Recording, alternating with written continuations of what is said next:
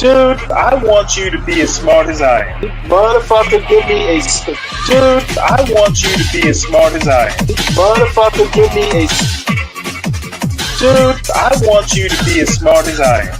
Motherfucker, give me a...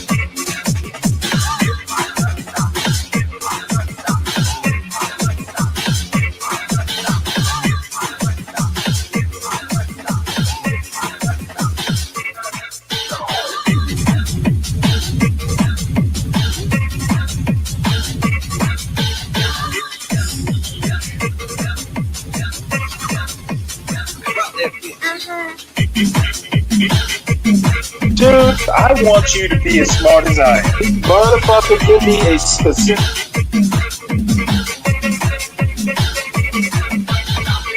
Dude, I want you to be as smart as I am. Motherfucker...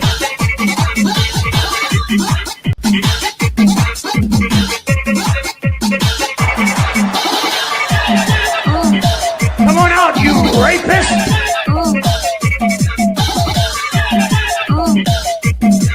Dude, I want you to be as smart as I am. If you're not already subscribed to this YouTube channel, go ahead and hit the subscribe button now, along with the bell icon so you can be notified whenever a new video is posted. And if you're already subscribed, check and make sure that YouTube hasn't unsubscribed you. And of course, be sure to give the video a like as well as share it on your social media. The white supremacists hate that. And now, the Sunday address. I know in this day and age with the Trump administration and some of the now former members of the regime like Elon Musk were bragging about how they were going to be shrinking the size of government, getting rid of all of these unnecessary federal workers, reducing the budget by reducing extraneous expenses. I know it's hard to believe, especially in a day and age of rising unemployment numbers and falling job participation, that there could actually be good news on the job front, but apparently, at least with one governmental department, there is. Looks like for all of their job cuts, agency reductions, there seems to be one agency that is hiring: ICE. Last week, Trump's ICE announced that they're lowering the age for would-be ICE agents to apply for a job. Up until now, you had to be at least 21 years of age to apply, but now they're dropping the age to 18. Trump's administration is offering all sorts of bonuses, all sorts of incentives, things like a $50,000 sign-up bonus and student loan forgiveness. All of these as incentives to join ICE. It's interesting to me because Trump personally blocked Biden's efforts at loan forgiveness, but it seems that he's willing to go ahead and do it because his ethics, like everything else, are completely and thoroughly flexible depending on what he needs at the moment. Situational ethics is one of the two pillars of white supremacy's operational MO. But this is what's going on in the Trump administration right now. They're trying to get more ICE agents, the younger the better, apparently. And reaching out to a bunch of young people, especially teenagers, that's particularly interesting. I guess the Trump administration figures that there's not enough out-of-work 20-somethings and even 30-somethings for them to be trying to recruit. Apparently, I guess it's so hard up for personnel, they got to go all the way down to the teens. And of course, the White House homunculus himself, Stephen Miller, is calling for all patriots, read white males, to join up. Send your application today, he says. I'm sure that scholar is going to be the first one to read all of those resumes, right?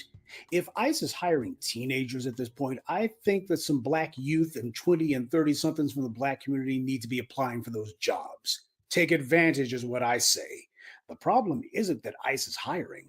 The problem is they're not hiring enough black folks. That would be my issue. That'd be the problem that I got with all of this. You want to make black folks the face of something? The white media is always trying to make us the face of something. They can make us the face of immigration enforcement.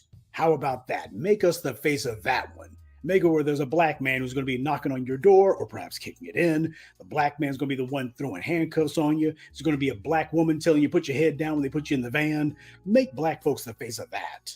Now, of course, the left corner of the white media has already been giving their opposition because they're against anything that the orange man does. And I don't blame them for that. I'm not a cheerleader of his.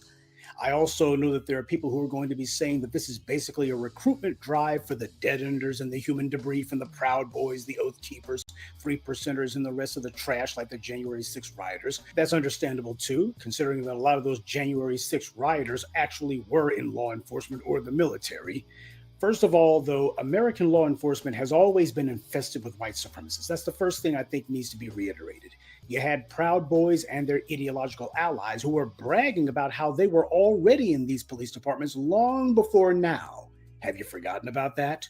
They didn't need to wait for an engraved invitation from the Timu version of Trailer Park Barbie, Christy Nome, to apply for a job. They weren't sitting there twiddling their thumbs going, say, you don't think that maybe ICE is hiring, do you? These guys have always been trying to get themselves placed in some form of law enforcement. They've been doing that for the longest time. That's their MO. They've been doing it for decades, if not centuries. The difference now is that at least people are going to begin to take note when they do it. They know who the members of these white supremacist street gangs are, family. Is this a problem? Of course it is, but it's not a new one. That's my point. Unless you just don't have the brains that God gave a coconut, you're supposed to already assume that these cops and federal agents are already card-carrying white supremacists. You're supposed to be assuming that. All the stories that we get of institutional racism in law enforcement, are you actually going to be sitting here catching the vapors at the idea that there's some white supremacists applying for these jobs? They've been doing it the whole time. Unless you're just suicidally naive, you should never be thinking, well, maybe that guy over there with the gun and the badge, maybe he's not a white supremacist. Well, I'll just wait and see if he tries to kill me or something. Then I'll make up my mind. No, you're supposed to automatically assume it. That's just common sense. And to hell with anybody trying to sit here going, well, isn't that prejudice? No, it's not prejudicial at all. That's pattern recognition. As long as it's been going on, you'd be a fool not to recognize, hey, there seems to be a pattern that plays itself out each and every time with these guys. But my point of this evening address is, no matter what you're seeing from the white media, this is not a new policy at all. The only difference here is that now, hopefully, people are starting to pay some attention, and that is a good thing. This is why I'm glad that the orange man's back in office. People can't close their eyes and hit the reset button like they tried to do during Biden's failed administration. That's the beauty of what's going on right now. People are actually taking note of it. The forces of white supremacy have been emboldened, and people just simply won't be able to ignore them now. They'll have to decide whether they're finally going to crush these guys or allow themselves to be run over. They're going to have to make a decision. That's what a lot of folks don't like. The real problem for most of these people who are clutching their pearls right now isn't that there's the Trump administration trying to entice racists to become law enforcement. The problem for these people is that now they know it, and they're terrified that somebody may actually expect them to do something about it. That's the part they don't like. That's the part that they're worried about. That's why they're sitting there going, oh, you can't be allowing this. They can't pretend as if Merrick Garland or the empty pantsuit herself, Kamala Harris, is going to do anything. They can't do anything about these racists as it is because they're not in office, which is just as well because when they were in office, they did less than nothing. When the racists are being open and blatant, they actually bring attention to themselves, and attention brings scrutiny, and enough scrutiny brings opposition. Just look at what happened with moron DeSantis and his asinine culture war crap in Florida. He and Chris Russo thought that they were on a roll, right up until the moment that they weren't. And you ain't heard a whole lot from Chris Rufo these days, haven't you? Yeah, because their little old momentum has run out. All that crap ran its course, like I told you it was going to. That doesn't mean that they're not still there, that they're not still a problem. But what it does mean is you need to understand where your power comes from and where your enemy's power comes from. So yeah, I know that this is actually quite different than what you thought I might say to this kind of thing, or what most people have been trained to say to this kind of thing. But we got to be realistic here. The problem is not that the bad guys are attempting to be on the march. The problem is that not enough of us are. The issue here isn't whether or not the 5%ers, 3%ers, the 0%ers, the loud boys, or the oath keepers, who I like to call the oath keepers. These morons, of course, they're going to be sitting here trying to find their way to slither into some law enforcement agency because they're desperately hoping that you won't be.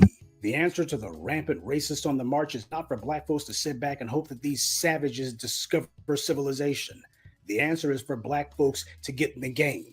As soon as you hear about these white supremacists calling themselves doing something, you're supposed to be right there to confront them. You're supposed to be right there to make it clear. Oh, no, none of this mess going to be going on without us being in the mix. Oh, you guys are calling yourselves trying to front load this agency with a whole bunch of your folks. We're going to make sure that some of ours are in there too.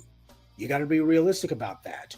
The bad guys are sitting here trying to throw out a welcome mat for all of their pals. You're supposed to be standing on that welcome mat and making sure that there's less room for them.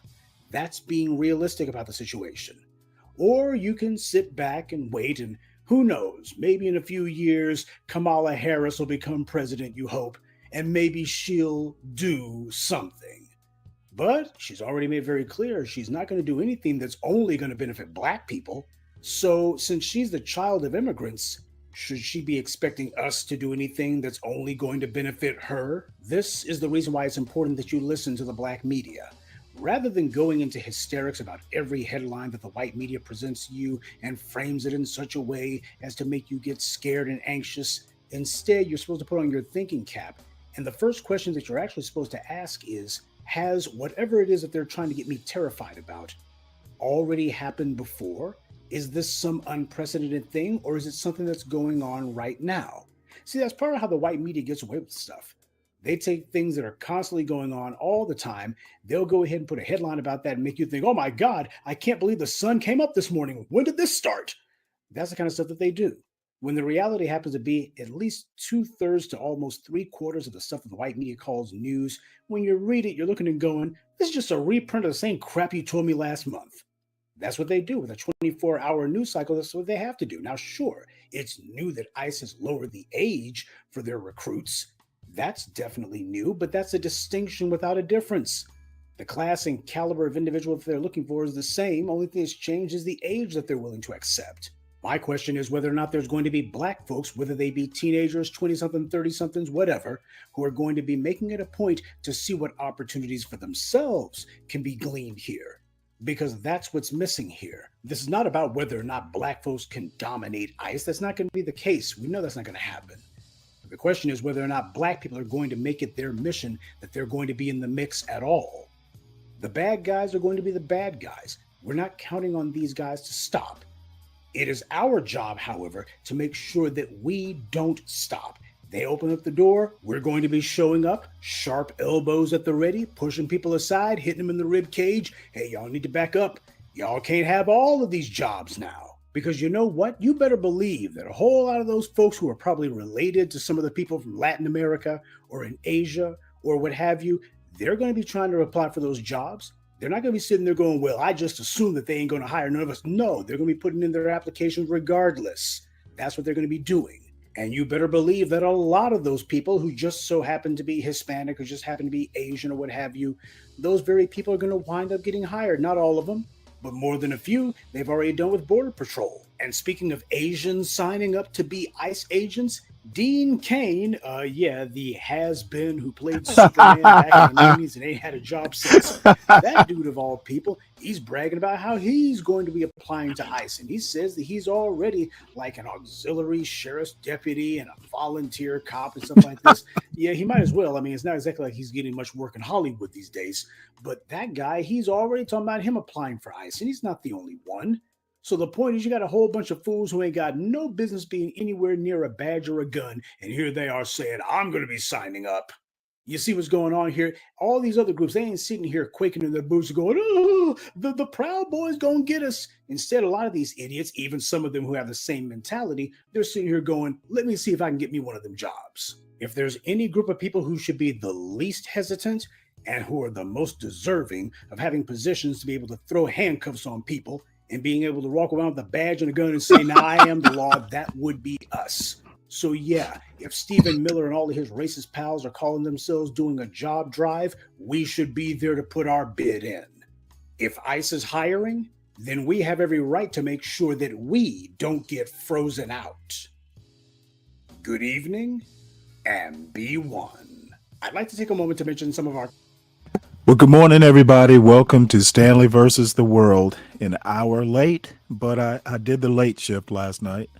So believe it or not, I actually wasn't going to do a show. But once I got out of bed, I felt okay. So, you shake those old man cobwebs off and hit the mic.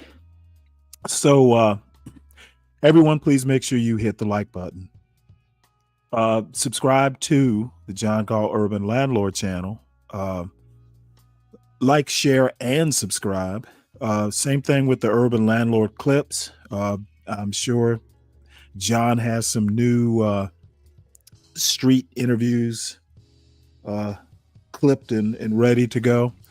Make sure you subscribe to the Stanley Cross channel at Stanley Cross 6000. I'm going to be basically shifting over there to the Stanley Cross channel around about 8 or 8:30 or so.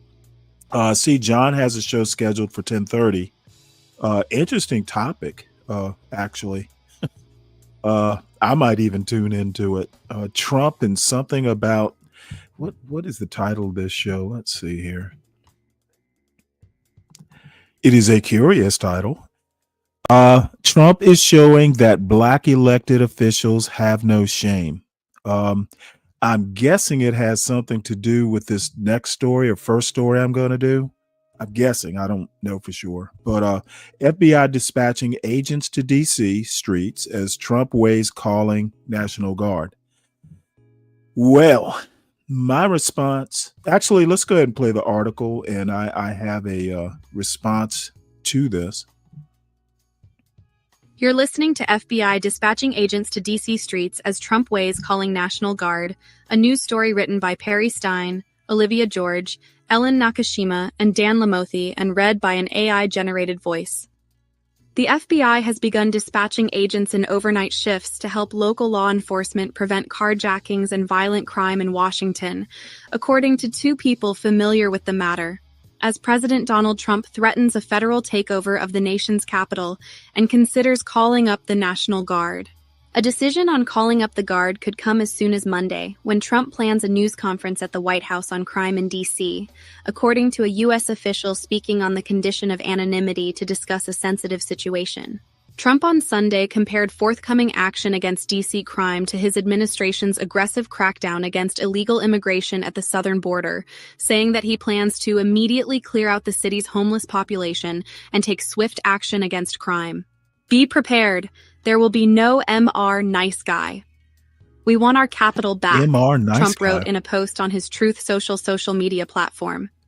A White House official said in a statement that, "We won't get ahead of the president on any potential announcements, but the president has been clear that all options are on the table when it comes to making D.C. safe again."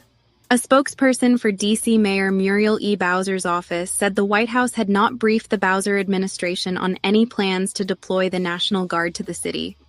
Spokespeople for the Pentagon did not immediately respond to requests for comment. In recent days, the administration has authorized up to 120 agents, largely from the FBI's Washington field office, to work overnight shifts for at least 1 week alongside D.C. police and other federal law enforcement officers in the nation's capital, according to the people familiar with those efforts, who spoke on the condition of anonymity to discuss specifics of a staffing plan that has not been made public. The deployment of FBI agents to deal with local crime puts agents from the Bureau's counterintelligence, public corruption, and other divisions with minimal training in traffic stops out on the streets in potentially dangerous encounters, diverting them from their typical jobs at the Bureau.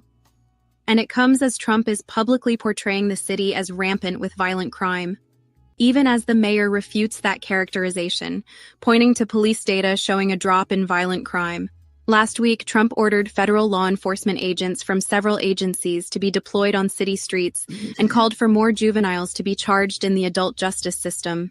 Staffing assignments this weekend reveal for the first time how many new FBI resources the Trump administration could divert to local crime and the frustration it has caused within the Bureau. FBI agents generally do not have authority to make traffic stops, and the people said the agents' roles could include supporting the other agencies during traffic stops. The FBI also is dispatching agents from outside D.C., including Philadelphia, to help with the surge of federal law enforcement in the district, according to multiple people familiar with the plans. Federal land is scattered across Washington, and local enforcement often works alongside federal law enforcement to patrol these and surrounding areas. But the U.S. Park Police and Secret Service, which have more experience patrolling streets, typically do this work, not the FBI. The Secret Service and the U.S. Secret Service Uniform Division have also been directed to launch special patrols in D.C., according to a White House official who spoke on the condition of anonymity to discuss the operation. The Trump administration has not asked the D.C. Police Department, the chief law enforcement agency responsible for policing local crime, on how best to deploy these federal resources, according to a senior official with the department, who spoke on the condition of anonymity because they were not authorized to speak about the matter. Because D.C. is not a state, the federal government has unique authority to exert control over city affairs, even amid objections from the residents and locally elected government. The Home Rule Act of 1973 gave D.C. residents the ability to elect their own mayor and council members. A federal takeover of the DC police force would be an extraordinary assertion of power in a place where local leaders have few avenues to resist federal encroachment. Agents from the FBI Washington field office continue to participate in the increased federal law enforcement.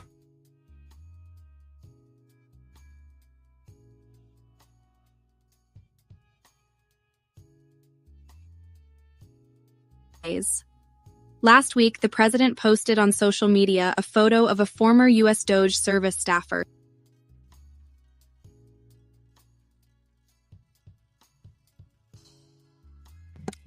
Wow, what happened there? Well, that's probably enough anyway. I say bravo, President Trump. Hopefully this traveling road show goes to other cities. Finally, a policy of President Trump's that I can 100% endorse. This should have happened years ago.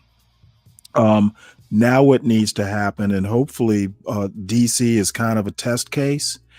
I have been complaining for years that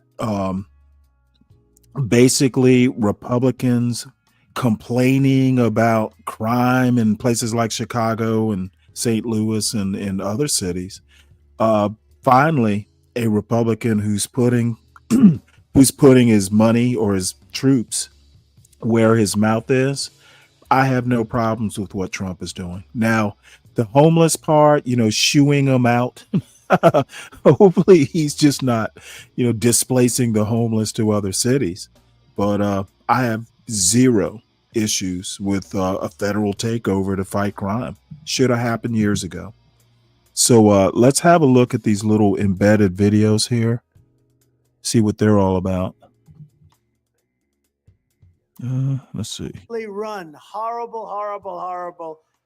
The capital of the United States of America, Washington, D.C. We will clean it up, renovate it, rebuild our capital cities so that it will be an absolute beacon of beauty and peace and prosperity, and no longer be the crime capital virtually of the world. Being in real estate, I always kept clean properties. I like clean, well-run, tippy-top, we say, tippy-top. We want them to be tippy-top. Well, our capital is the opposite of tippy-top. It's a shit house. Horrible. It's horrible. We're going to get rid of the slums. We're going to clean out the slums. We're going to get rid of 10 cities all over the beautiful parks. Beautiful columns built 200 years ago and 100 years ago. Gorgeous columns. You say, how did they ever build them? How did they move them? They didn't have the equipment to move them. They moved them through force of will. They had their hands. They moved them through slavery, you asshole. Hands and their muscle. And they got it done. And now I see graffiti on it. Not going to happen. We're going to take care of our capital. We're going to take care of our capital. We welcome Representative Houlihan, Representative Jacob. Well, that's kind of a... It's the ACLI Capital. Okay, Deacon Dave, you got me there. Maybe there is no such thing as displacing someone who is homeless. Touche. Now let's see what this embedded video is. I think that we should govern District of Columbia. Trump claims he wants D.C. to return to federal governance. And I think we should take over Washington, D.C., make it safe. D.C. Mayor Muriel Bowser addressed the situation on X with some facts about D.C. and further addressed the situation in a news conference. We will brief the president, give him the facts, work with him cooperatively. But Trump's goal to have the federal government run D.C. is not that simple. D.C. operates on the District of Columbia Home Rule Act of 1973. This is basically the law that gave D.C. the right to have a locally run government by establishing a mayor and a council for the city. Threats to D.C. home rule occasionally pop up in a partisan way. Most recently, Republicans in Congress introduced legislation earlier this month aiming to repeal the law. The proposed legislation is titled the Bringing Oversight to Washington and Safety to Every Resident Act, or Bowser for short. Meanwhile, DC locals are already reeling from the Trump administration's assault on the federal workforce. You look at, say, DC voting, it's 92% Kamala. That's basically almost everyone. Sydney Sweeney, she's like a very hot actress right now. She's a registered Republican. All right. Well, like I said, I really don't have a problem with Trump taking over DC. Um, there are black residents, and if the goal is to clean it up, the crime and all that, there should be zero crime in the nation's capital. And I think Trump is doing the right thing. Now we need to encourage him once, like I said, hopefully this is kind of like a test bed. Let's roll it on to Chicago next. Let's basically disable the racist argument that people like Be Brave hover upon and have built their YouTube presence on. Bravo, Trump. Lead on, President Trump. Let's take care of it. Let's fix it. So anyway, let us move on to the next story. $7 billion Biden era solar program slashed by EPA. Missouri households to feel impact. Republican state, by the way. Look, I said last week that even if your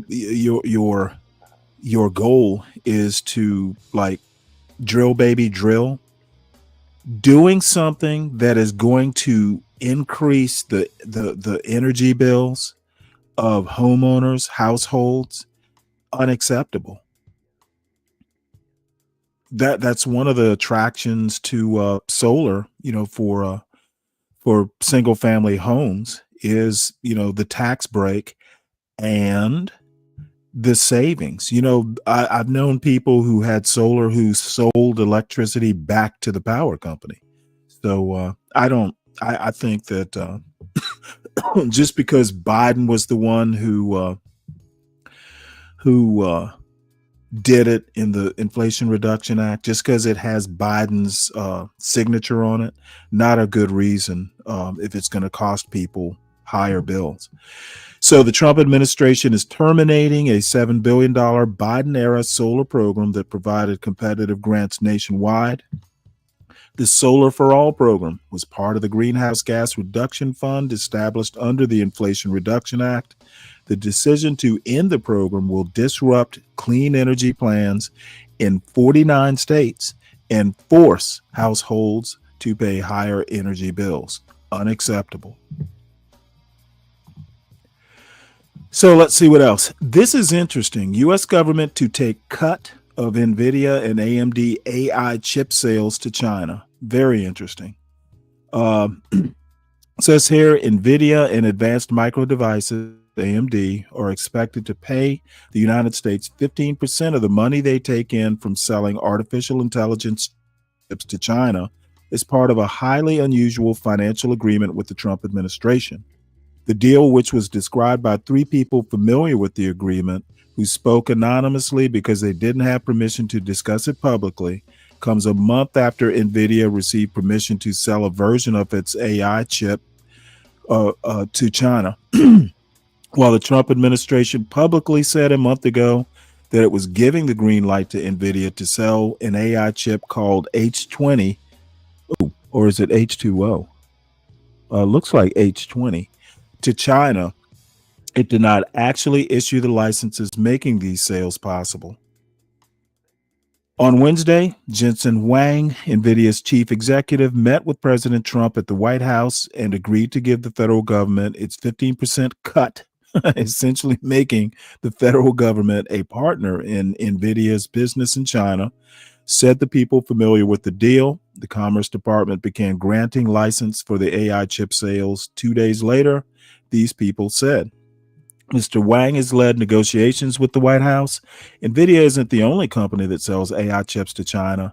AMD has an AI chip called the MI308, and in April, the Trump administration also banned sales of it to the Chinese. There are few precedents for the Commerce Department agreeing to grant licenses for exports in exchange for a share of revenue. But the unorthodox payments are consistent with Mr. Trump's increasingly interventionist role in international business deals involving American companies. In June, the administration approved investment by Nippon Steel, a Japanese company, in U.S. steel in a deal that included a so-called golden share of the company, a rarely used practice where the government takes a stake in a business. I don't know how to feel about this, but this next opinion piece, Trump's trade representative, why we remade the global order. Jameson Greer, U.S. trade representative. Let's see, how long is this? I don't know that I feel like reading it, the whole thing. I'll just pick out some highlights here. It must be an unwritten rule that international economic orders emerge at stately hotels.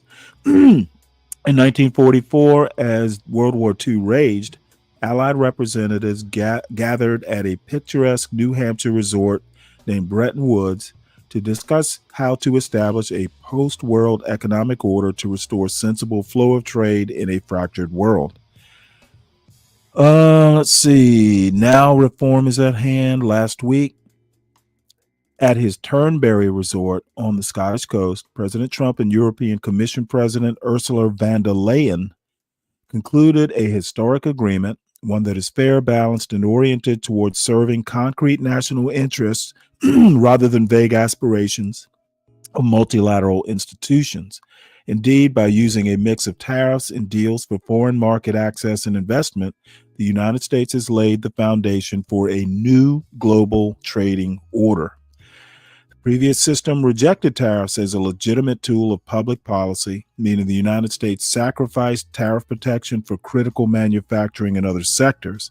Over the past 3 decades, the United States slashed barriers to our market to allow vast inflows of foreign goods, services, labor, and capital. You know, this is actually interesting.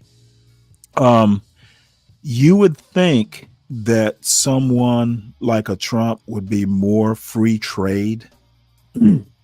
Basically, the government interfering in actual business affairs. It is very communist-like, and interesting that someone like Trump would be so wanting to get the government involved in trade to this level. And I understand the national interest. You know, like I can kind of understand why he would want to get involved in AI chip sales, but it's very, very interesting. This is not a hands-off, let business flow sort of positioning. Very interesting. Justice Department issues birthright citizenship update. Why it matters. The Justice Department's plan to seek a Supreme Court ruling on the constitutionality of President Trump's executive order to end birthright citizenship, entitled Protecting the Meaning and Value of American Citizenship, marks a critical juncture in the national debate over immigration and constitutional rights. Yeah, it will be interesting. I think they will, the Supreme Court will get around to it first thing in October. I don't see it's going to be interesting if it's not in the plain language of the Constitution. I look forward to hearing how they decide to support the plain or not support the plain language of the Constitution. They really need to go, hey, there's a process for changing the Constitution. Having the Supreme Court rule on it is not that process. So this is another interesting story. Trump raids help stir a political reversal for Karen Bass. The mayor of Los Angeles has emerged as a leading voice of the city's resistance to the Trump administration after facing criticism for her handling of wildfires. So Trump giveth, and well, Trump taketh away, and then Trump giveth. Let's see. Mayor Karen Bass had a choice to make. She had been in a senior staff meeting preparing for a news conference with California's Governor Gavin Newsom. They were planning to trumpet the progress of the recovery from the January wildfires that destroyed thousands of her constituents' homes. But then she started getting messages that heavily armed agents and soldiers were descending on MacArthur Park, a hub in one of the densest immigrant neighborhoods in Los Angeles. She had been regularly texting with a top federal official leading the immigration rage to coordinate a meeting, but said she had been given no warning on the show of force unfolding at the park on a Monday afternoon in July. Ms. Bass told her staff to skip the governor's event and take her instead to the park. She was soon confronting federal agents demanding to speak with whoever was in charge.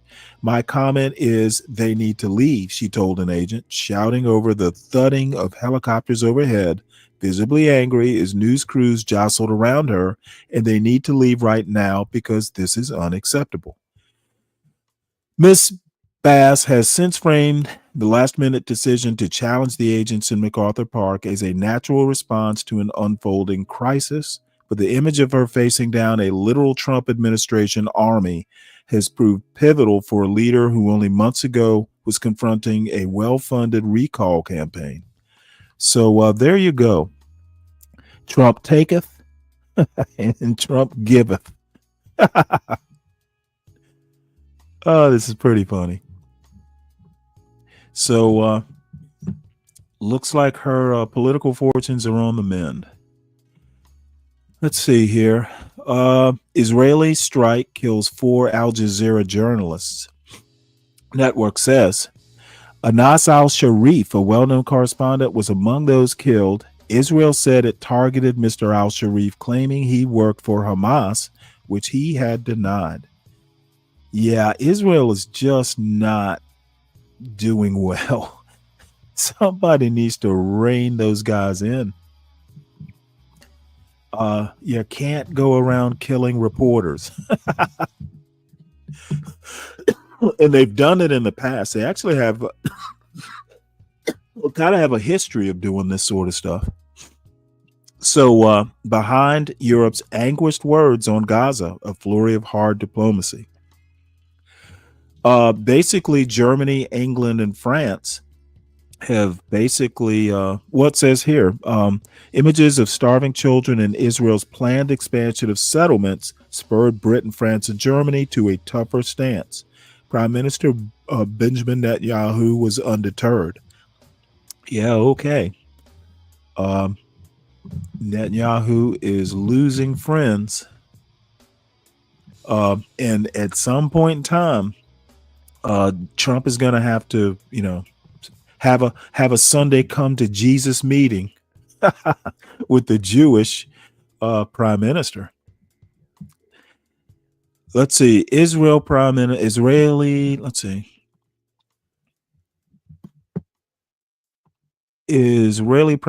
Benjamin Netanyahu stated that the Israel Defense Forces have been directed to eliminate the last 2 key Hamas positions in Gaza City as part of the ongoing military campaign that started January 2025.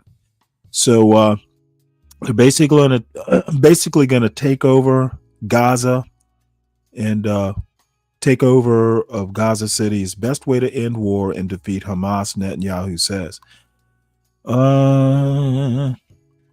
Let's see, the offensive followed Hamas's attack on southern Israel on October 7, 2023, which killed about 1,200 people and resulted in 251 hostages taken, igniting the ongoing war in Gaza.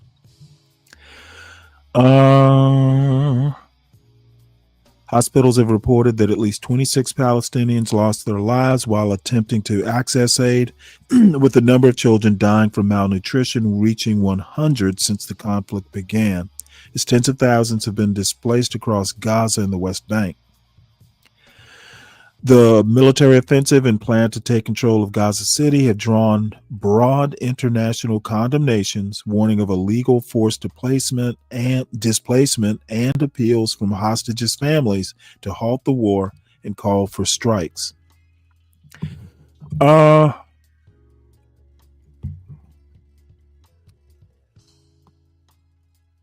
wonder if they're taking it over to actually build a Trump resort. Let's see here. 3 wounded in New York City's Times Square shooting. A gunman opened fire in Times Square around 1:20 a.m., injuring 3 people and prompting the NYPD to arrest a suspect at the scene. Despite its gun-free zone status since 2022, Times Square experienced violence following a week when New York City saw its fewest shootings in decades, down 23 since last year.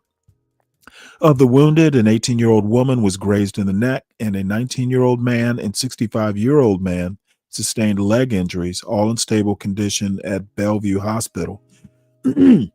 Responding swiftly, NYPD units flooded the scene, sealing off the West 44th Street and 7th Avenue intersection as social media clips captured the massive police response.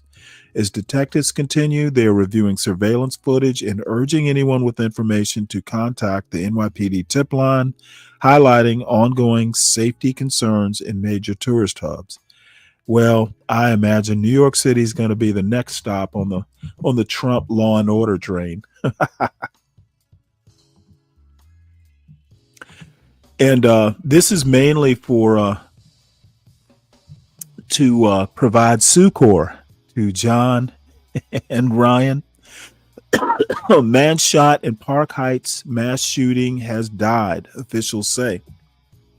4 men, a woman, and girl shot. 38-year-old man has died, police say. This is in Baltimore, so I'll just play the video. This is breaking news. Thanks for joining us. I'm Kyrie Stewart. Baltimore police are on the scene of a mass shooting in Northwest Baltimore. Police are giving us an update right now in a press conference. Let's listen in.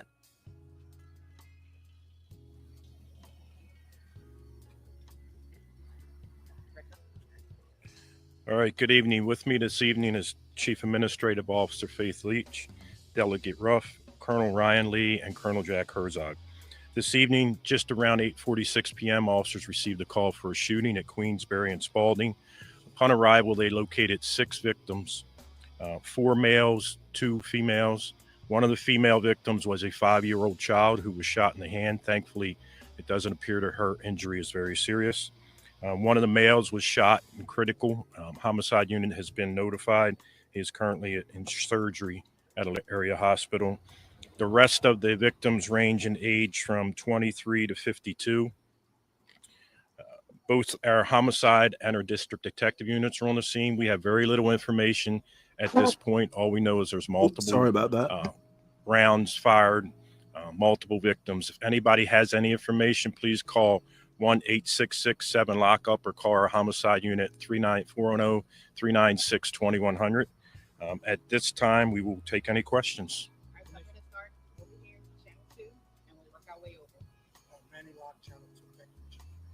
I know it's early in your investigation, as you mentioned.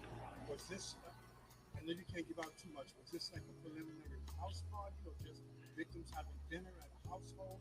Can you expand on that? It just looked like some people were sitting outside on the porch and up against on a vehicle having some crabs, to be honest, and looks like somebody just opened fire.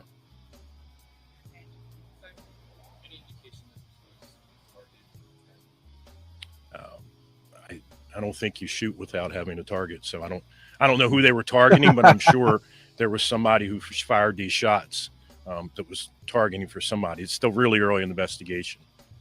Any possible suspect information? Has anybody been questioned or taken into custody?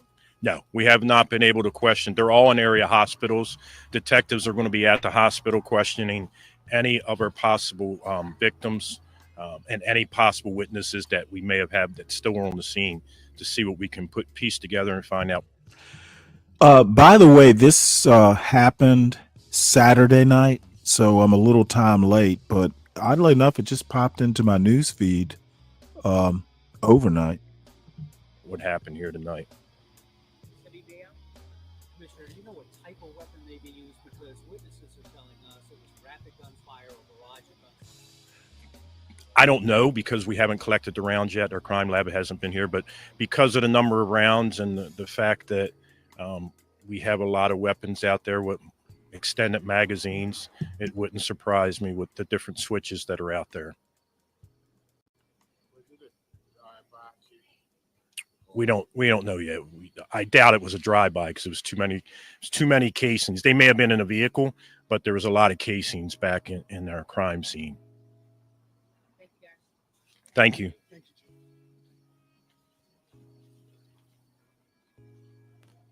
And that was Police Commissioner Richard Worley giving us an update on that mass shooting in Northwest Baltimore.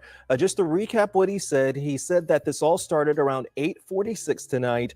This was on Queensberry Avenue. He said there were 6 victims, 4 males, 2 females. One of those females is a 5-year-old who was shot in the hand. They said that one male's in critical condition and is in surgery right now, but he said that the victims range in age from 23 years old to 52 years old. And he says right now, this is all still preliminary, but he says that they were all sitting on the porch outside along a vehicle eating crabs when someone started firing. Again, we have 4 males, 2 females, 6 victims. This happening around 8:46 tonight along Queensberry. We will continue to cover this. We're going to have more online at WBALTV.com and, of course, in the WBAL TV app.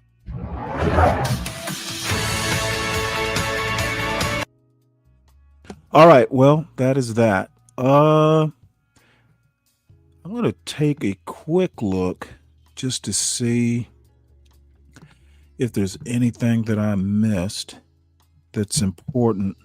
It's actually been kind of a slow news day.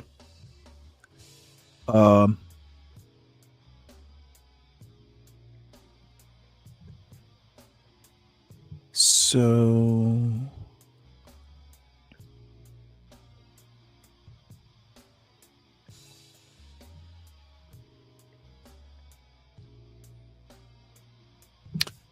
this is interesting.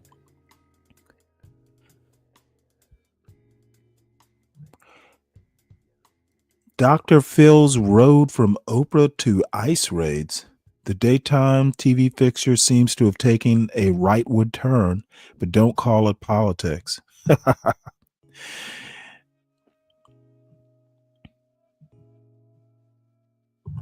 Let's see. When was this? I'm not that interested, but apparently he is going to be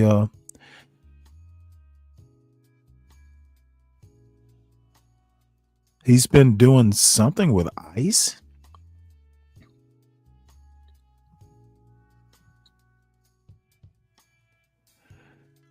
Dr. Phil likes to say that his focus is social and cultural issues and always has been since his Oprah-ordained rise as a tough, loving public mediator of family dramas. It is the politicians, he says, who have lurched into his lane, not the other way around.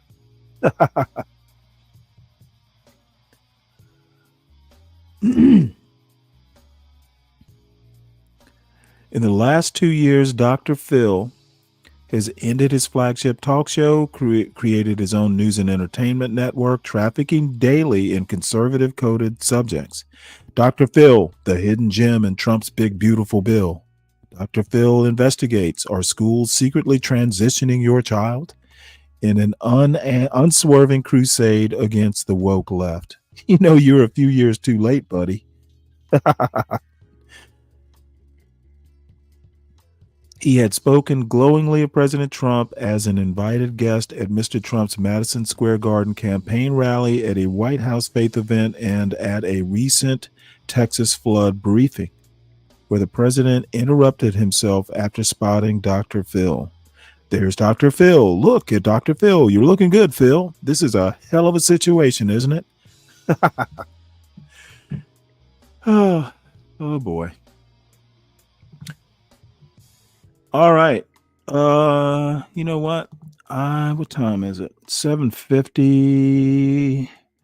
Not all well, that's a very interesting thing to say. Can you elaborate on this, Slick Rick? Not all shootings are real. They made sure. What's up, Bobby? How you doing? Please elaborate on that, Slick Rick. Not all shootings are real. So some of these shootings are fake news? Interesting. Let's see what else. I'm just going to do a quick scan of the news because it is really a light news day. Let's see. We talked about it's 5 Algeria journalists. I thought I read 4. FBI dispatching agents to patrol Washington streets.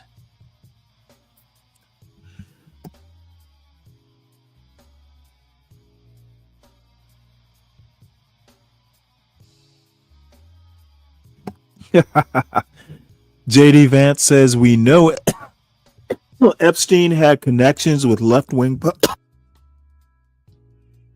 We know Epstein had connections with left-wing politicians and billionaires. He sure did. Now, let's stay focused on the president of the United States. What was that relationship?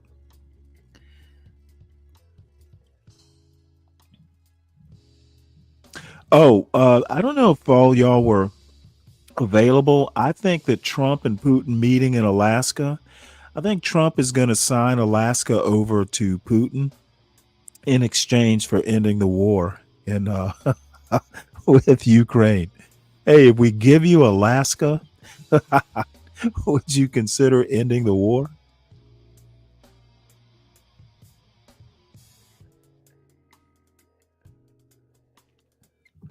Appeals court denies Trump bid to make federal government defendant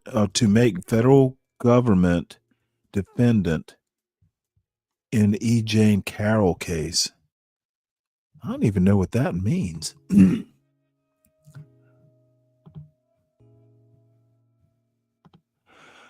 Appeals court denies Trump bid to make federal government a defendant. On Friday, the Second U.S. Circuit Court of Appeals denied President Donald Trump's bid to substitute the United States government as the defendant in E. Jane Carroll's defamation lawsuit. Oh, man. The court noted the motion was statutorily barred. Both Trump and the government waived their rights, and the request came simply too late. The Trump, I see. He wants the government. The ruling leaves Trump personally liable, keeping him responsible for the $83.3 million jury verdict and confirming he remains the defendant. So Trump is trying to shift the judgment. I can't believe that motherfucker. The move marks another significant legal defeat for Trump, and the Washington Examiner reported the Department of Justice has not decided whether to appeal. Oh, please take this to the Supreme Court. He's trying to basically have the government pay the $83.3 million. The fuck?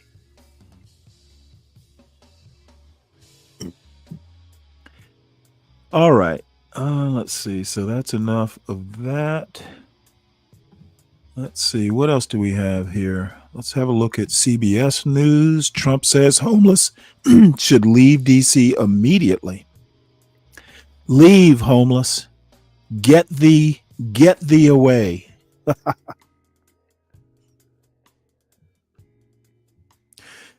NATO Secretary General says Trump will be testing Putin in Friday meeting.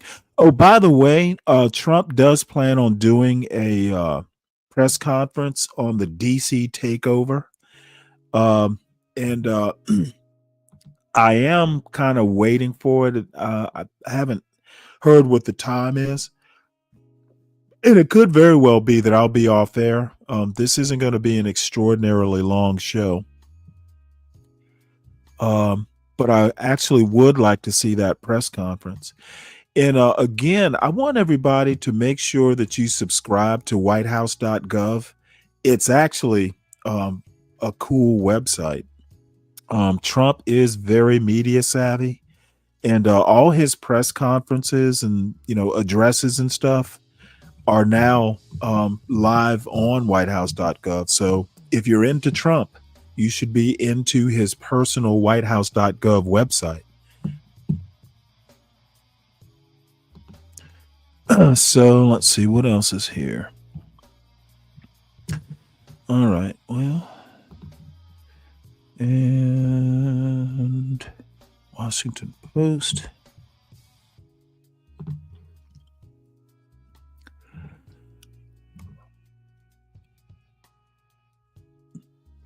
Mothers are leaving the workforce, erasing pandemic gains.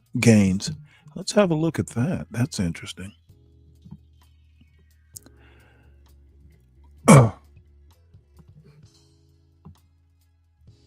You're listening to Mothers Are Leaving the Workforce, Erasing Pandemic Gains, a news story written by Abba Badarai and read by an AI-generated voice. Working mothers who help drive much through August 13th. See Club for details. You're listening to Mothers Are Leaving the Workforce, Erasing Pandemic Gains, a news story written by Abba Badarai and read by an AI-generated voice. Working mothers who help drive much of the job market's post-pandemic comeback are leaving the workforce in large numbers this year. The share of mothers ages 25 to 44 with young children in the workforce has fallen nearly every month this year. The drop has been enough to wipe out many of the gains made by working mothers after the pandemic, when remote work arrangements and flexible schedules lured many back to the labor force. But the reversal of Kansas and former principal economist at the Census Bureau, the drop has been enough to wipe out many of the gains made by working mothers after the pandemic, when remote work arrangements and flexible schedules lured many back to the labor force. But the reversal of many of those policies with major corporations. I don't know why this is doing this. I wonder if it's my internet connection. Let me switch over right quick.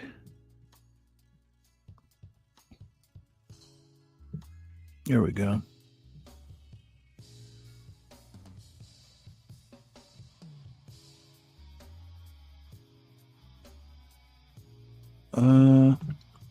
Let's see if that fixed it. By the way, I have two networks. I started, actually it's been probably 3 years now. I was testing out a 5G router, excuse me, that T-Mobile started offering a 5G internet connection, and it finally made it out to this little town. And I just wanted to test it out to see if it was as good as the AT&T Fios. It's not. However, it is actually not bad. It when I first got it, it wasn't that great, but I mean, it's good enough as a backup. Unfortunately, when I reboot my computer, I keep forgetting to tell it to connect to AT&T instead of T-Mobile. So we'll try this again, and if it keeps messing up, we'll just move on. And government agencies now requiring employees to be back in the office responsibilities to thrive in this job market, she said. It's clear that we're backsliding in the Kenergy economy, that the return to office chest pounding is having a real ripple effect. In some cases, mothers say they are giving up jobs happily, in line with MAGA culture and the rise of the traditional wife, #tradewife on social media, which celebrates women choosing conventional gender roles by focusing on trade wife careers. Love it. The Trump administration has doubled down on its message that Americans should be having more babies, with Vice President J.D. Vance promoting the benefits of having a parent at home, saying young children are clearly happier and healthier in such arrangements. This year's pullback among mothers is part of a broader shift. Some 212,000 women over 20 have stopped working or applying for jobs since January, with particularly pronounced drops for Black women and those ages 25 to 34, Labor Department data shows. And while the unemployment rate at 4.2% remains low, the share of women in the workforce has fallen since January. In interviews with more than a dozen women who've recently left the workforce, many cited a confluence of factors, from layoffs to waning work-from-home flexibility while caring for children or aging parents. Many also noted a discernible shift in workplace attitudes, including return-to-office mandates and discarded diversity policies that made it feel like they were less valued at work. Several said they struggled to find new work after losing their jobs and decided to go back to school instead, or stay home with their children. Almost all of the women said the decision to stop working felt uncharacteristic for them and wasn't something they would have considered a year ago. Work was a big part of my identity, but all of these little things added up, said Isabel Buleg, 37, a sociologist in Santa Fe, New Mexico, who left her job as a university professor earlier this year to stay home with her infant. I was always super career-focused, but it started feeling like women were expendable at work, like they weren't really respected anymore. There wasn't any one thing that led her to quit, she said, but rather a culmination of small changes, including a move for her husband's job, growing pressure to be in the office for long hours, and worsening morale because of federal budget cuts. When she had to leave work early a few times to care for her sick baby, it was difficult to coordinate. Flexibility feels like a thing of the past, she said.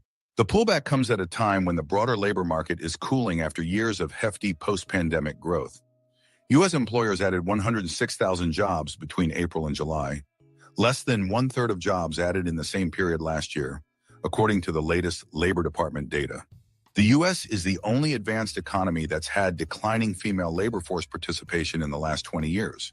And a lot of that is because of lack of social safety net and caregiving supports, said Kate Bond, chief economist at the Institute for Women's Policy Research. It's a long-term trend that appears to be getting worse.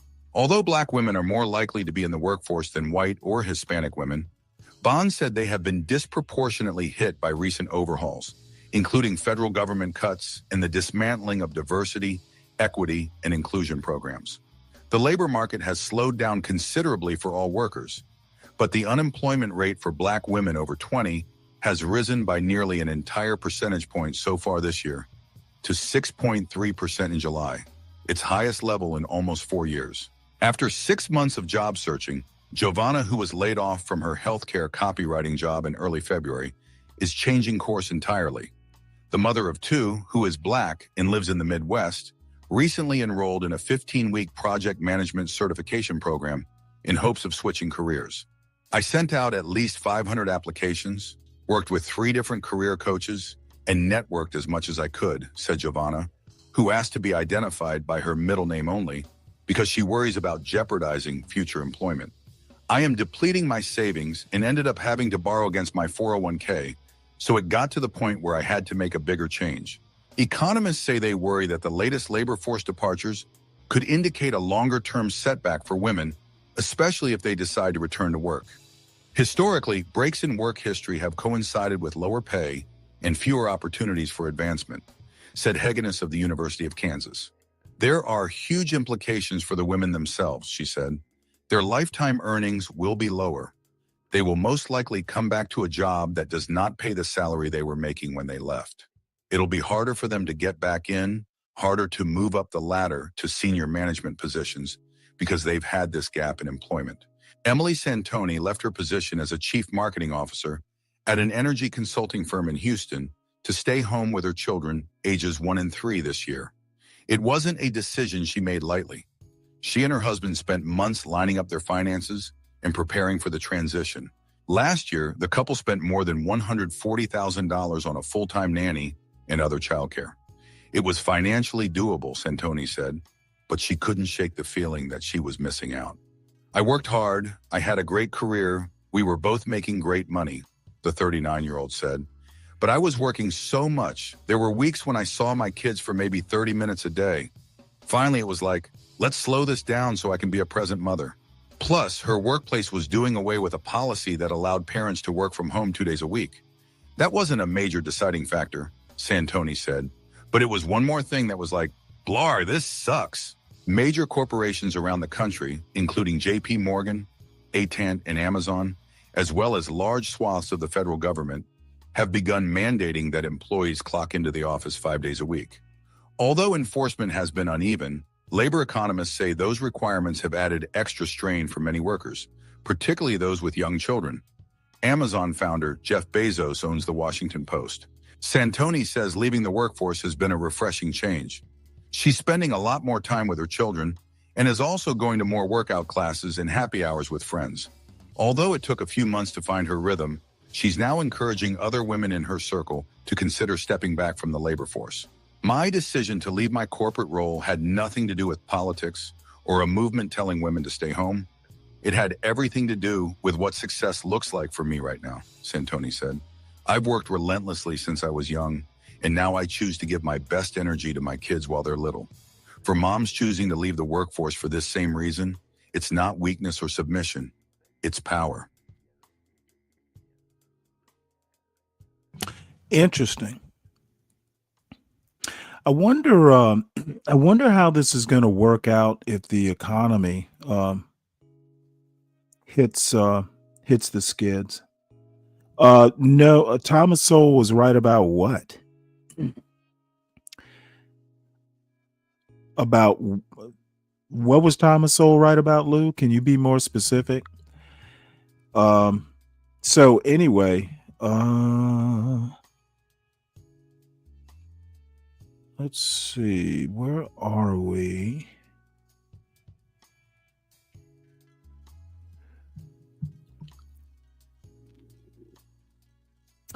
I didn't know Donna Summer had four daughters. My lust for her would not allow me to think that she would have any other man. Oh, this is funny. Let's have a look at this.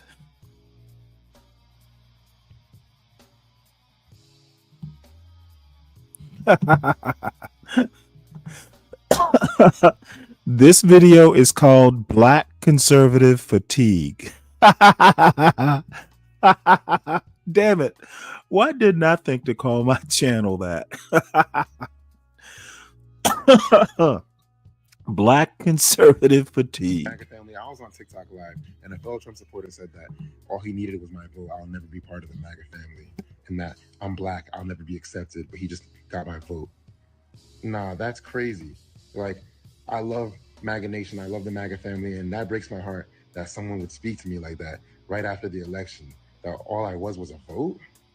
Nah, I love all you guys, and I know most of you MAGA family members are not racist, and I love you guys, and I'll keep repping MAGA Nation, Trump 2024, but that really broke my heart that some guy would say that. Extremely heartbroken. That brother right there is too far gone. Now today we're going to do a deep dive into black conservatives. Now I'm not going to lie to y'all, I am very new to this political thing. I just learned out what a conservative was. I just learned out what a liberal is. Bear with me. I was seeing some people in my comments talking about you're pushing far left agenda. I'm like, what are you talking about? I'm just pro-black. Anything that helps my people, I'm supporting it. And as I was doing research, I did note that like some of the left ideas like agree with what I'm saying, and the conservative ideas is just like it ain't got nothing to do with pro-blackness. So no. Now, the first black conservative that I want to discuss is Officer Tatum. He's a huge conservative YouTuber that pulls in massive views. And one thing that I've noticed is that if you're a black person and you're a conservative and you make videos degrading black folks, you're going to be making that bread. You think the CIA planted drugs in our communities? They didn't make you sell it. Do you think they... No, I agree. Do you think they burned down stories of how black the CIA, businesses? Do you know what Black Hollywood is? Let's go one at a time. I've heard stories that the CIA planted drugs in the inner city communities. Not every black community, but in some. They still don't make you go and sell drugs to your brother, do they? You didn't have to sell it. I mean, he is right. I ain't gonna lie. All jokes aside, man, desperation makes you do crazy things. When there's no jobs in the neighborhood, everything's run down to the ground, the government redlined the area, desperate times calls for desperate measures. I'm not advocating selling drugs, but why even do something as evil as tempting people like that? Like, it's like tempting a person that's starving with a little bit of bread. Like, they're going to get it. Whites are more likely to commit crimes against children. Whites are more likely to commit crimes against co-workers. Whites are more likely to commit crimes against individuals who are inside of their families. Now, that is also from FBI.gov, but are you using that as a pretext? Are you using that as a pretext to follow all white people and think that they are child molesters or about to commit a crime against You're trying to, the FBI statistics are on conviction rates. The FBI homicide statistics. No, it is not, brother. You need damn people can go out and do the research. Not based on conviction rates. People can go out and do the research for themselves. They sure can. The research that I've seen, the homicide rates, you could call it the murder or homicide rates, depending on how you want to frame it, are convictions. So So as you can see, he's just following up the racist, white supremacist ideology that black people commit more crime. You know, the one thing I can say about Officer Tatum is when he tries to apply his brain and do research, he always fails. The dude is really lacking in the brains department. So I mean, literally, the guy is asserting something he's just guessing about. So poor Officer Tatum. Already did a video on this topic, but Who, you know, that's some sort of, what do you call this kind of cap? It's like a Nike. Is it a Nike stocking cap? I'm going to leave the article down below where you can see that it says arrest. Arrest, not convictions. It's crazy that he has this huge platform but can't do the proper research to see that his fallacy is wrong. Now we off Tatum, man. It's time to move on to the next raccoon, Rob Smith. Now off the bat, look, don't tell me I'm lying. He looks just like Tom from the Boondocks, bro. Black fatigue is real. Everybody is tired of black people, but it's two specific types of black people that everyone is tired of. Number one, everybody is tired of loud, ghetto, and Nike makes a wave cap? Wow. Everybody is tired of them.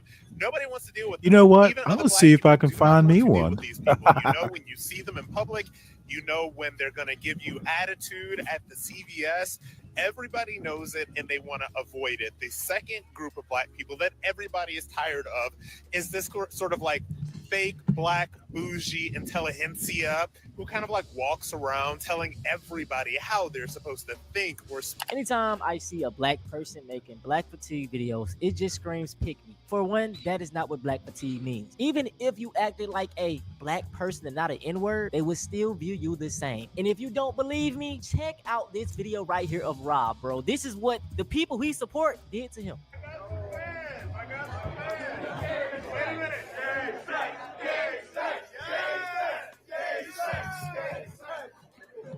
Yes, Nick Fuentes loves gay sex.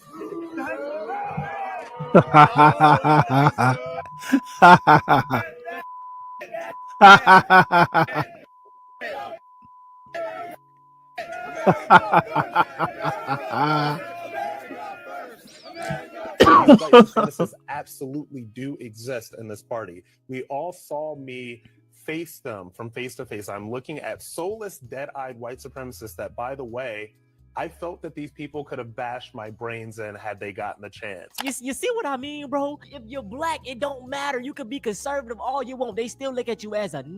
We're going to move on from Rob. Now, hopefully this situation woke him up. It didn't, by the way. He's still making videos trashing black folks. The next set of conservatives I want to talk about are the Hodge twins. And man, bro, I used to really watch their content when I was young. And I would have never thought they turned out this way. And if we're being honest, I always felt that they would like pivot to maybe God damn, that chicken is making me hungry. They always had that personality. Maybe around like 2016, 17, I believe once Trump started running, they turned into full conservative YouTubers. They seen that them talking down on black folks brings in the cash. Now, I know everybody heard about this situation of the all-white town in Arkansas. The Hodge twins did a reaction to it. This is what they had to say. To be honest, I don't want to live in the United States of America if it's not majority white. Once it becomes majority non-white, man, it's gonna be a much different country. It's gonna be a much different country. Well, that's just a fact. If you look at the, if you just That's look just at a voting fact. statistics, how ethnicities other than white vote. See, this is the weirdest thing. How does your opinion become fact? Okay, and all these, okay, you take a bunch of statistics and you interpret them, you give them a narrative. That's still opinion. Okay, it's not fact. It is your opinion on what these numbers mean. That's why they always say, statistics can say whatever you want them to say. The opinions, the facts are the numbers. The numbers exist. The numbers are what they are. But what they mean is literally sometimes open to interpretation. Just because your opinion is based on statistics doesn't make it a fact. Why don't people understand this sort of thing? This country would be totally different. So I understand the fear of white people want to live in a country that's majority non-white. I understand that fear wholeheartedly, because I don't want to live in a country that's majority non-white, because it would systematically change our country. Hell yeah, America need to stay white. Yeah. Well, guess what, y'all? The Hodge twins hit up the owner on Twitter. He said, "Hey, Arville, I know your community is whites only, but could you make an exception for 2 Negroes? We're not even full sub-Saharan. Look, I promise I'm not slow. We're not even full sub-Saharan. We're over 40% white." Y'all want to know what Arville said? God bless the Hodge twins. But no.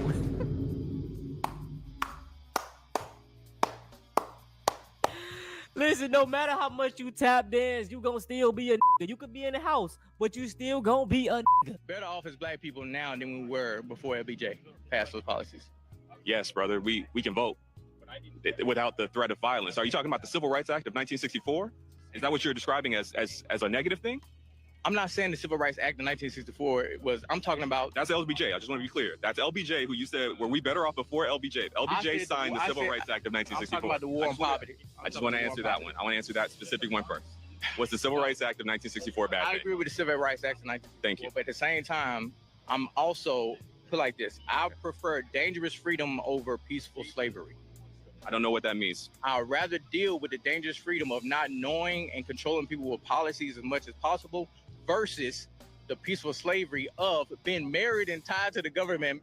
Big shout out to the interviewer, man. I don't know how he held his composure. His name is Garrison Hayes, by the way. Amazing speaker, man. I want to get on his level one day, bro. Like, hey, he's the GOAT. But that's gonna be the video, man. I hope y'all enjoy, bro. I just want to say, y'all have been going so crazy on this channel. It's almost gonna be a month since I made this channel, and man, we almost at 3,000 subscribers, bro. Last week was at like 50 subscribers. So, man, bro, I appreciate all the love. I appreciate all the support. I made this channel because I was seeing so many black conservatives. That's what they was, just talking so crazy on the black community because it's so profitable. But guess what, man? We finna turn it up. I'm a young black man. I'm getting into everything. I'm new to this politics stuff, but it's interesting to me, and I love it, bro. I love it, man. Shout out to all my ancestors. Shout out to the Malcolm X's. Shout out to the Marcus Garvey. Shout out to the Fred Hampton. Shout out to the MLKs, bro. I ain't gonna say I'm on y'all level, man, but I see y'all vision. I'm trying to push my people in the right way. You know what I'm saying? I love it, man. But look, I ain't gonna yap too much. If y'all want to see something similar to this, go check out me breaking down why black Americans commit the most crime. Yeah, they do. Go check that video out. Hell yeah.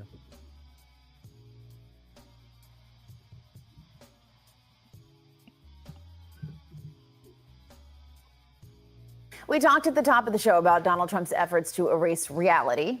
And this week, he's doing it with history, at least certain types of history. The administration bringing back 2 Confederate statues, including the only one in D.C. honoring a Confederate leader. It was toppled by protesters in 2020.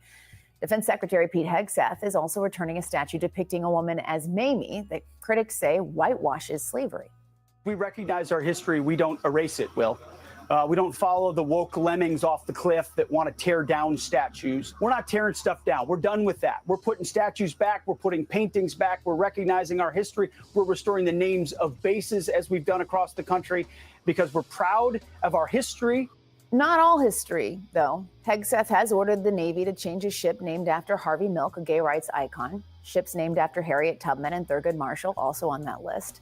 And as part of a DEI purge, the Pentagon marked for removal photographs of the Enola Gay aircraft that dropped an atomic bomb on Japan. So let's talk through this a little bit because, again, history here seems to be subjective and in the eye of the beholder, right? History for thee, but not for me, but not for thee, kind of thing. I mean, Hegseth, I can't even go with that. He should get himself a drink or something. But one of the things that's really critical here is I think they should have taken those Confederate statues and put them in a museum. It's not about destroying them or erasing history. It's putting them in the proper place. They don't deserve a place of honor is what they don't deserve, but they do deserve to be looked at and discussed and talk about all the hard topics that we should talk about. And I think probably there was a little too much on left. It's like take them all down and get rid of them. And what it did is played into the hands of the right, who, like the same thing with the Sydney Sweeney. There were like 4 people in Brooklyn who were mad about that ad, leftists, and suddenly everyone was. mad. I was like, what? We're mad about this? We're not mad about this. It's fine, whatever. And I think that's what happens is it gives people, like he has to get all high dud. One interesting thing about the Sydney Sweeney issue, it wasn't actually an issue. I saw this story over the weekend about these conservative conservative ex people who basically took a few comments against the Sydney Sweeney ads, and then they basically amplified the if you can amplify a story by retweeting it to the right people, and that's essentially what it was. There really wasn't a huge groundswell against the Sydney Sweeney ad. It was a few that got turned into a massive story by these conservative people who just basically wanted to make something out of nothing. So I don't, I'm surprised Kara Swisher doesn't know that. She's kind of like a tech reporter. I'm surprised she doesn't know it. Dudgeon about the whole thing. No one's erasing history. It's putting it where it belongs, and that's where it should go, I think. Well, it's hard to make the case that you're not trying to erase history when we see the images of them being toppled, by that's protesters. people. Right? But When that's if you want to remove statues, which not every monument needs to stay where it is forever. And they don't. We can all Yeah, agree that. they don't. But let's remove, if they need to be removed, let's do it in a very orderly manner. Let's do it by a vote. They don't want to remove them at all. and by the way, that statue that they're putting back up is going to be toppled again. By he was a Freemason. He was a big Freemason. I love watching those statues get toppled. I love it. I don't even know why we need to Soviet pretend Union, like there those are needed to be fun. some orderly way to do it. That was the bomb. It wasn't terribly different than when they took them statues down to Saddam Hussein over there in Iraq. In fact, there's a few more of them I feel like that we could get to. The idea that we have to pay a certain measure of homage to another country. This isn't even the idea, and I think the part that's the most problematic is to operate as though this is the history of our country that we're talking about and the people that we're naming about. No, it's some people that we beat down this one time. And so, no, we don't have to be orderly about it. We don't have to honor it. We don't have to do any of those things. My question in this real time is, who asked for this? Who are the people that were just clamoring for putting back up Confederate statues? Who wanted to change the name back to Fort Bragg? Who really cares that much outside of Stephen Miller? And I haven't seen any evidence that those people really exist to the point where you felt like you needed to do this. Well, I had to look it up. I never even heard of the Confederate that they're putting back in D.C. And he was apparently a big, prominent leader in the Freemasons. The Freemasons were one that really petitioned to get that statue erected in the Which first Freemasons, place. though? It wasn't all of them, right? You know, You're trying to girl's never been involved in it. It was a faction. I think a lot of things have been said here that are true. I think there are people who want them back. I would agree. I'm saying to the point where you care enough about it to actually be done. There are people. How many people are we really talking about? I think there's more maybe than we think. Now, if that's like what they wake up every morning thinking about, no. But on the top 20, perhaps. I'm just saying, I gotta, as someone who grew up with the Klan rally every year in their hometown, I think there are people here who are frustrated by it. What town was that? And they do feel validated when they see this administration do it. So they are it's like they can't get the Epstein's files out the news, so let me throw them a bone and try and make a hard pivot. So Is that what you think part of this is about with the timing? I mean, they are trying to get off the story as much as possible, and their base is upset, and so they're trying to throw some bones to their base. Okay. But I agree with you, Kara. I know that some people are get rid of him and destroy him. I think if you don't learn your history, you're destined to repeat himself. Now, I don't know if we need thousands of them in the museum, perhaps, but maybe one or two and be like, this was the bad guy. They wanted to own people. That's not good. Let's not go back to that. Yeah. These are the freedom fighters that actually brought liberation and justice. And like, that's the way we want to go, and believed in democracy and that every living creature should have their vote had in it. I think there's a way to tell the story. I was never with totally disregarding them, because I think when you erase it, it can be. Yeah, I mean, there brought could be back lots of things you could do with them. Yeah. I have a piece of the Berlin Wall, Yeah. I'm not for the Berlin Wall, but I think it's important to preserve. Tell the story. But I would say this, that the purpose of the presentation of history by a government within a society is not the purpose of educating. It is not the purpose of creating a broad picture. It is to present an agreed upon set of facts that we could talk about, that, if nothing else, provides a measure of pride that people have in the place that they are in, right? And it leads to a lot of controversial questions about how much it is that you should present. However, the idea that these are things that should present national pride. It's not simply an idea if we're doing this for a set of people. Right. To have these things in the places that you have them is to imply that this is something broader that this nation should be proud of, should be proud of losers. That does not sound like the America that people told me about. Bomani Jones, folks. All right, folks. I am going to go ahead and shut down the John Galt portion of the show, because he is actually doing a show later. At least it's scheduled. So we'll see if that actually happens. And I am going to drop my channel link into the John Galt chat. That's where we're taking this circus and making it exclusive. So if you're in the John Galt chat, coming over to the Stanley chat, and we will see you there.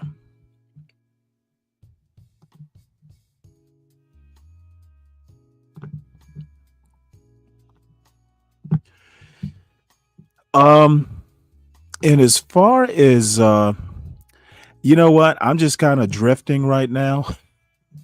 I have no set goal.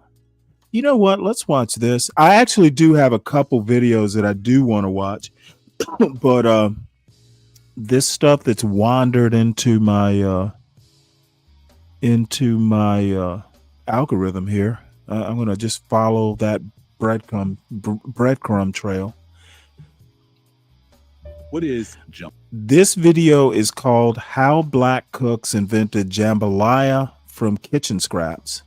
Definitely want to know about that. Jambalaya. It is way more than rice, sausage, and spices. This dish is a living memory of survival, Black ingenuity, and a cultural fusion that helped shape Louisiana and the American South. Even the name jambalaya possibly has African origins. So join us today while we discuss the history of jambalaya. I'm your host, Country Boy, and this is One Mic Black History. And if you like stories like this, you can find more stories like this at onemichistory.com. But without further ado, let's get started. Jambalaya isn't just a food classic. It is an entire legacy in a pot. It stretches its roots back to enslaved Africans, Spanish, French influences with Black cooks, and generations of family tables. Traditionally, it's made by tossing together meats like sausage, chicken, seafood with veggies, herbs, and spices, and everything goes into one big pot. But as food historian Adrian Miller puts it, African Americans took foods that no one else wanted and made them something delicious. So don't let the simple ingredients fool you. Jambalaya is incredibly versatile. It is whatever you have on hand, whether that's shrimp or crawfish, gator, duck, even wild boar. It's cheap, it's filling, and made to feed a crowd. And it shows up everywhere in Louisiana, from music festivals to tailgate parties to church dinners and backyard cookouts. Today, jambalaya is an icon in Louisiana, and every family has its own spin and its own story to go with it. But people often wonder, where does the name jambalaya come from? And like the dish itself, it is a tangle of multiple cultural origins. Most experts agree that there's really no right story to the name, but theories swirl around like a pot of jambalaya.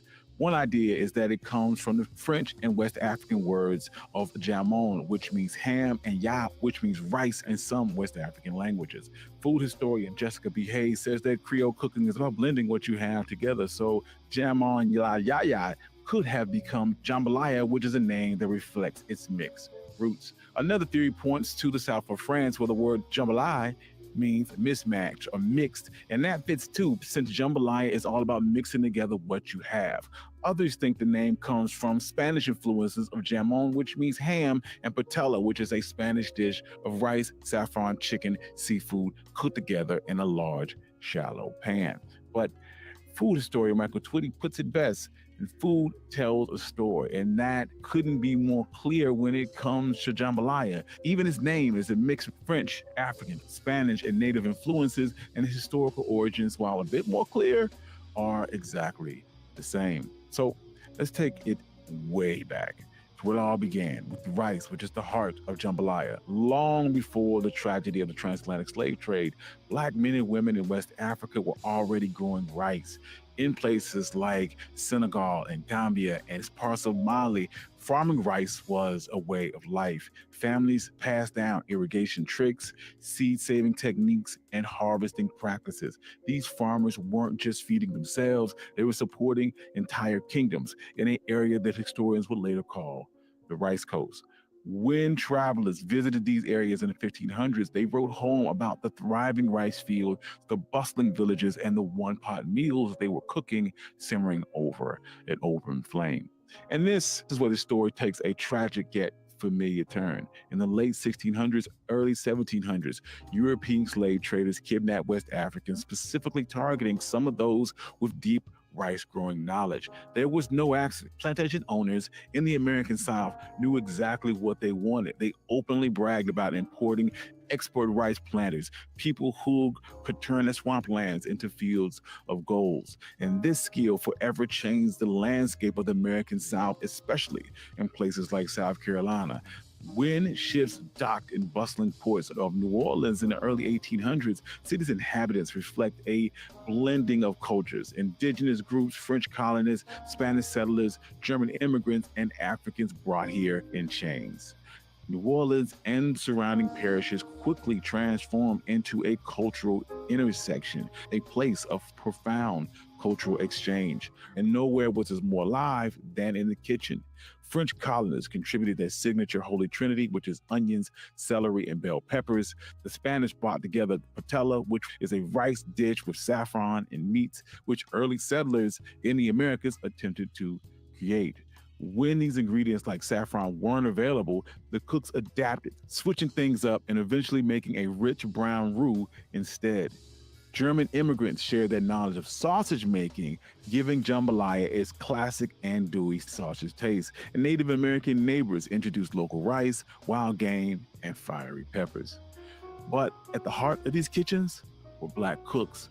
Okra was brought over from Africa and grew in plantation plots, and familiar herbs and spices and seasonings made their way into those pots. Black cooks were always adapting and reinventing. They borrowed, they blended, they reimagined recipes with whatever they had on hand, rooted in African techniques and flavors, and through their creativity, jambalaya was born. The exact origin of jambalaya still remains debated among food historians, but it's clear that the dish owes much of its unique cultural blend to New Orleans. Recipes for jambalaya were passed down via word of mouth, whispered in the kitchens, and shared by grandmothers and aunties.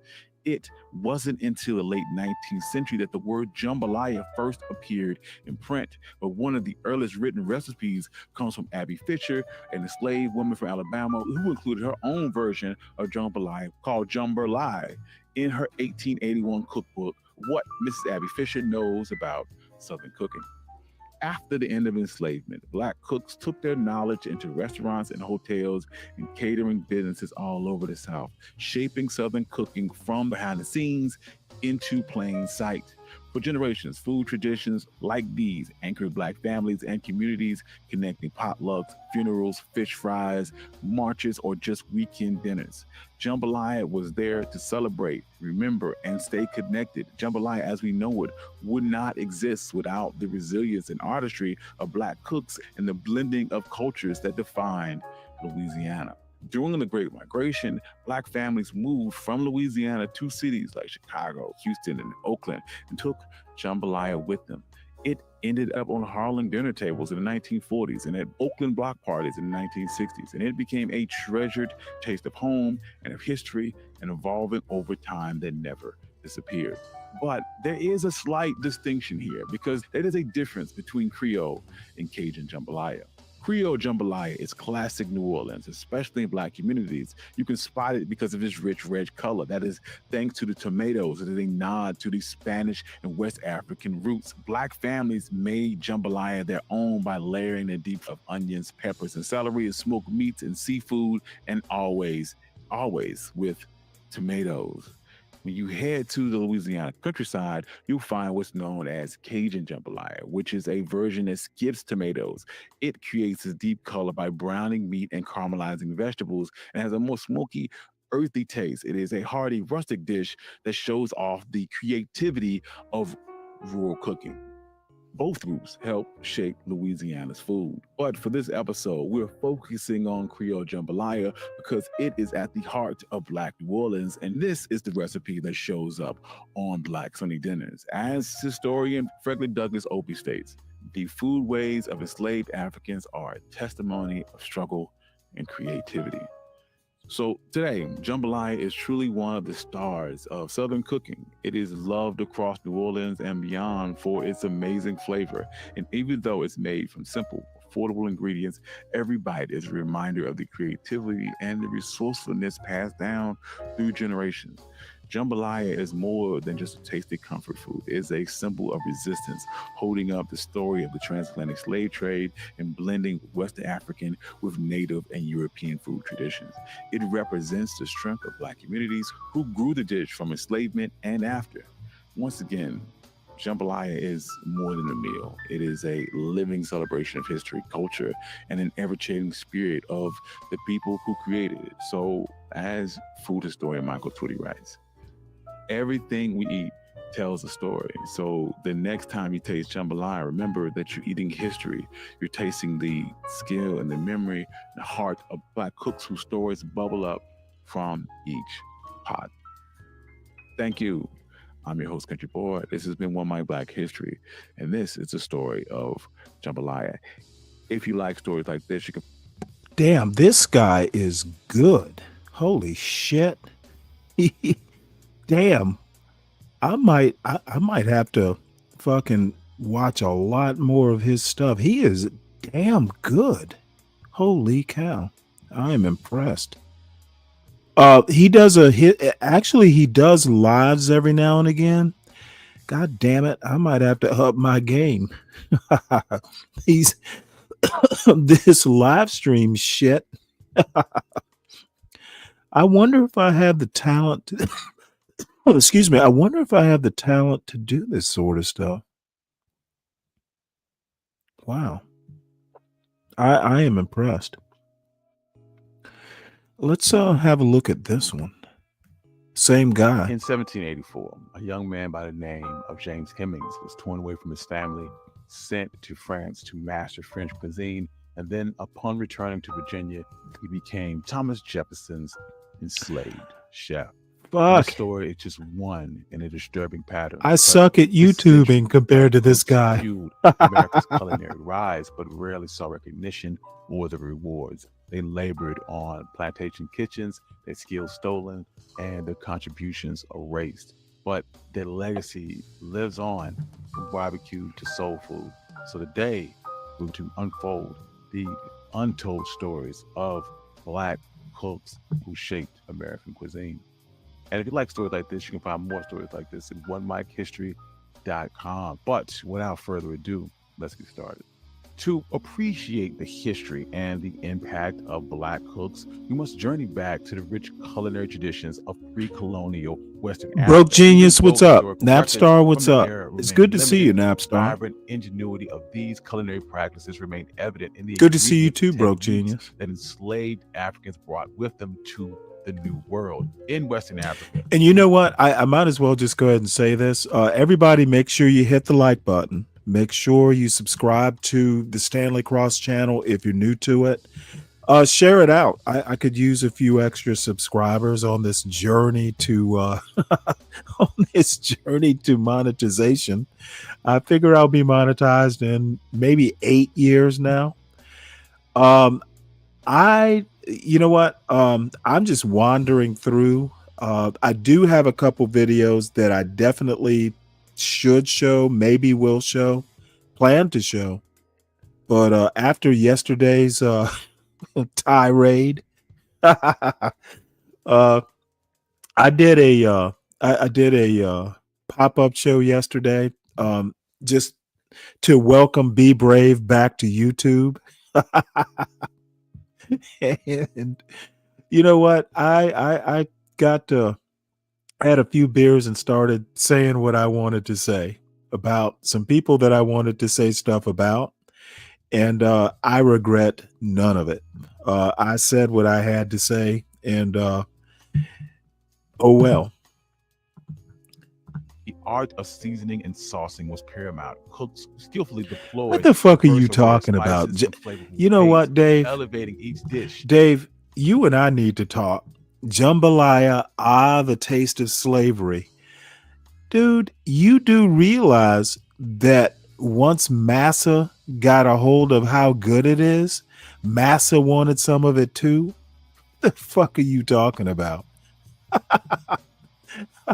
You have some weird ideas about slavery and American history. That is for sure. Jambalaya is good. Rich people eat it.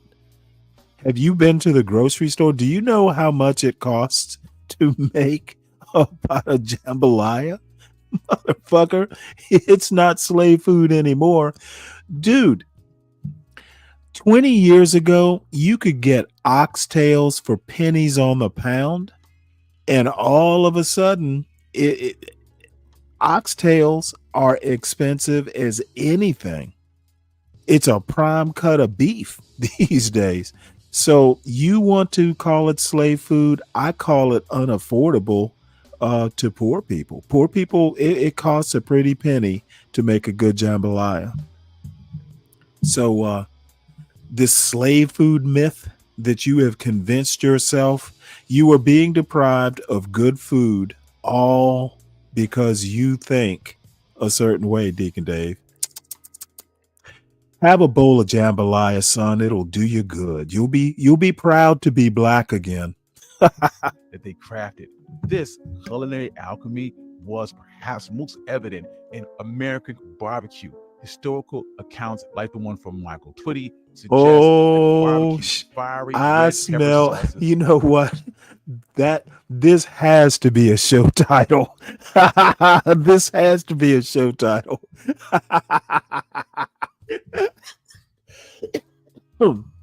I love it, Napstar. Keep up the excuse me, keep up the good work.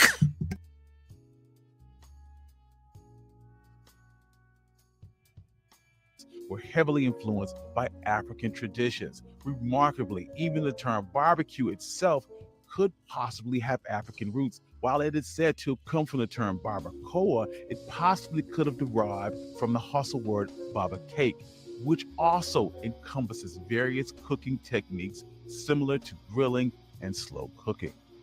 The expertise of these African cooks also extended to food preparation, smoking, and seasoning techniques that will become the cornerstone of Southern barbecue.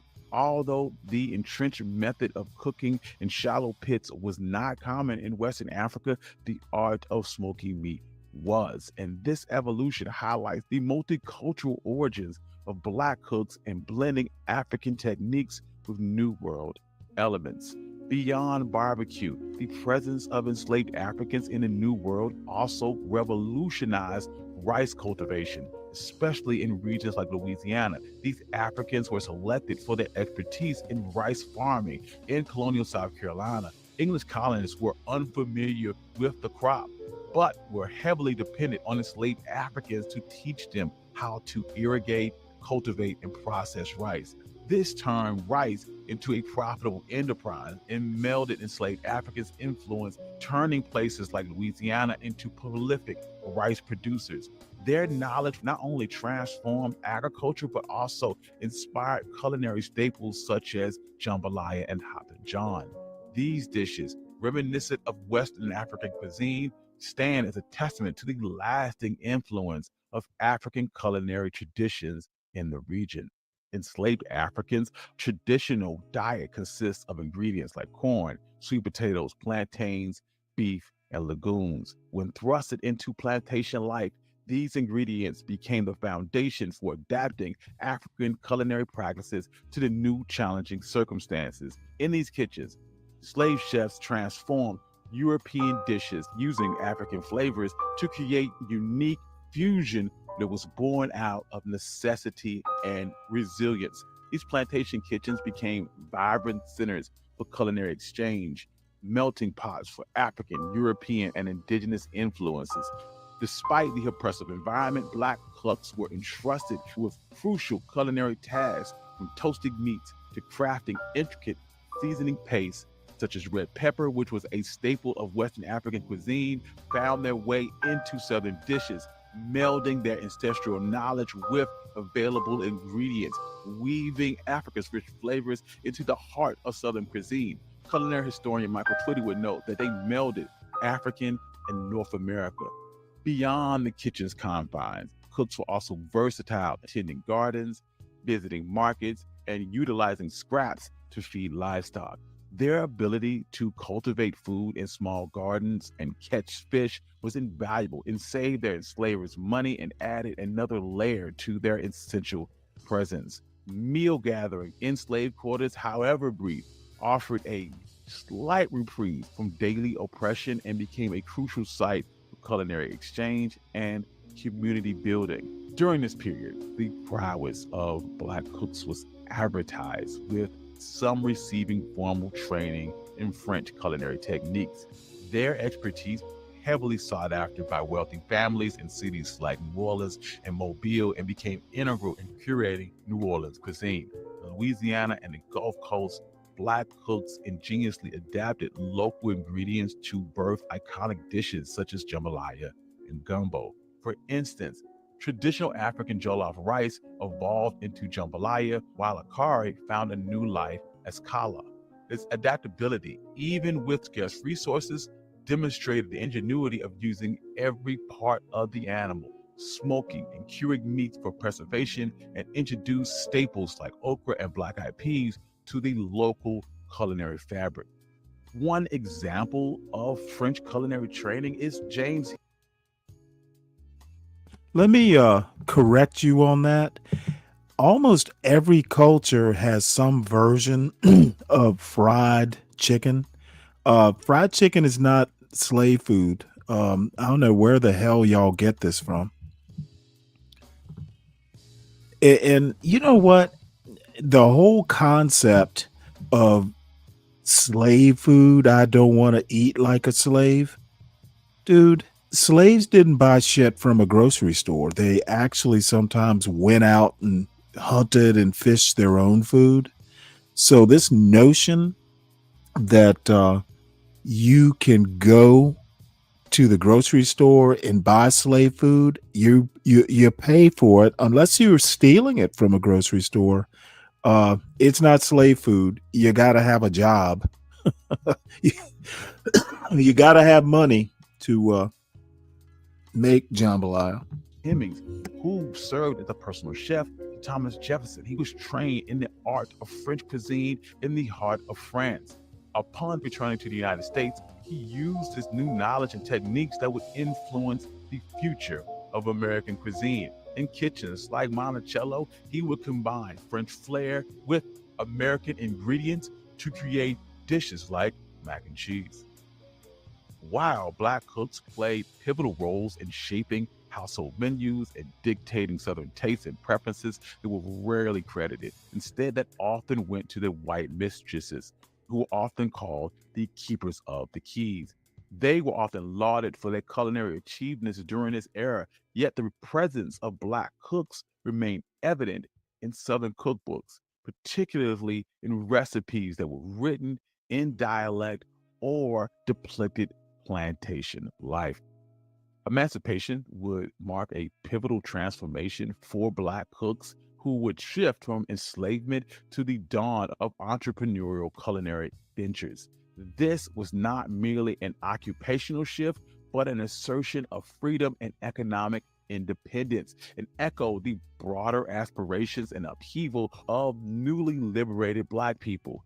Initially, most Black cooks were tethered to domestic servitude, still under oppressive conditions. Many Black cooks persisted through adversity, enduring long hours for meager pay, and the threat of violence continuously loomed over these Black workers. In West Baden, Indiana, a dynamite explosion at a hotel forced Black workers to flee the city. However, the abolishment of slavery offered brand new avenues, allowing talented individuals to emerge from plantation kitchens into public culinary arenas as chefs, caterers, and business entrepreneurs. Their culinary skills, refined over generations, captivated both Black and white audiences, especially in the realm of barbecue. Stories like that of Marie Jean and Columbus B. Hill illuminate this dynamic transition. Marie Jean's mastery of large culinary events during her enslavement showcased leadership and creativity well beyond her status. Similarly, Columbus B. Hill was unparalleled in his barbecue prowess. The Greenlee Tribune reported in 1894 that Hill was a colored man who had a great reputation as a barbecue cook.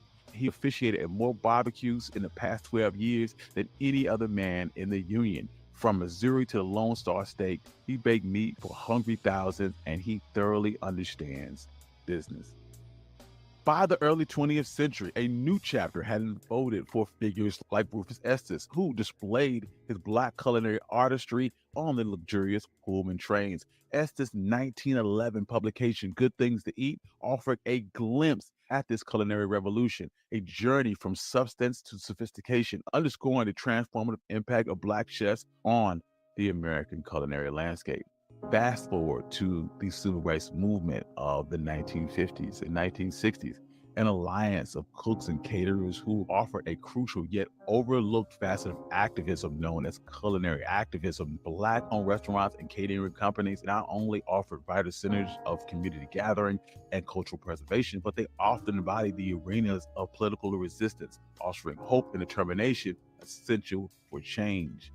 Establishments like Alex Barbecue Heaven or Pascal's Restaurant in Atlanta rose from the sparks of entrepreneurial success to become sanctuaries for civil rights leaders like Martin Luther King. These eateries were more than just a place to eat, were the heartbeat of civil rights strategy sessions.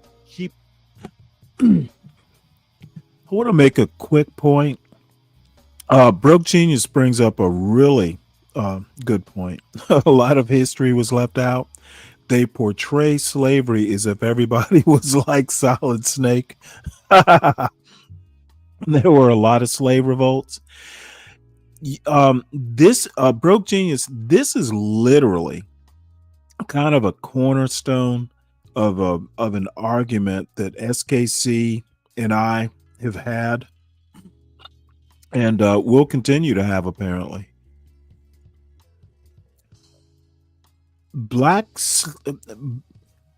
This notion that slaves were kind of like passive and happy down on the plantation is literally Dunning School fiction. There were probably thousands of slave revolts. Slaves did not want to be slaves. My argument is that the first step to African slavery ending was Africans not wanting to be enslaved. The first step to freedom was between the ears of the African slave who did not want to be a slave. And the notion that black people should be grateful to white people for the freedom, hey, thanks for the freedom, is bullshit.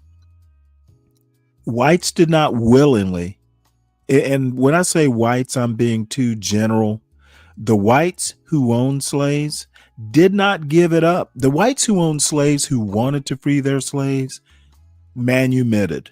They freed their slaves. Whites in the South who were enslavers did not give up slavery willingly. It took a whole war. And the war was not at first about slavery, even then.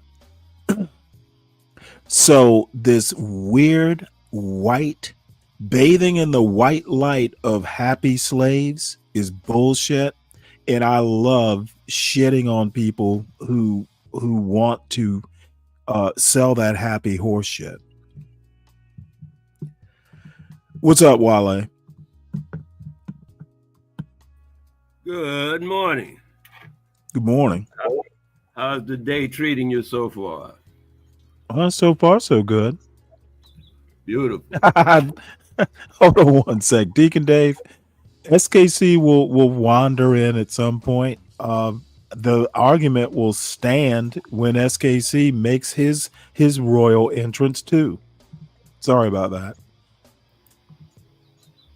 Oh, yeah, I was just listening to you for a moment. Not very long, but I did notice that there's a common misunderstanding about the American history relative to its the American practice of slavery. And it seems that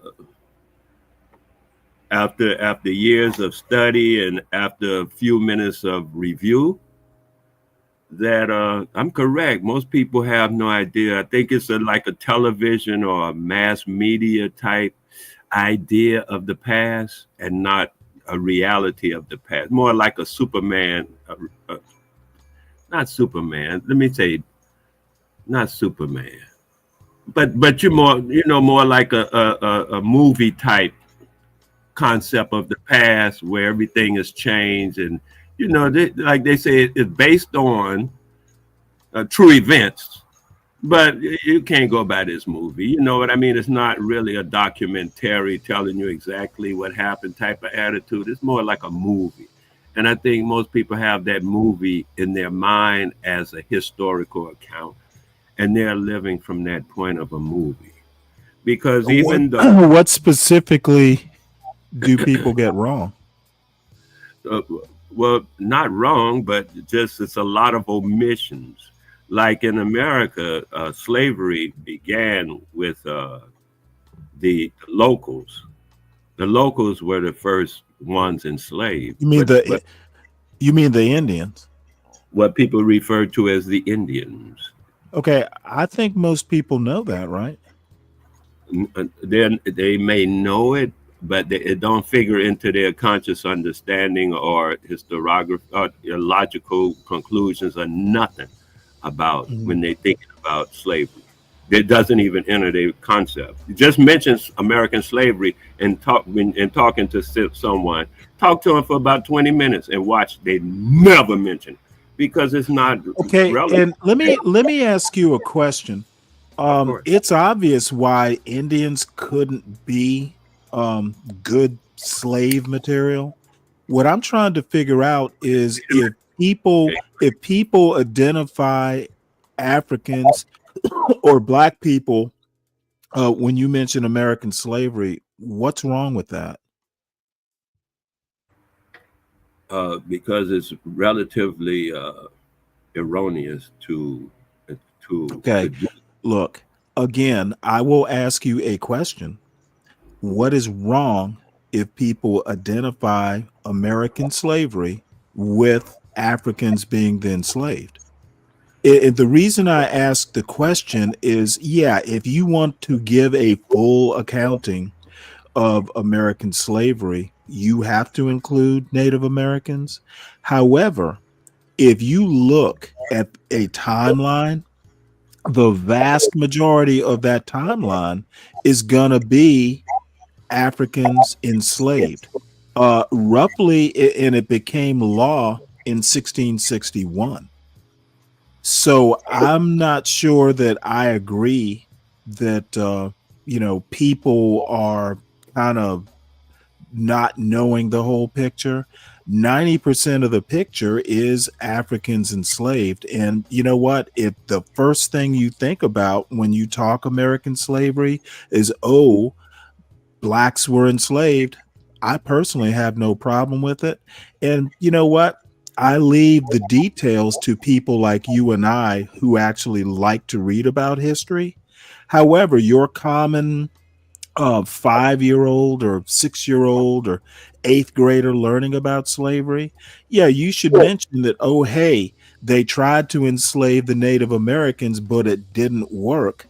And the reason Africans were so easy to enslave is, number one, they weren't native to the land. They couldn't just disappear like Indians did. And they were phenotypically distinct. You could assume if you see a black face walking down the pier in Baltimore, he's probably a slave. So I have no problems. I don't have the hang up that others might have about, your average person not having a full picture of American slavery. Most of it involved Africans being enslaved. So I understand your need for details. I'm not going to hold some average dude who isn't that much into history associating African Americans or Africans with American slavery is perfectly fine. And I know world history. My knowledge of history is beyond PhD. Africans enslaved Europeans in Europe. So the fuck what, broke genius? It's irrelevant to my point. Bringing up random facts about American slavery, we're talking American slavery, not European slavery, sir.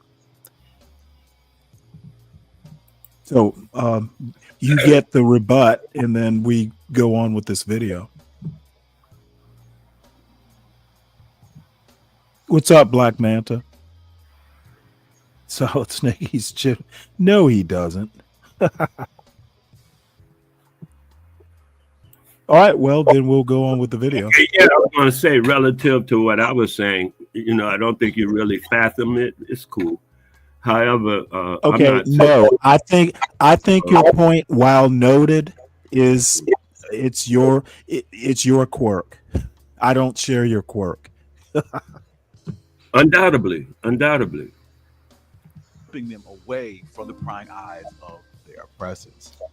At the grassroots level, in Montgomery, Alabama, Georgia Gilmore's initiative, the Club from Nowhere, exemplified how culinary skills could be used as a tool for liberation. Throughout her covert network, Gilmore and her collaborators prepared solid home-cooked meals to fund the Montgomery bus boycott, demonstrating the power of food as both substance and empowerment. Meanwhile, restaurants like Dookie Chase in New Orleans stood as beacons of hope and strategy under the guidance of renowned chef Leah Chase. Her establishment became a fertile ground for civil rights discussions where activists would gather amidst the warmth of shared meals, feeding their bodies and their spirits. This role underscored the connection between food and freedom. Additionally, Southern lunch counters became battlegrounds for change, where young activists staged sit-ins to highlight racial inequalities. These dramatic displays became a catalyst for both legal and social shifts towards desegregation, turning this simple act of lunch into a powerful demonstration of defiance. In this tapestry of American cuisine, the contributions of Black chefs and cooks shine as a testament to our creativity and the enduring power of Black culinary artistry. From the early days, Black-owned culinary establishments, these artists laid the groundwork for a legacy that intertwines food with our quest for equality and justice. Historically, Black cooks not only nourished their communities with their craft, they also empowered them. Their kitchens were often more than just places to prepare meals. They were a place of refuge, resistance, community solidarity. Today, the rich legacy of these early pioneers is vividly alive in the endeavors of contemporary Black chefs who continue to redefine and celebrate their heritage.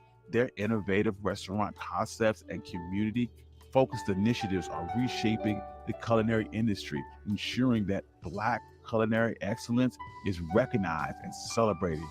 These chefs draw inspiration from where they came, but continue to push boundaries and create meaningful change with their artistry through food.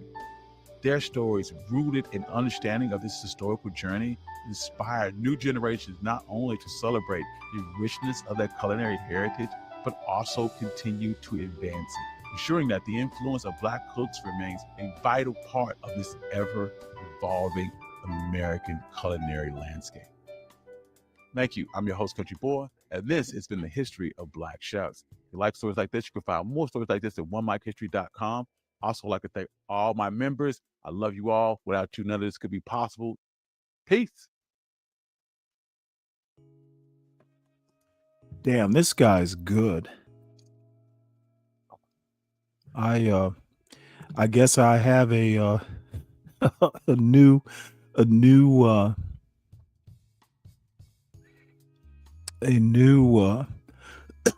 goal, a new standard to hit. Let's see, Black cornbread. You know what? Let's do this first. Can I? Let's see. I'll open that there and then do that. Chicken made the classic way at Harlem's own Charles's pan-fried chicken.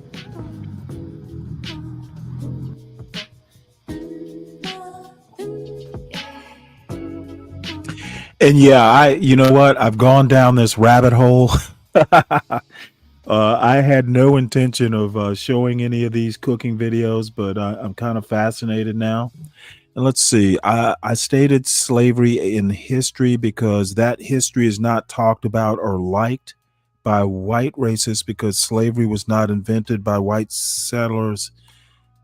It's old as antiquity. I kind of disagree. White racists love talking about slavery in world history because it's an attempt to minimize the harm that American slavery did to descendants of American slavery. So you and I disagree on that, Broke Genius. World slavery, world history, and slavery within that world history is loved by the Thomas Sowell brothers. All the white facing, all the right, the anti-black blacks, all the, the Jared Taylors of the world, they love to talk about slavery, being everybody did it. That sort of mentality. It minimizes, the horrors of American chattel slavery.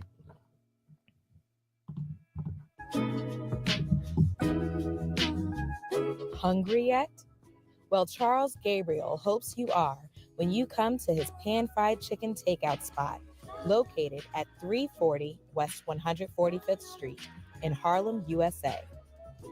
Charles has been frying chicken in Harlem for decades in these oversized cast iron pans.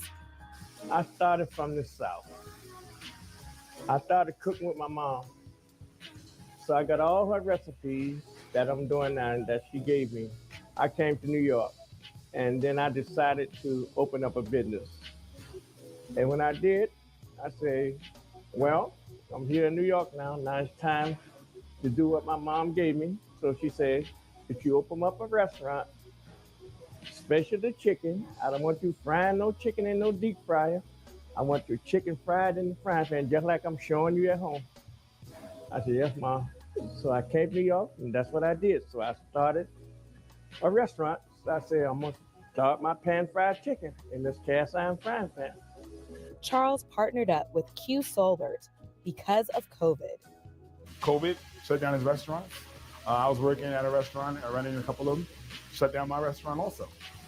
We got together. His food was amazing, but honestly, I've been tasting his food since I was 4 years old at Copeland's.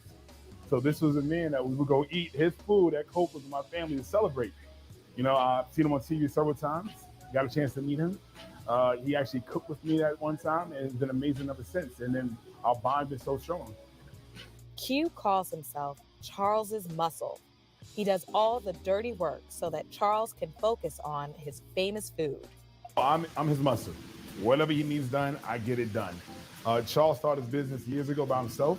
He would get up in the morning time. He would go shopping. He would bring it back. He would prep the food. He would cut the chicken. He would season the chicken. He will cook the food. He'll serve the food, and he'll clean up. So now he gets to sit back and do what he loves to do, and that's cook for the people. So I'll do all that extra stuff, and he'll just cook and give you his love and his passion. Gabriel has been cooking in Harlem for many decades, starting with Copeland's, which was located right up the road on 145th Street. He worked there for 22 years before striking out on his own. He started the business back in the days where we wasn't getting no help. He wasn't getting no help, right? No, he started cooking what, on the table? On the table. And from the table to the Table truck? to the truck. And from the truck to the... From the truck to the restaurant. And he tried to get loans? And tried to get loans. Nobody gave me a loan. No one gave him a loan. Nobody gave me a loan. No one gave this black man a loan for his own business, so he did it with his bare hands. I did it myself. I couldn't hire nobody. I had to do it myself. Me and my wife, I had to do it myself. I couldn't hire nobody because I couldn't afford it. The grand opening of this location saw a large crowd at its doors because he gave away over 700 dinners so that the neighborhood could get a taste of Charles's pan-fried chicken. This is the clientele I had. That I wouldn't be in business 50 years if I didn't have the clientele out here. And these people follow me, and they always have. I don't care if I go down and come up, they'll be waiting. And this is why we fed Harlem. We fed over 700 people free. Yeah. Free meals when we opened up. We was out of business for 2 years, making no money at all, but he wanted to feed everybody in Harlem because Harlem fed him. Yeah. But the new approach is a drop of meat, but at the same time, we're keeping the same essence of Charles. Everything is fresh daily. We're here at 3 a.m. cooking fresh daily. Our pastries are fresh daily. Like there's no can, nothing here. Everything is fresh. So that essence will never change when it comes to Charles pan-fried chicken. So the new approach, a new look, a new little model, a little approach on the whole business side of customer service. Now he has more help. He got more employees. That's the side I'm dealing with. But as far as the food and the freshness of everything, that has not changed. In fact, you get more of Charles. Because he has more time to cook. He has more time to give you his barbecue, more time to give you his desserts, more time to give you... Look, I'm loving this. This is what I want to show. Positivity. It's not all fucking street crime. It's this is a video you will never see on a Be Brave channel or really hardly any other channel in this anti-black sector. There's some people being successful out there, and we don't pay enough attention to stories like this. Do more of what he loved to do while I do his grunt work. Besides the pan-fried chicken, they offer a variety of delectable choices. Let me break it down. Oh, we have smothered turkey wing. We have smothered chicken. Get them. We have pulled pork. We have that smoked rib come out of the pulled pork. That's smoked. And the smoked barbecue chicken. I know about that. And many things. More things are coming on the menu. We got the mac and cheese, the black eyed peas, the macaroni, you name it. Like, we have it here for you. We have it here. And dessert? Oh, desserts? Oh, we can show you the desserts right here. Yeah. Got the famous banana pudding. Potato pie, banana pudding. Say it. Red velvet cake. Say it. You know. Damn. Time to get my food. And they have a special serenade when you get sauce on your ribs. Would you like sauce on your ribs? Yes, please. We got a saucy. What the fuck? I love it. That's unnecessary. Thank you.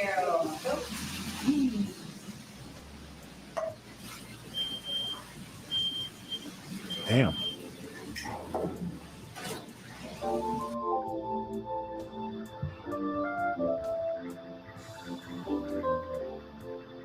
Nice.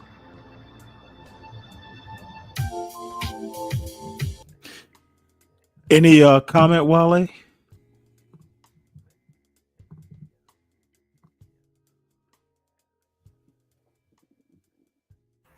Yeah, that's nice.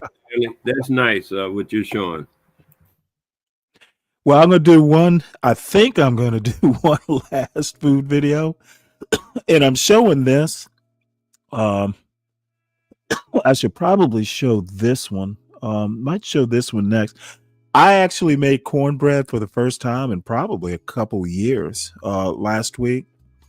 So it's just simple, like I guess it's from scratch if you make it from actual corn flour. The milk, the egg, all that stuff. Actually, it's 2 eggs, believe it or not. So I should probably make more cornbread, but anyway, cornbread is good stuff. It's easy to make, by the way. Americans learned early on to dry roast corn, grind it in the mill for making bread, cakes, and porridge. So today we're going to talk about the connection between African Americans and cornbread. If you like stories like this, you can find more stories like this. Young people food? But What the hell are you talking about? let's get started. Nearly 7,000 years ago, in what is now Mexico, corn started as wild grass before evolving into one of the world's staple crops. This journey into domestication started around 1200 BCE. It was pivotal in the rise of civilizations across the Yeah, Americas. It saw actually, indigenous this is tribes fascinating. cultivate various strains. Oops. Corn is a grass. I had no clue about this until, I don't know, a couple years ago. So salute to corn. Of this versatile plant. This helped corn flourish in diverse climates from Illinois to Mexico. Maize became integral not only as a staple, but also as a cornerstone of cultural identity among indigenous populations. This was notably recognized in the cultivation practices of the three sisters, which is maize, winter squash, and climbing beans. A farming approach that showcased this agricultural tradition. The indigenous people's innovations extended to culinary uses, transforming maize into cornmeal, which will become the foundation of a myriad of dishes, including an early version of cornbread. When European settlers arrived in the late 1500s, early 16th century, the settlers encountered a crop that was versatile and adaptable to the challenging conditions in the New World. This crucial introduction led cornmeal's prominence as a staple of settlers' diet, who developed their own version of cornbread, which was primarily cornmeal, water, salt. This differed a bit from the indigenous recipes. During the early days, the southern United States cultivated a prolific amount of corn, since corn could be grown relatively easily and didn't cost as much as wheat. Cornbread became essential food, unlike in the mid-Atlantic colonies where wheat could be grown successfully. In the South, wheat was scarce and was often exported to Great Britain. This made it a luxury item reserved for special occasions. Instead, cornmeal, which was packed with affordability and nutrients, became the staple of Southern households. This set up perfectly for cornbread to evolve, especially when Southern cooks began to add buttermilk, eggs, baking powder to their recipes, making it moist and a slightly sweet dish. Furthermore, cornbread played a crucial role in the Revolutionary War, not just for its nutritional value, but for its convenience. It could be easily carried and was perfect for feeding troops on the move. Families back home were continuously enhancing the cornbread recipe by adding ingredients like molasses, butter, and milk to improve the flavor. It was common to bake cornbread loaves, shape them into patties that were fried, leading to the creation of hoe cakes and Johnny cakes. For enslaved Black folks, daily rations were scarce, mostly constituting corn, leftover greens, animal parts, and molasses. Out of necessity and ingenuity, they developed various ways to incorporate cornmeal into the food preparation. often drawing inspiration from their Native American neighbors' culinary practices. The process entailed creating dough from cornmeal and water, wrapping it in collard leaves, and baking it on hot ashes. These traditional techniques gave birth to foods that we know now as hoe cake, ash cakes, spoon bread, corn pone, and cornbread. Interestingly enough, the relationship between Africa and the Americas concerning corn predates the settlers' arrival. Historical accounts suggest that as early as 1493, a year before Columbus' first voyage, the Portuguese played a pivotal role in introducing maize to Africa via the Congo. This rapid adoption spread maize across Central and Western Africa within 50 years, underscoring the crop's adaptability and importance. By the time of Giovanni Ramunzo's note of an ear of corn in his writings in 1554, it had already become a staple in those regions, marking its significance in this transatlantic cultural exchange. Therefore, the first enslaved Africans who were forcibly brought to America in 1619 encountered a very familiar ally in corn in the alien landscape of the New World. Although cornbread was an ingenious invention born out of the need to stretch limited rations, it also stands as a poignant reminder of the cruelties forced upon those in bondage. Many enslaved people were only allowed a minimal amount of time to eat, prepare meals, causing a heavy reliance on foods like cornbread that could be consumed without utensils and was easily transportable and had a good shelf life, making it ideal for working within the fields. As different variations of cornbread became a staple for the enslaved, recipes eventually made their way from the plantation into the big house and the cookbooks of the elite. While some of these adaptations employed similar methods to ash cake preparation, they were often enhanced with richer ingredients such as milk and butter. James Monroe family, for example, recorded recipes for egg, bread, and spoon bread, and even George Washington reportedly had a penchant for hoe cakes drizzled in honey and butter. During the Civil War, similar to the Revolutionary War, cornbread morphed into a derivative version called corn tack, a staple of both Union and Confederate soldiers, made out of simply cornmeal and water. Corn tack was a product of frugality and necessity and often cooked on open fire, mirroring the exact same methods used by enslaved Black people. Despite its lack of taste and its subpar texture, it was documented in countless soldier accounts and served its purpose of sustaining life during difficult times. The later part of the 19th century and into the early 20th century, African American communities began to move northward, carrying their rich culinary traditions with them. This period was also marked with the transformation of cornbread.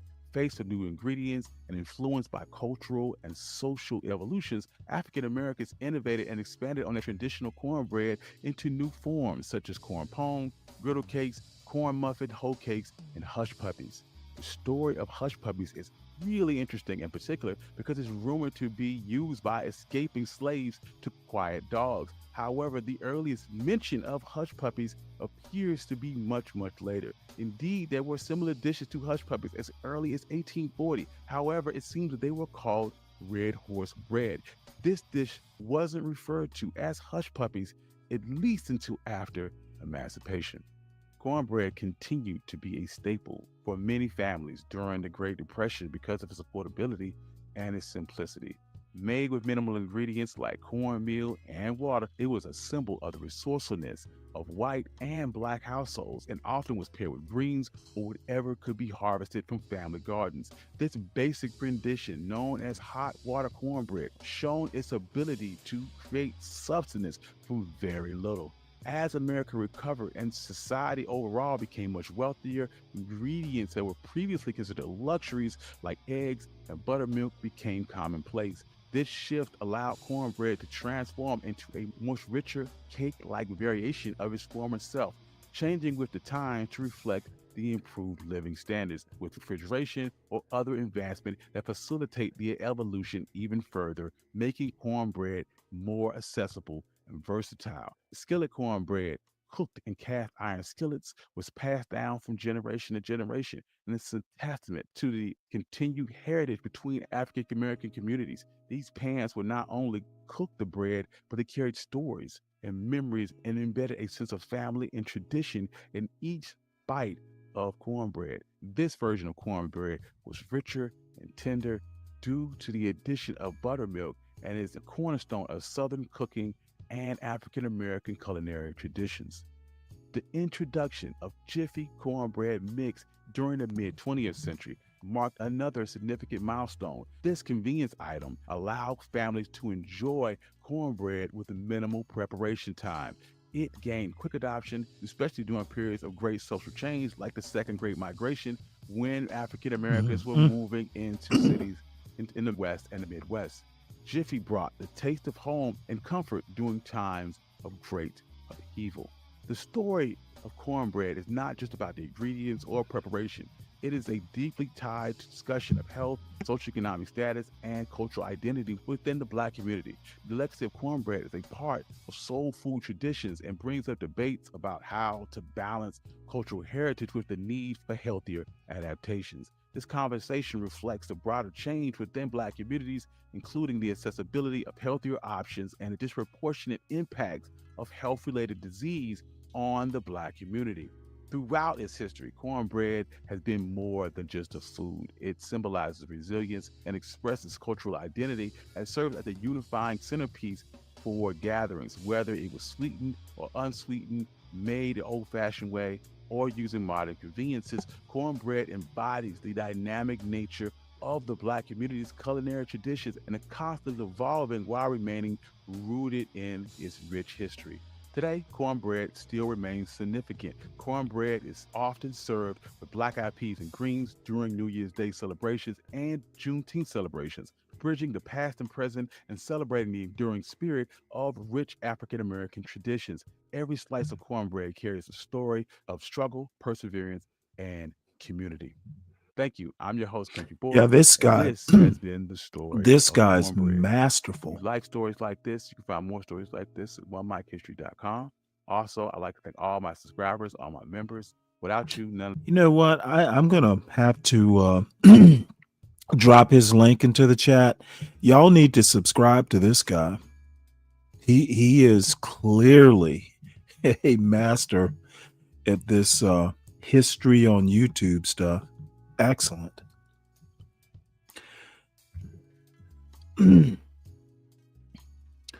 I'm dropping his link right here. Y'all subscribe, please. I've never talked to him. These aren't the first history videos I've seen by him. I've watched it. Oh, excuse me. I seem to be catching a cold. I've watched some of his lives. He does them occasionally. But this dude, incredible. So, Brian, I absolutely agree with this. If you like it, make it from scratch if you can. And let me tell you a little piece of my personal life. My son actually he's way sloppier than I am, but he's actually a really good cook. I mean, kitchens are like chemistry labs. Of course, he's not a chemistry major. I was, but he can literally make a pie, like a berry pie or an apple pie, from scratch, including the crust. And I don't even, I stopped needing to be in the kitchen when he was about 16 or 17.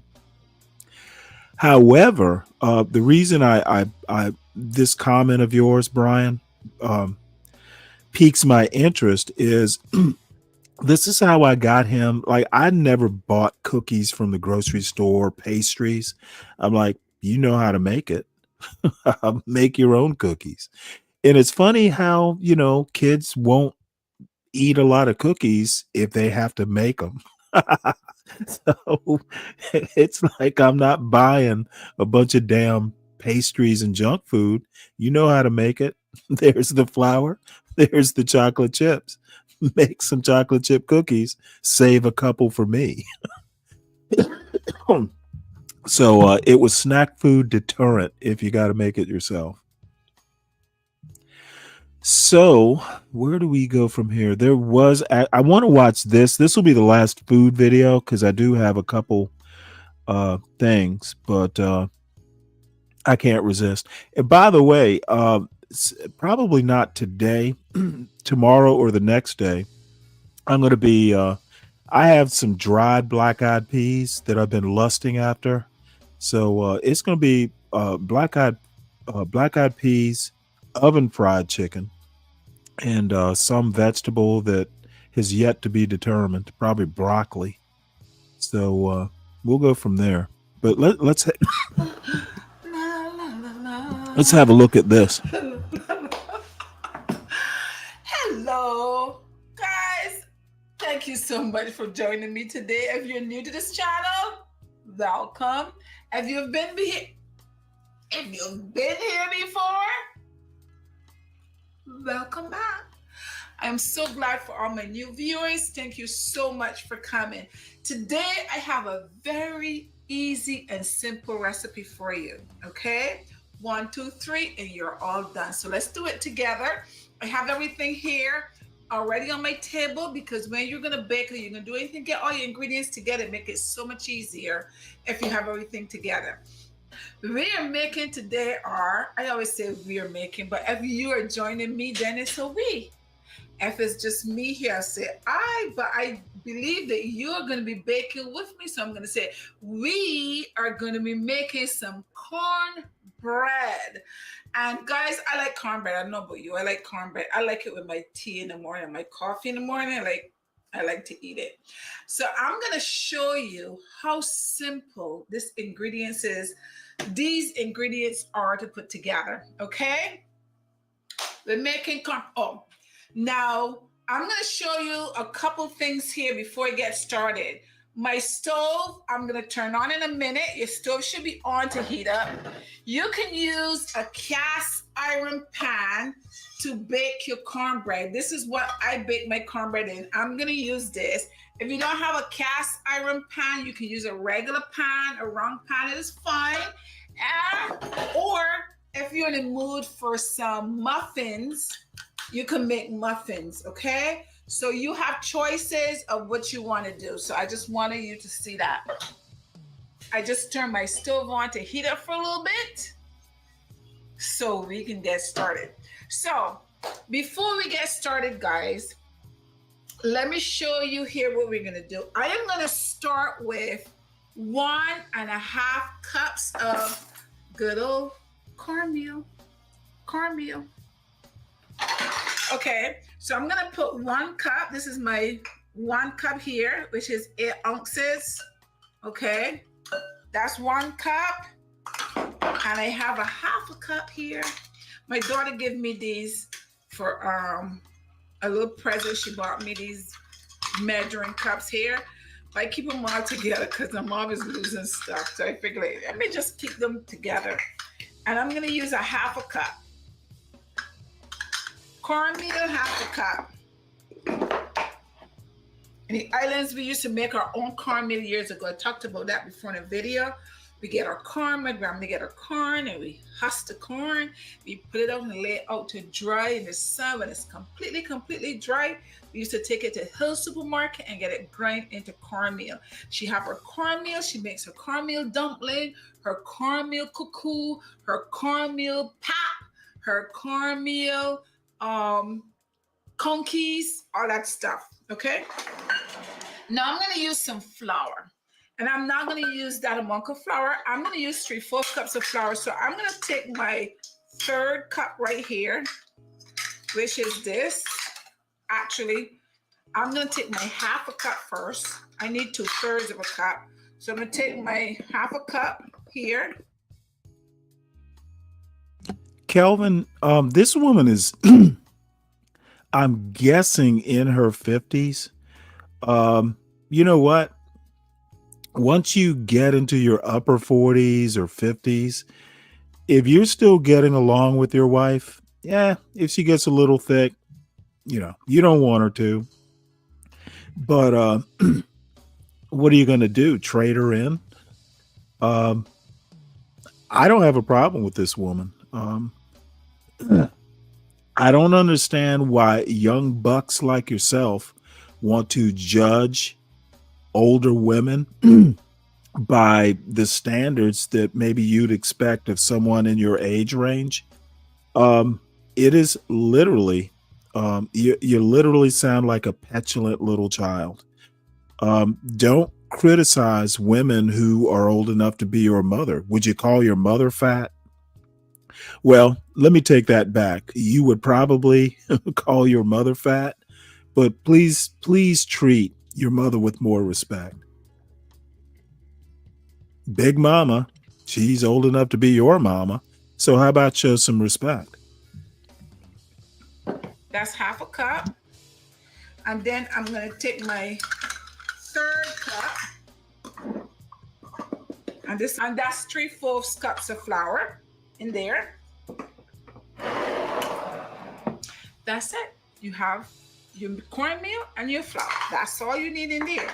Now we need 2 teaspoons of baking powder.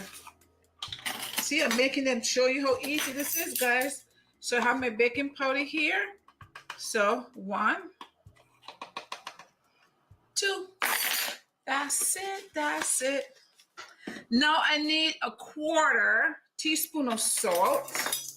And I have my 1/4 teaspoon here. Which one is a 1/4? Because I can't see now. Okay. I have a 1/4 here. 1/4 teaspoon of salt. And that's it. Except for our sugar. Now let me talk to you about the sugar, okay? You can make your muffins sweet, unsweetened, just a little bit of sugar, your choice. I think a cup of sugar is a little bit too much for me. I think it's a little bit too sweet with a cup of sugar, but if you like it sweet, you add 1 cup of sugar. I'm gonna add 3/4 cups of sugar. You can add that amount, or you can add a 1/4 cup of sugar, or you can go with no sugar at all, but that's your choice, okay? So I'm gonna take right here for my 3/4, I'm gonna use my half a cup. There's half a cup of sugar there. And I'm gonna use my 3rd cup here. And that's 3/4 of a cup, because I don't want a whole cup. A whole cup is good, but it's a little bit too sweet to me. Okay, so next thing I'm going to do, see how easy that was? We just put that stuff in there, right? That's all we did. So now we're gonna mix this up to make sure everything here is combined. You got your flour in here, the cornmeal, your baking powder, as well as your little bit of salt. We're not using butter in this recipe, guys. No butter. No butter. We're not using no butter in here, but I want you to try this recipe without the butter. Once we mix this up really well, I'm gonna set it aside for a minute and show you what I'm gonna do next. Yeah. I'm in a good mood today, guys. What can I say? Okay, guys. So now what I'm gonna do is I put some butter here in my pan, okay? This is, instead of just buttering the pan and putting that in there, I put this in here. I'm gonna put this in the oven and let it melt. Let it melt to the bottom of the pan before I put the cornbread in here, so you get that nice crust to the bottom, okay? So let me put this in the oven. Ooh, it's hot. It's hot in the oven. Okay. Now, let's go on to our next step. Our next step is I have 2 eggs and 2 here. And in this bowl here, I have 1 cup of evaporated milk. 1 cup, uno cup of evaporated milk. I'm going to add 2 eggs to my 1 cup of milk. Okay, see how simple it is? So I'm going to break my eggs in this just to make sure there is no shells going into my milk. No shells. Let me break the other one in here.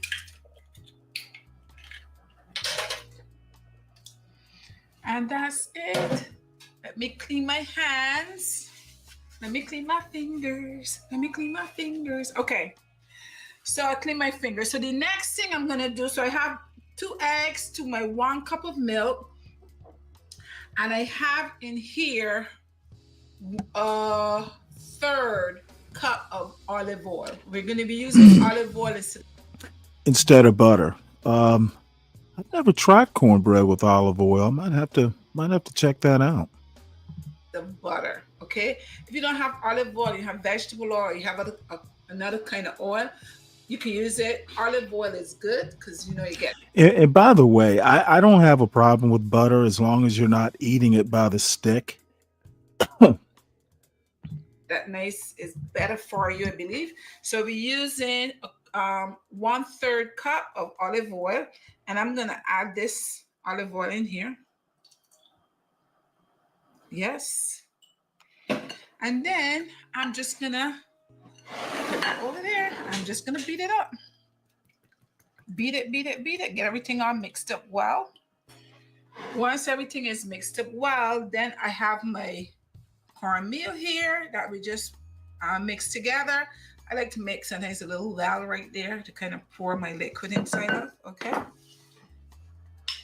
And you're gonna start out by pouring some of your liquid right there in the center and just mix it in.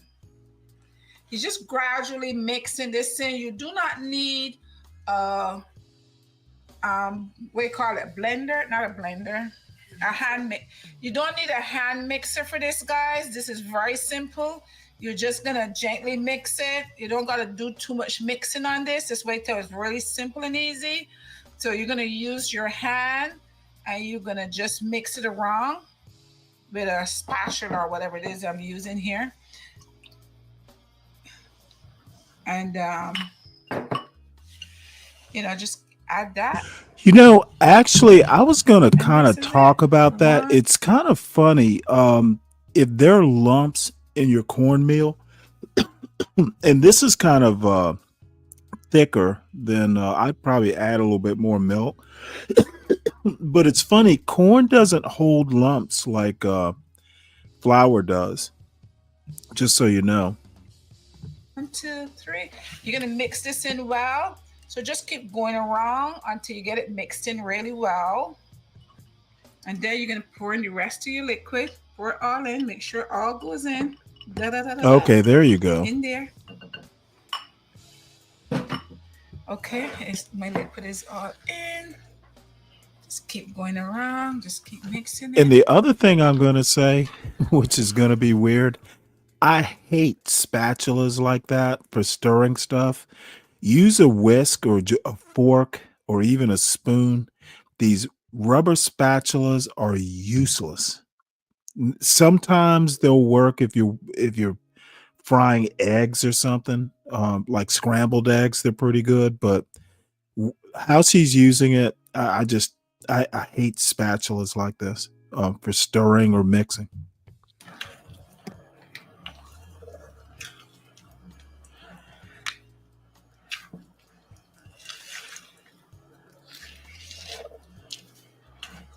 And you can make an argument that something like this needs to be folded, but you can use a big spoon for that. You don't need a rubber spatula. I think that's what she's using. Maybe it is a spoon. When we were growing up, guys. So much with corn. And the only criticism I'm going to make is this makeup. What is up with that? I mean, those people, they had a lot of cornmeal. They had to use it and found all kind of things to be creative with it. So we eat all kind of stuff. That's funny. Bakes, cornmeal bakes, cornmeal dumplings, cornmeal everything in the islands. Okay, and this is it. This is what it should look like when you're done. This is your batter right here. See? And you don't have to mix it anymore. It is done. See, everything is mixed in. As long as everything is mixed in, perfect. All that need to go now is in the oven. I'm waiting for her to sing "Stir It Up." Okay. guys. So I got my butter out of I got my pan. It's nice and hot with the butter. So now, next thing I'm gonna do, guys, is just empty this in here. That's all there is to it. I tell you this. That's weird. She is didn't. Easy. I can go ahead and Interesting. sing some songs for you, and then to tell you, because you're thinking She that said this it's is a gonna be warm a pan, 3-hour right? job. Not realizing it's just a couple minutes job. See how easy that was, guys?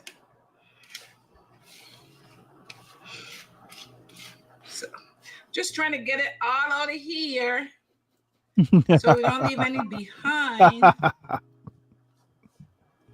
Okay. Very funny, So Kelvin. this is all done here. I'm going to put that in the oven. Now put your oven at 350 for 15 minutes and then lower your stove down to maybe like 200 or so it can finish cook. Because just in case it starts to like brown on the top and you don't want it to be too brown, you can lower your stove a little bit for maybe like another 15 minutes, 10 to 15 minutes. Just check it just to make sure. And then voila, you're all done. Shouldn't take no more than half an hour, less than half an hour. You shouldn't go over there, okay? I'll be back as soon as it's all done.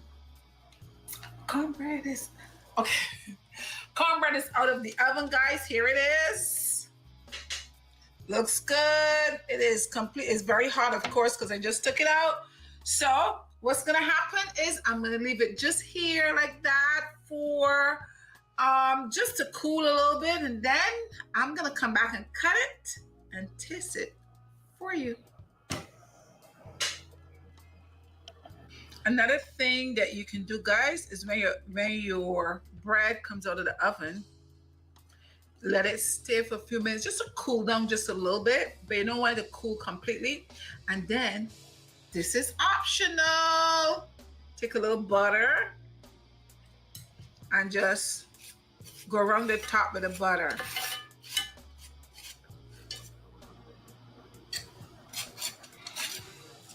And then you're gonna let it stay here.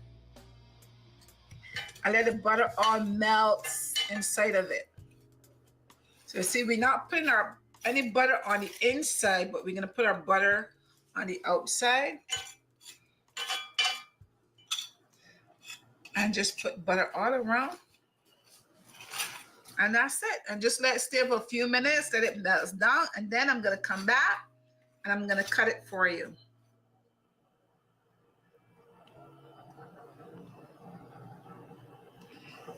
All right, guys. Now it is time to cut the cornbread. As you can see here, it has cooled a little bit, and that nice butter that I put on top of it has melted inside of the bread, okay? Now remember, that's an option. If you don't want the extra butter, you don't have to put it. But if you want it nice and buttery, go ahead and put it, okay? So now I'm gonna go ahead and cut it for you.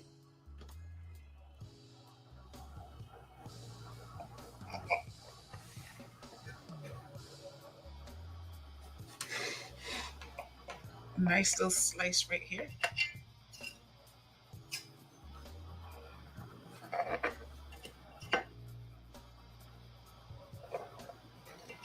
See, this is where she should be using a spatula. So let me see if I can get it out now without breaking it.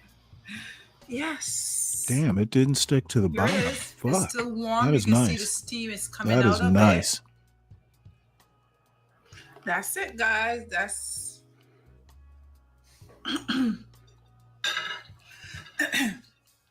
so, guys. So you see how this cornbread come out? It is nice texture. Holy Okay. cow. And now I'm gonna taste it for you. I can't make corn. It's been a while since I've made skillet cornbread, but I gotta see if I can do this. That shit came out clean. Absolutely, it did. And look at the bottom. The bottom is Holy not too dark. cow. My grandmother used to make cornbread like that. Damn.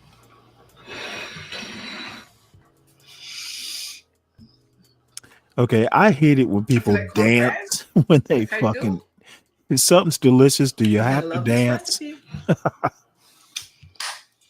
And sometimes what I do for myself is I take a little butter, sometimes I cut it, I take a little butter, I can put a little more butter around there. That's if you want to, but you don't have to.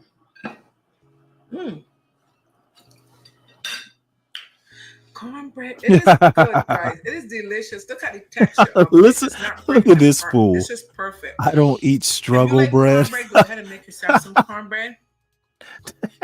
It's very easy. You saw how simple it was to make. It's very easy to make. I Okay? don't even know where You to don't go have with to go in the that. pan like this. As I said, you can make little muffins, so everyone can take an individual muffin if you like it that way, or if you have a regular pan.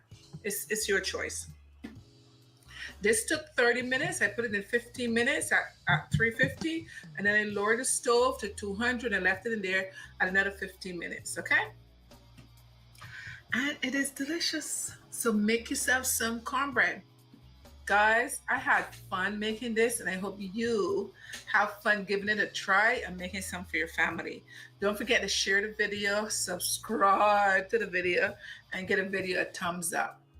Until next time, bye-bye. All right, I just got a pop up. The funeral makeup. Yeah, that is a little that is a little weird. Let me do this right quick. Here we go. So this White House conference is going to begin shortly, it says. Again, whitehouse.gov. I subscribe to it, so I know I get alerts when President Trump does his addresses. I encourage everybody to subscribe to whitehouse.gov. So why not do the twerk ritual? I think she's got a lot to twerk with. You probably don't want to do that on camera. It's a small kitchen. So while we wait for the White House, let's do. I know Deacon Dave has been lusting to for some anti-black stuff. Let me say right off the bat that I know that a number of people have already weighed in on this, and I don't necessarily expect this take is going to be received the most generously, but it's something that's been on my mind about this, and I feel compelled to speak.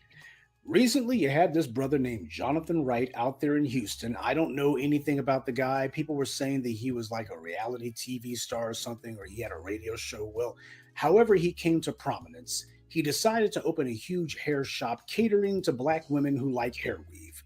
And for his grand opening, he announced that he was going to be giving away free bundles to the first 200 customers. Well, you can probably guess what happened next. News of the free hair giveaway spread like wildfire. And for the broke bundle-wearing broads in Houston, it became a freaking stampede to get there. The grand opening event that he hosted attracted an estimated 200 to 300 people. According to the Harris County Sheriff, the turnout created traffic congestion and prompted store organizers to shut down the event due to safety concerns. There were also reports of someone having used some sort of chemical spray during the crowd surge, so he has some of that. Now, the popular narrative that's arisen around this event is that quote-unquote Black folks, we's our own worst enemies, and this makes us look terrible. People are trying to get clicks and views out of this, and the Black self-loathing is a fast way to get the algorithm to notice you. Oh, but Professor Black Truth, there was scuffling going on, people pushing, someone threw a punch at someone else. Tell me something. Was the behavior there worse than what it is at Best Buy or Targets on Black Friday, when merely discounting a few of those overpriced TVs causes fistfights and stampedes, even people getting killed? I mean, they're not even giving TVs away on Black Friday. They're just offering discounts on a few of them. People have died at Black Friday events. Brawls break out every single year at Black Friday events, and nobody shuts down Walmart or Best Buy. That's what happened with this Jonathan Wright's place. They showed up and they said, oh, you got too many people here, so we're going to go ahead and shut you down.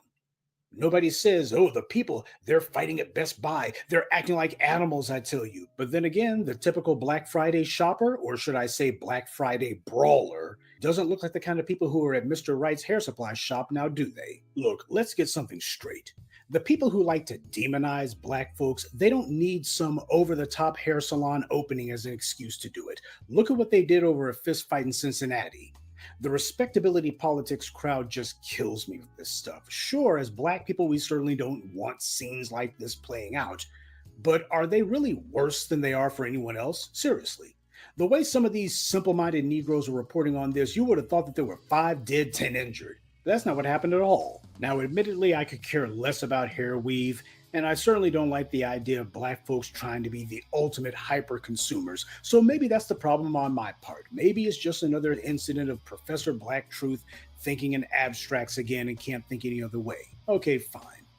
But here's the flip side of the coin if it makes you feel better. Not to blame this brother Jonathan Wright for this, but let's be honest. He was hyping this thing to the hills, as he should be. He's trying to run a business. He's trying to get his business off to a hell of a start. That's what he was trying to do. And on the day of the grand opening, if you can't get people to show up in droves, you probably never can. He was doing the most to excite the crowd. He certainly wasn't trying to get them to calm down. He created a carnival atmosphere of FOMO, that's fear of missing out, and he was giving hair bundles away free. And let's be honest, for the kind of clientele that he was hoping to cater to, free is their favorite word, and you know what kind of folks that brings. But that doesn't mean that he deserved for his shop to be shut down, though. That was a massive overreaction by the authorities out there. But then again, especially in Houston, we know that there's a war on black businesses. We all know that. They couldn't wait to slap a fire marshal's restriction on the front door of that building. And let's be honest, if it wasn't this, it would have been something else. But putting aside the people who apparently anytime that they see black folks who are on television and the white media is pointing and say, oh, look how these black folks are acting. You got these Negroes who go into the predictable, I got to go ahead and say that these black folks is all wrong so that I can differentiate myself. That's fine. But let's not get carried away here. That's what I'm trying to say. Now, I think we all remember how years back you had that Asian hair salon owner who punched a black grandmother in the face. And when black men came to shut his place down, that Asian salon owner suddenly announced that he was doing some big discount or other. And next thing you know, you had black women lined up out the door to do business with him. Now, if you want to be embarrassed about something, that's behavior that should have been embarrassing to you. That's behavior that should have been humiliating to you. That's behavior where you should have been going, oh my God, y'all are lining up like so many Yorkshire hogs at the slop trough for somebody who assaulted a black grandmother to give them your money? Now that's somebody who's acting like an animal, no matter what they were doing. Whatever happened to protect black women? Instead, they were lined up to give their money to a guy who was on video assaulting a black woman. If you want to claim that the people who showed up in Houston were acting like animals, quote unquote, what about a black woman who was getting treated like one? Black men were the only ones who seemed bothered by that incident, by the way, and you had black women yelling at them and cursing and telling them to go away. Since when did some damn hair weave become more important than a black woman being assaulted? That's what I'd like to know. That was some years back, though, and I remember, like everyone else, saying, man, if this is what black women are willing to do for a racist who has a hair shop, what would they do if it was a black person? And now we got the answer. Before I go any further, I'm sure I speak for everyone when I say that I'm glad this brother got the massive response that he got. I don't like hair weaves. It's an expression of self-loathing, and I said it. And I also say that if you're going to be getting hair weave, then you need to get it from another black person. I don't think that's too much to ask. Everyone else comes into our community and then gatekeeps for the sake of locking us out of profit participation in our own neighborhoods. Well, we need to be practicing the same thing. People outside the community think that they're going to be making money off of us. You have to check in and go through a black person if you want to do that. When you go to Japan or China or Korea, that's how it is there. Hell, if you go to these same enclaves in the United States, that's how it is here. These other groups, you can't just go in and think you're going to set up shop and expect them to just let you operate. You got to go through one of them if you want to try and sell to their community. And we should be doing the same thing. In fact, we should be making inroads and going to the source overseas. Cut out the middlemen, because truth be told, that's where the money's at. It's not responsible or advisable to be getting hair weave. First of all, it's ridiculous, putting someone else's hair on your head. And secondly, it's economic suicide to be putting your money in someone else's pocket. These other groups, when they see us creating something, they want to try to reverse engineer their own pitiful version of it and try to keep the money for themselves. They try to make their own version of it. They don't come to us. Black people are the only ones silly enough to keep insisting on buying from people who would never buy from us. If you just gotta have your hair weave, well, there's something wrong with you if you do. But if you simply have to insist on it, then at least exercise some kind of common sense and buy it from another black person. Now, that said, one of the things that I've long lamented, like everyone else, is that we keep buying from everybody else, like their ice is colder. I wondered, would we ever keep the money in the family and buy from other black folks? Well, at least in Houston, it seems some of us got the memo. Now, you ain't got to like the scenes that were playing out at that hair shop, but the truth of the matter was black folks were showing up to do business with another black person. You can feel whatever kind of way you want about the incident, but in terms of group economics, this was actually an encouraging sign. It proves that black people will buy from other black people and do it eagerly. Sure, we don't need the craziness, but when you got a bunch of people silly enough to put other folks' hair on their heads in close proximity to each other, that's to be expected. It's not pleasing to see, but it's not surprising either. So let's grow up. I was telling you in last evening's Sunday address how the white media makes it their stock in trade that they're going to be taking things and blowing them completely and thoroughly out of proportion. Meanwhile, you got other incidents in other people's communities where they're doing things that actually should be making front page news and you don't see or hear about them at all. That's called white media manipulation, family. Don't ever let anyone try to indoctrinate you with the idea that apparently there's just some sort of pathology in the black community and, oh my God, these black folks, there's just something uniquely wrong with them. Knock it off. Now, the word on the street is that this brother Jonathan Wright's shop has been closed by the city. Hopefully, he can get the authorities to go ahead and lift that restriction. If not, that is a shame. I know how this will all sound to a lot of you, but when you consider how idiotically backwards some of our economic behavior has been for so long, in the abstract, it's actually been encouraging in a way to see this happen. Because while some black folks are letting the white media basically intimidate them and shame them and embarrass them with some unflattering images, other black folks, the kind who actually care about money, they're looking at this and going, hey, there are black folks who will show the hell up if you actually give them a deal on some hair weave. Maybe I should do that. Hey, we'll go ahead and take some precautions that this Jonathan Wright guy didn't take at his place. We'll take some precautions. But it shows that the money is there. See, that's going to be what the smart black folks are doing. They're not going to be sitting here trying to win some stupid respectability politics game with the white media that's never going to respect you in the first place. So that's how I feel about this incident. I know it goes against the grain, certainly against the popular narrative that's arisen around this event, but I do care about whether or not black folks are spending money with other black people, even if I don't necessarily smile at or tip my hat to the issue in general that they're spending money on. It is what it is. I guess it just goes to show that the old saying is true after all. Oh, what tangled hair we weave when first we try to make some cheese. Good day. Yeah, we could have done without that rhyme. Brian Nichols, you're deluding yourself.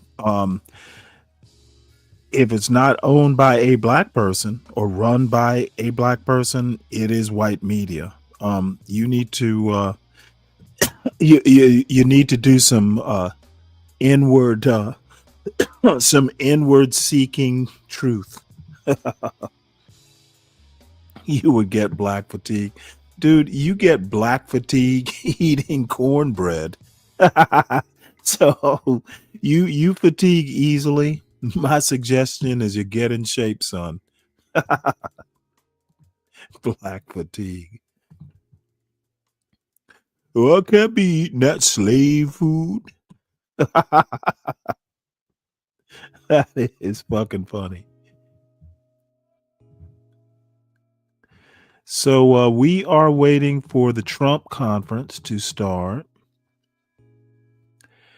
And you know what? I guess I'll just go and look into the SVW playlist.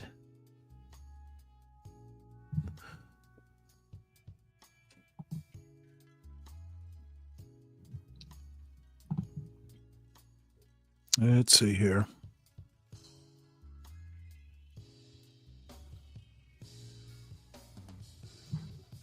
Actually, this is going to be interesting.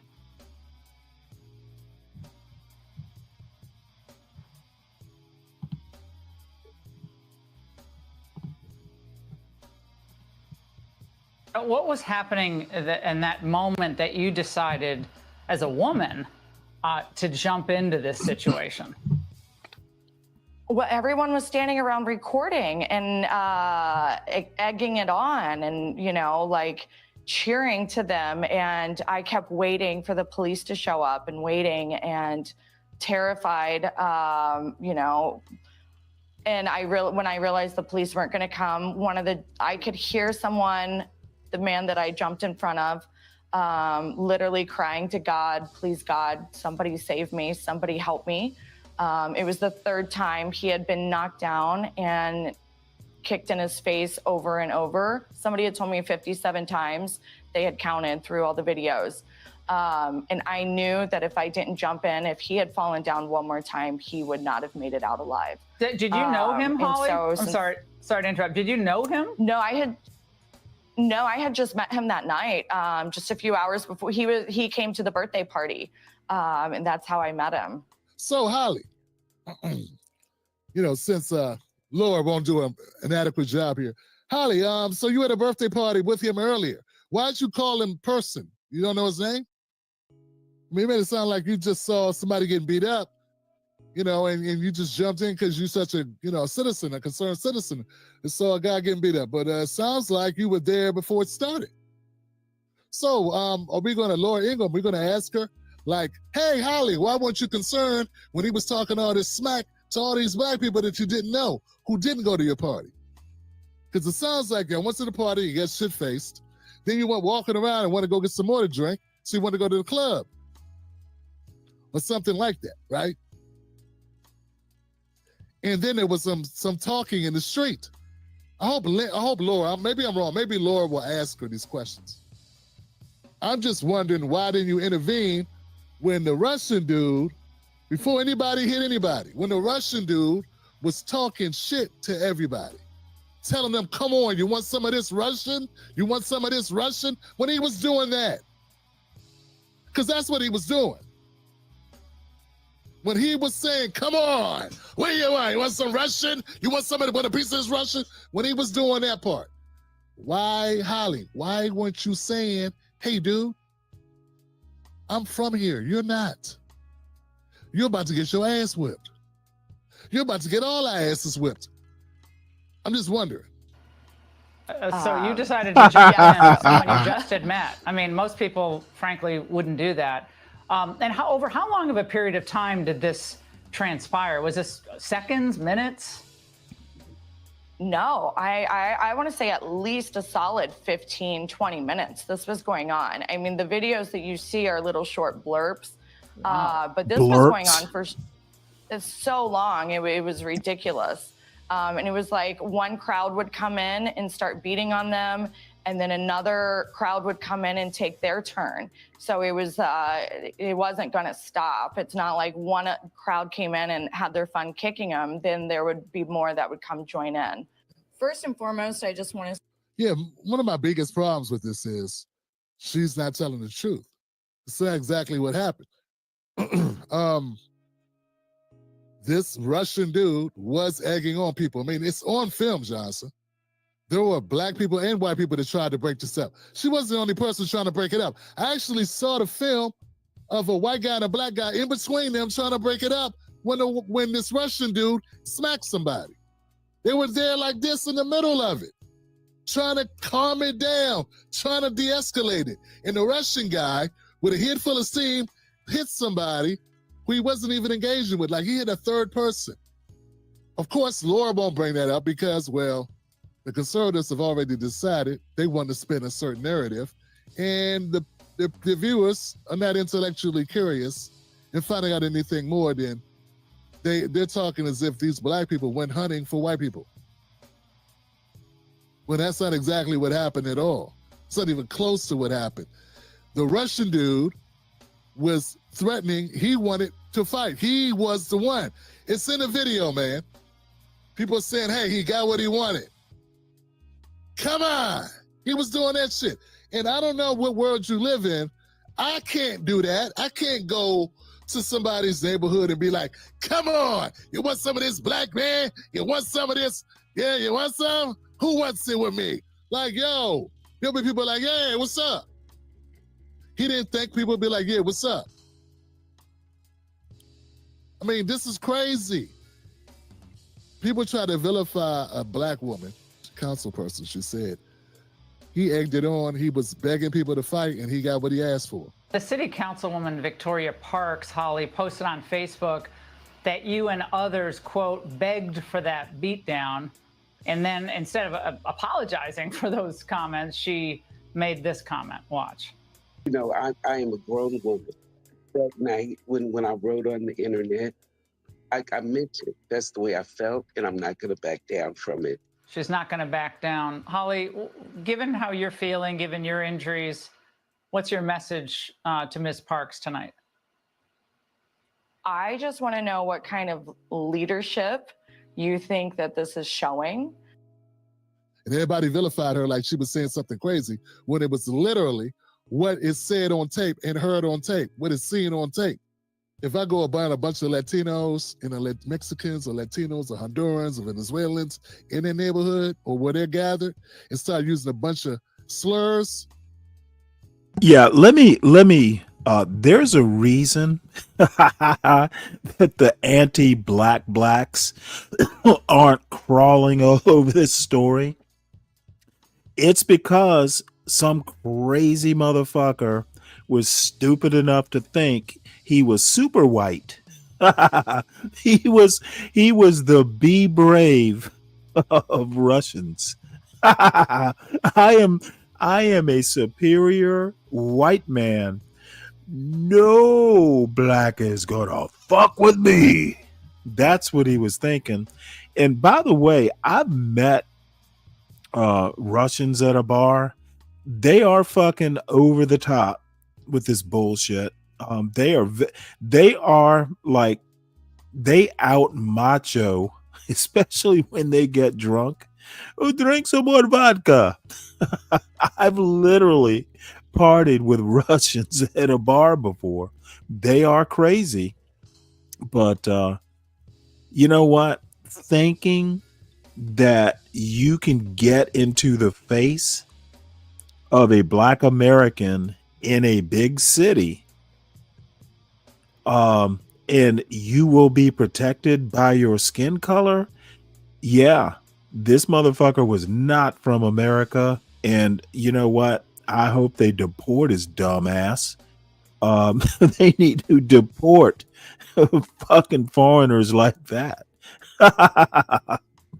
They fucked around and found out for sure. It's like, this motherfucker was probably watching Be Brave show. And he thought, well, hey, you know what? I contribute to the greatness of white culture. No black man is gonna fuck with my white skin. He got his ass beat, and his girlfriend did too. She should, you know what? That woman wanted to save his dumb ass. She should have run. She should have run. There's no way I want to produce children with a dumb ass like that. He's a threat to the gene pool. And wanting to fight them for whatever reason. I probably don't make it out. Say that I don't want to relive what happened to me, 8 or 9 days ago. I'm here to talk about the future and how we can change Motherfucker it, was black when they were done. from happening to anybody else. These heinous crimes have to stop. I never want this to happen to anyone else, especially a mother, a daughter. See, she is literally crying white tears here when it's her fucking boyfriend who got her into this trouble. Literally. This is the crime. The initial crime was assault, you dumb lady. You should have been running rather than defending. And look at these motherfuckers on Fox News not telling the full story. Somebody who is loved, so I just know what it's. All I want to know is we need to get her her GoFundMe information so Ock Nation and John Galt and Be Brave and whoever the other anti-blacks. We need her GoFundMe page so John Galt and Ock Nation can be contributors. Done to my family. She needs to stop talking, man. I don't want this to happen to anybody, especially a mother or a daughter or someone who's loved. You know, it shouldn't happen to anyone. How about just end it there? That'd be good. That'd probably be a good place to go ahead and stick your foot in the ground and stop right there. Pull the emergency brake, because it started feeling like you were fishing to say something a little bit different than that. And I don't want to read into it. I don't want to read into it, but you're leaving a lot of room to read into it. It shouldn't happen to anybody. Nobody deserves to get sucker punched. Sucker punching is punk shit. I do not condone sucker punching. I also don't condone being with Russians, anybody, forget Russians, being with anybody using racial slurs and inviting people to fight you. Then you get into a fight and get your ass kicked, and then everybody goes, oh no, and then now the white lady who they should have never hit, because that's the last thing you want to do in America, is hit a white woman. Because now she get to do this all week. She's already raised $500,000. Oh, I thought so. Which is kind of down. I expected her to raise more. How much did the other white woman raise? Just because she called a black kid the N-word a couple times? It's amazing what whiteness will do for you. Then it turns out she got a black boyfriend, and maybe it was all set up. I don't know what happens to that story. Let's keep going. And I think that moving forward, we do need more accountability. And More I accountability. definitely think that we need more police officers, but like he said, the judges who are just letting people out with a slap. The man who... Were you drunk? Were you all drunk? They were at a birthday party. Was it a kid's birthday party or a grown-up birthday party? Was there alcohol involved? I think there was. I think people were high and drunk when they hit the streets. I think the Russian dude was drunk out of his mind. I think he got off light. I think it could have been worse. Yeah, it looks bad seeing a guy get punched by random people. He's alive. I know people who aren't. That's all I'm saying. For being in the wrong place at the wrong time and starting shit. I think you were drunk. I think you could have made better decisions. No one, that doesn't justify someone sucker punching you. Sucker punching a woman is low anyway, man. Sucker punching a woman is low. And you should never do that. I can never condone such. And I definitely think that, we need more police officers, but like he said, the judges who are just letting people out with a slap. The man who attacked me and might have permanently damaged me forever. That you chose to get in the middle of men fighting. I don't know what the hell that was about. Can be my sister, man. I'd be mad at the guy that hit my sister. I'd also be mad you got into a fight with a guy you don't even know who started the shit. That's all I'm saying. It's like, I should never have been on the streets, ever. And the fact that he should have never been on the streets, ever. This is so much bullshit. Okay, look, anytime you want to go out into the city and party, it's risky business. That you thought as a woman that you should get into. Motherfucker, what are you, a kindergarten teacher? That you thought that your white womanitude would cause the men to break up a fight. You were drunk, they were drunk, you made bad decisions, and sometimes you got to pay for those bad decisions. That Fox News is pushing this narrative, it's kind of hilarious because the anti-black blacks aren't pushing the narrative. So you know that Fox News is losing. If the anti-black blacks aren't defending this white princess, you know you got a bad argument.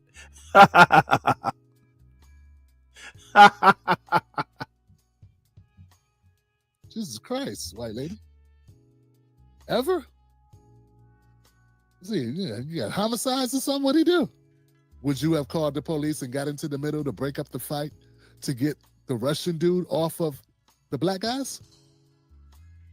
I mean, you just met him, so you don't, so you want to protect the safety of all people, right? Just wonder, does the Russian guy have a history of violence? I mean, it just seems to me like a guy that would walk down the street using racial slurs, using the N-word, and telling people, come on, who wants some of the Russian? It seems to me like that guy might have a record. I don't know. I know I'm reaching, right? But see, no one asked that question. No one asked, hey, does the Russian have warrants? Does the Russian have a history of violence? Why aren't we hearing from the Russian? Oh, he left. Why'd he leave? Why is he not doing his victory lap? Where's this GoFundMe? I ask these questions because he's the primary person that got beat up. I got a feeling we know the answer because there ain't no reason in the world why the guy that took the major beatdown is not talking.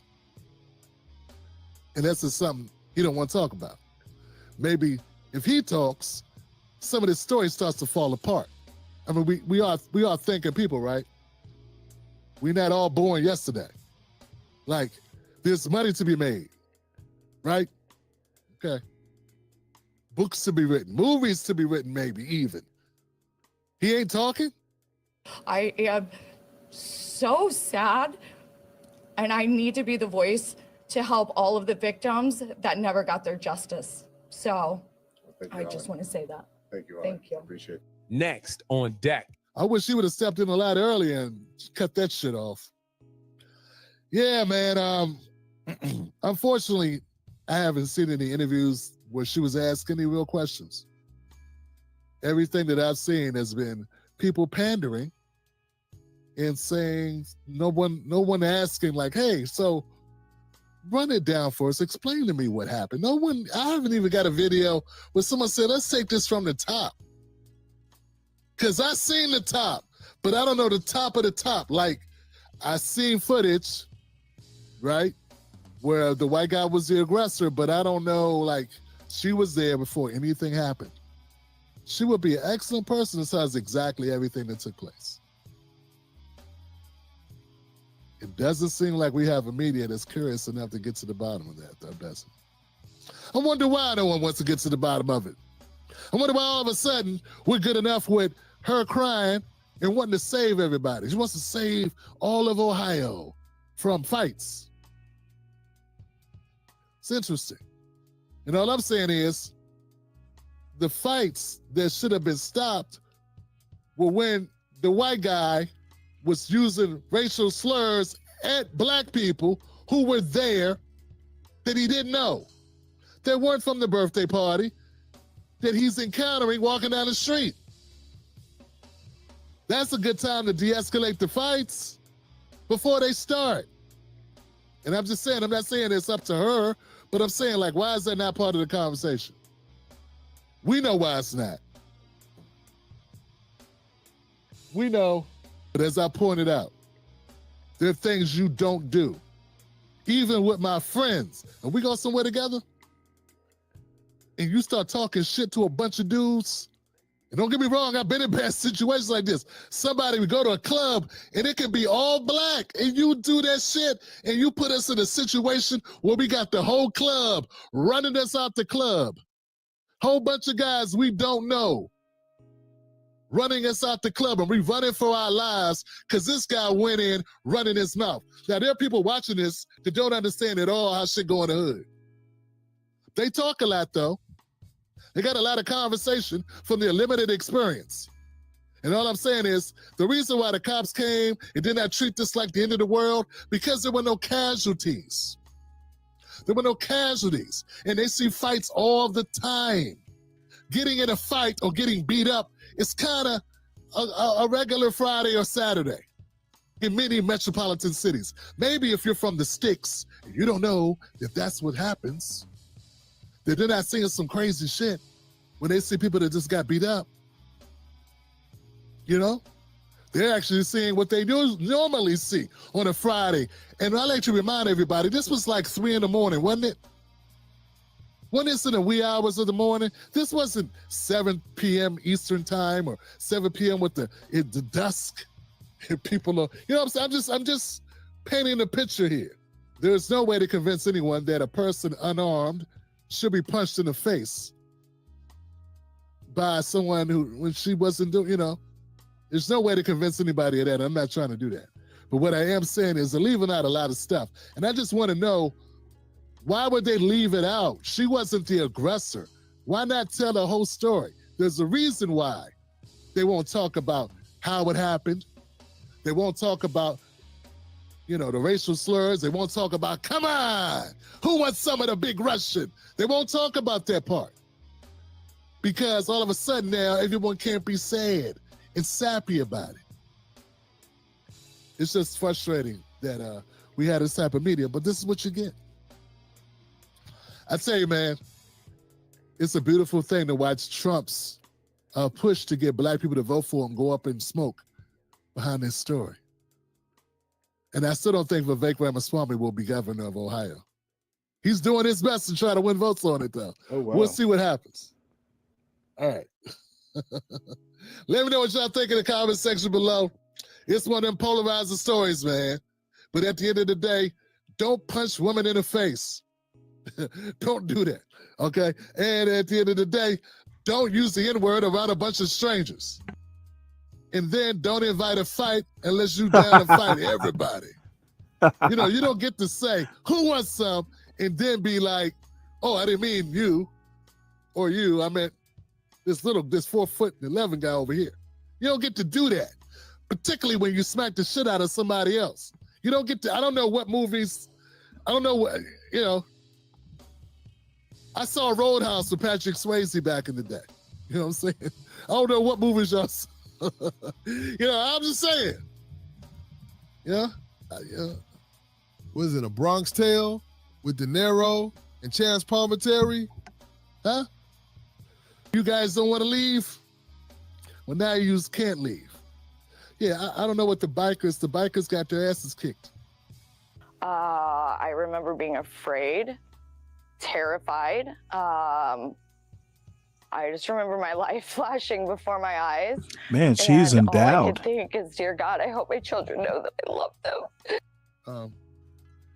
That's it.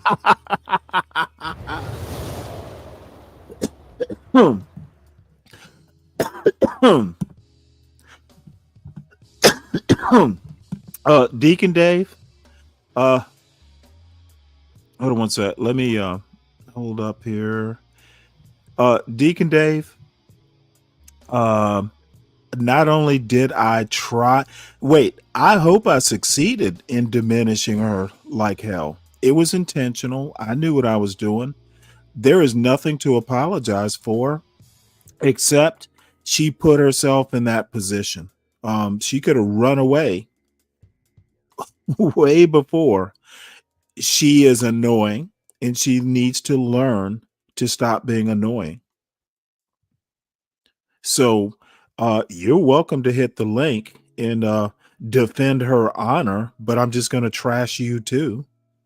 She's not your woman. Stop acting like she is.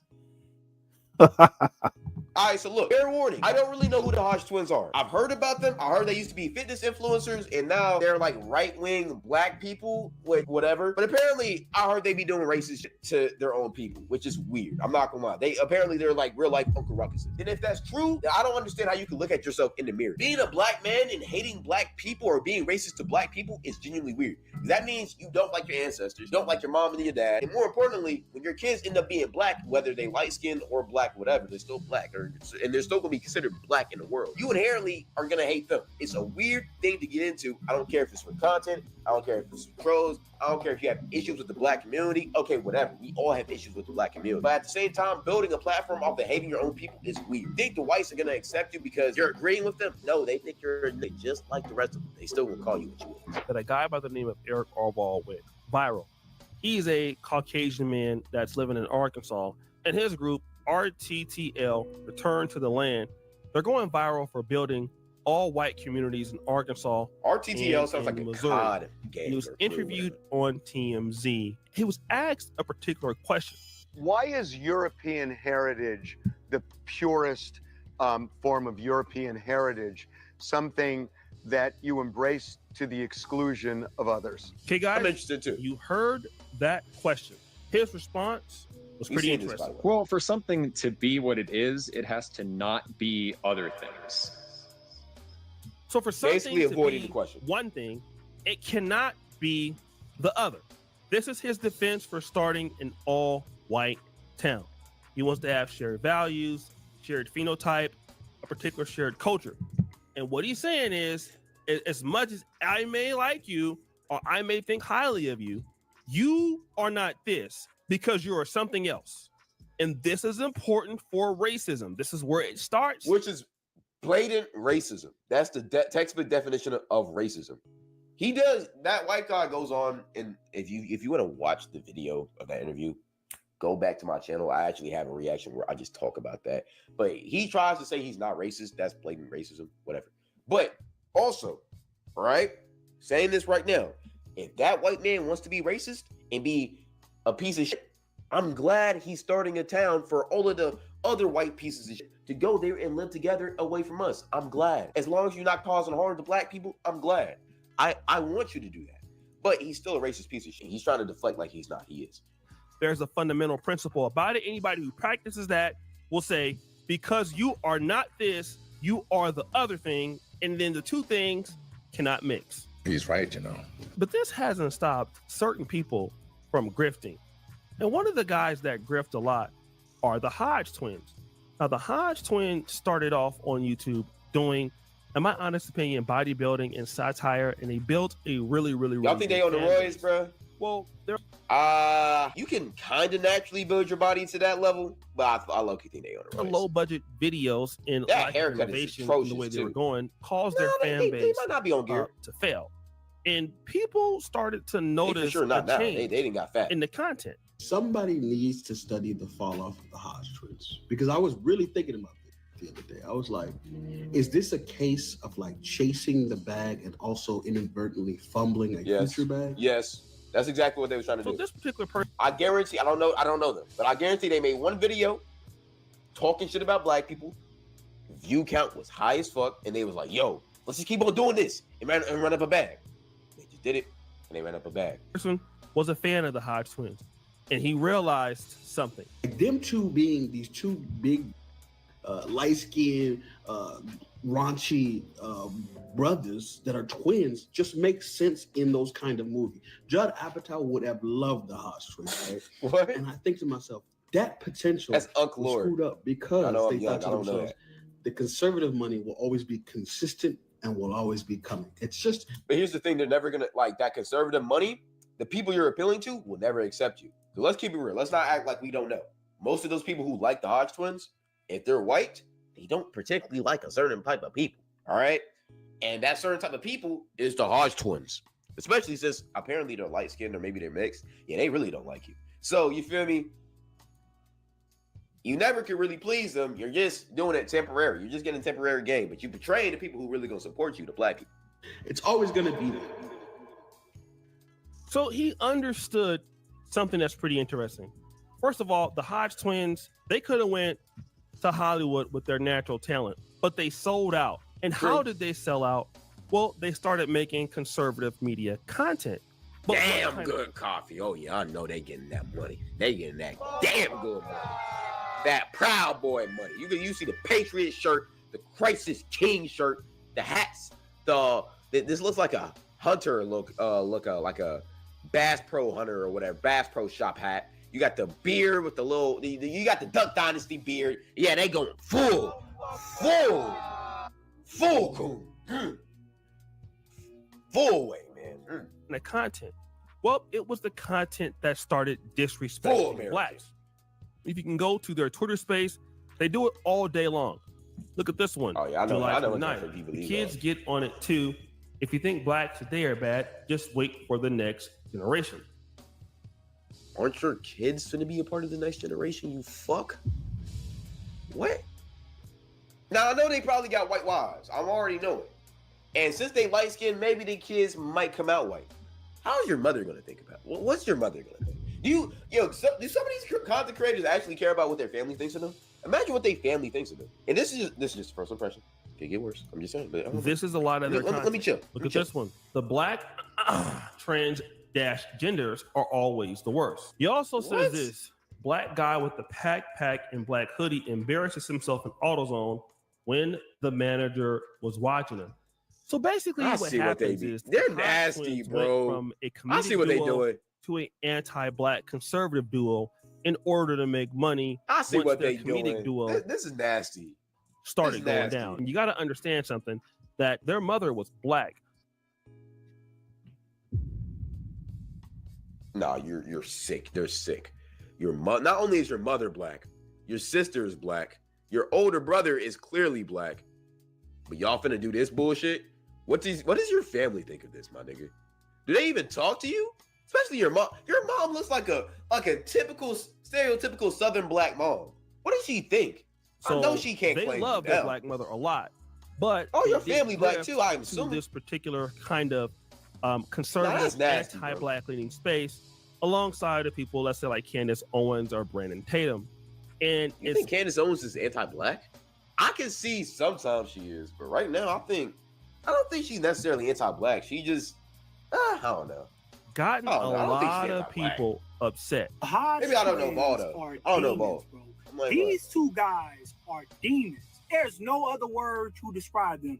They have Carmelo Anthony's family has purchased a fully loaded Cadillac Escalade valued at $150,000. This comes after Anthony's received $500,000. millions of followers. They've been on YouTube and they've been on social media for over 10 years. They know who they are. And they built their platform basically by bashing black people. And they decided to use their platform to attack a 17-year-old, a young man, not even an adult yet. And they're using I don't know, their Ball, what platform happened? to try to attack not only this man's character, his family's character before the trial even starts. So that way the public view will not think highly of him. Wait, hold on. Research time. Give me 1 second. No one actually let him. I'm gonna let O'Shea explain. As you can see here, you have somebody upset because the Hodge twins were basically, they're hating on Carmelo Anthony only to appease their all-white audience. Fast forward. Okay, let me do my research real quick. Okay, so if you didn't know, this is the guy who killed that white boy, or like the white 17-year-old, whatever, back in April. And this was like a big drama on the internet because apparently Carmelo was like 17, but he stabbed him, I think, because the white guy was trying to take his seat. And I guess the white guy was a bully to Carmelo. And you feel me? Carmelo had enough, stab, bro. And I think he beat the case, or they got money for the case. And I think that's why people were mad. Because I remember, I felt like I remembered the name, but I didn't know the case. Okay, that makes sense. All right. That's the context. Now, one of the things that the Hodge twins will do is they will react to videos. It just so happened that they were reacting to the Eric Arval video. Oh, I know they love this. I knew they wanted to be a part of this. I'm already knowing they was getting brick, cream, and all of that. And they were reacting to this new all-white town documentary. And they said something that was interesting. To be honest, I don't want to live in the United States of America if it's not majority white. Once it becomes majority non-white, it's gonna be a much different country. It's gonna be a much different country. Well, that's just a fact. If you just look at voting statistics, how ethnicities other than white Shut vote. the fuck up. Yo, what the fuck are you saying? What? Okay. Yo, these are level 5 grifters. Okay. I just want to put this proposition in front of you. If this country went back to majority white, do y'all think y'all gonna be the only Negroes who get a spot? Yeah, I'm using Negroes. I'm using that term. Because it's getting that deep. The fuck? Do y'all think y'all gonna be the only blackies? That's what they gonna call you to get a spot. Are y'all stupid? Do y'all forget how it's y'all dead ass or two in real life Uncle Ruckuses? I've never seen this shit. How did I not know about these guys sooner? What? This country would be totally different. So I It'll be a understand, lot I understand worse. the fear of white people. A lot less worse. Want to live in a country that's majority non-white. I understand that fear. How about you? Matter of fact, if you like it so much, how about you go move out there with them? You famous. Y'all two go hit that man, that white racist man, and tell him, I want to buy some property. I want to buy some acres in your community. I want y'all to do that. Try it out. See what he's gonna say back. Because I already know what he's gonna say. Okay, He's gonna call y'all let's hard join this press conference in progress. Let's see here. There we go. Here a lot. I've never seen a crowd like this. I think we need a ballroom, and that's happening. Jesus fucking Christ! I think we need a A ballroom. lot of people, most I've ever seen in this room. And we're here for a very serious purpose, Something's out of control, but we're going to put it in control very quickly like we did on the southern border. I'm announcing a historic action to rescue our nation's capital from crime, bloodshed, bedlam, and squalor, and worse. This is Liberation Day in D.C., and we're going to take our capital back. We're taking it back. Under the authorities vested in me as the President of the United States, I'm officially invoking Section 740 of the District of Columbia Home Rule Act. You know what that is?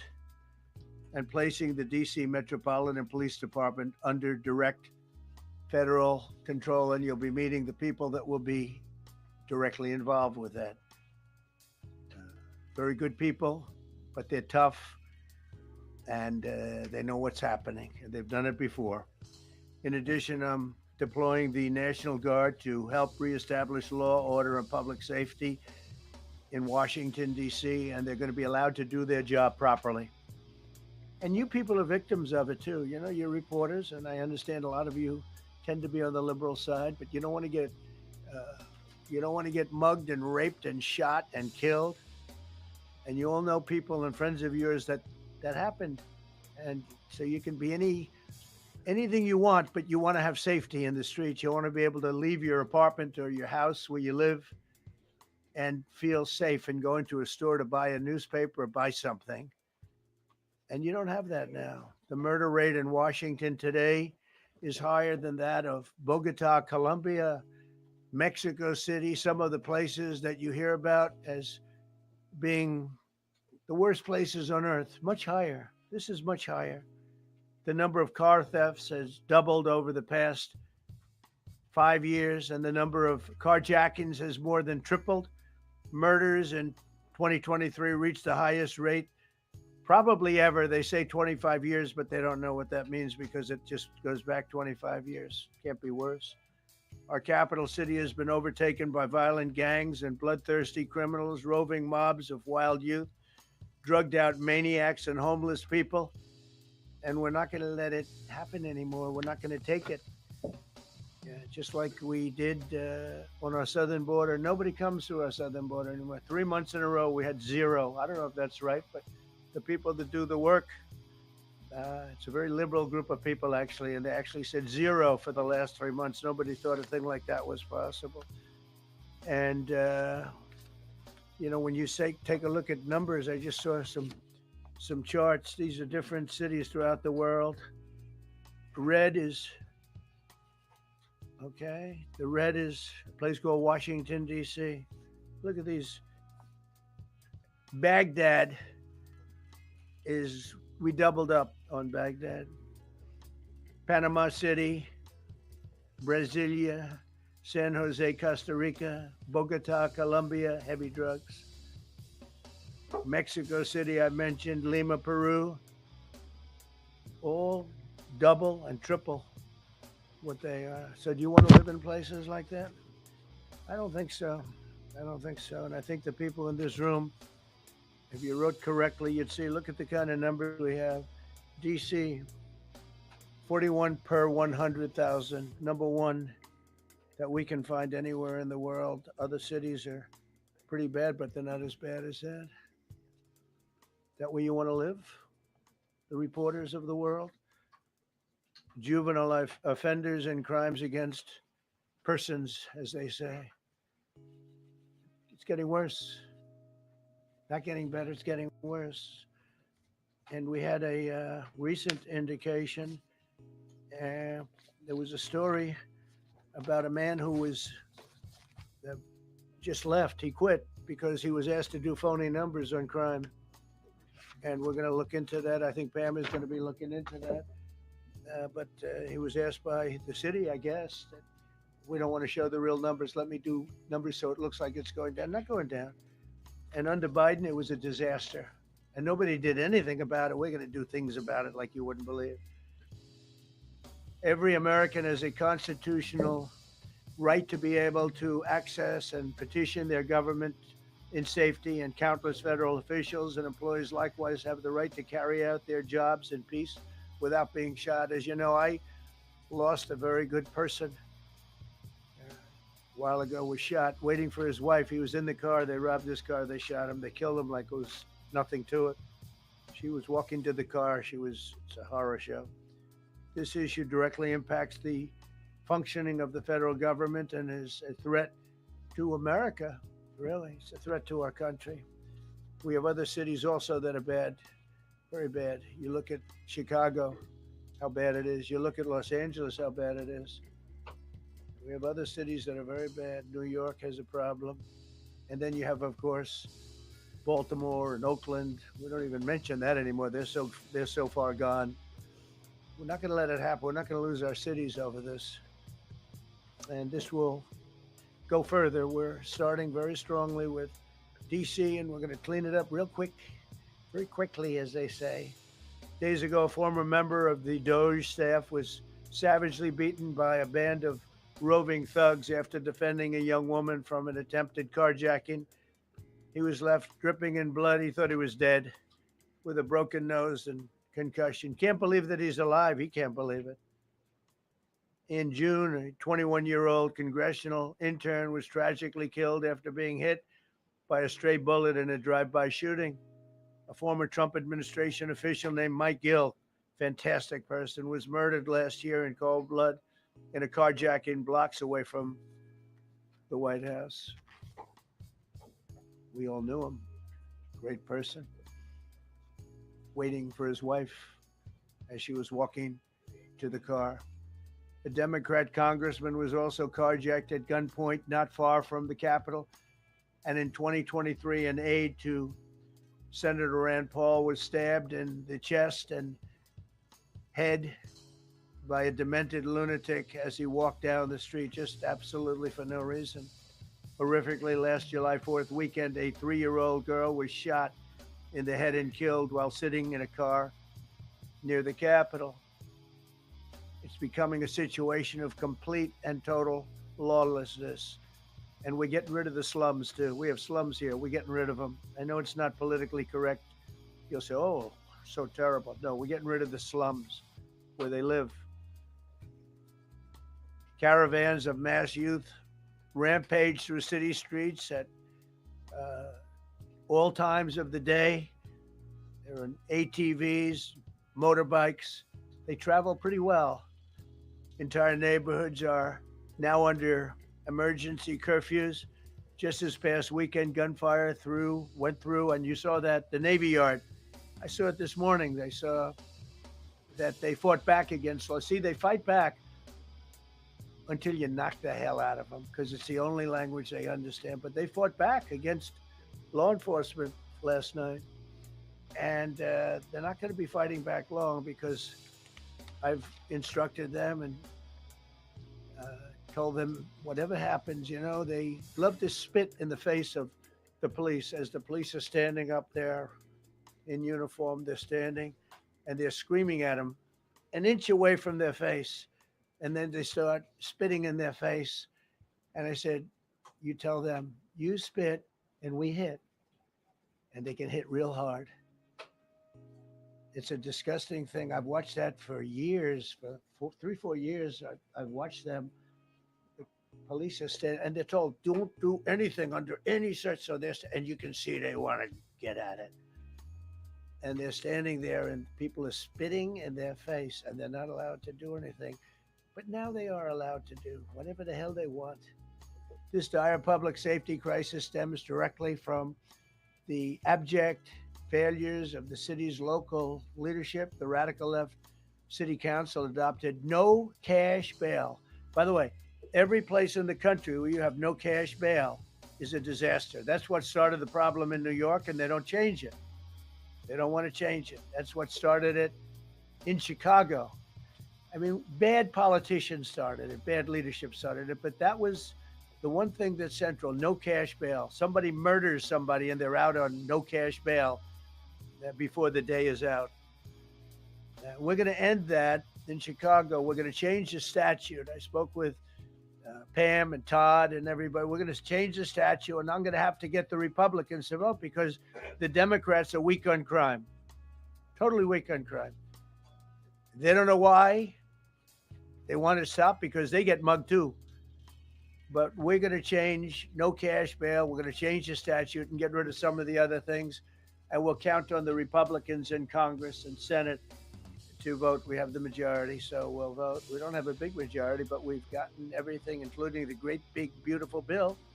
Got that done, and that's one of the greatest things that's ever happened to people in this country.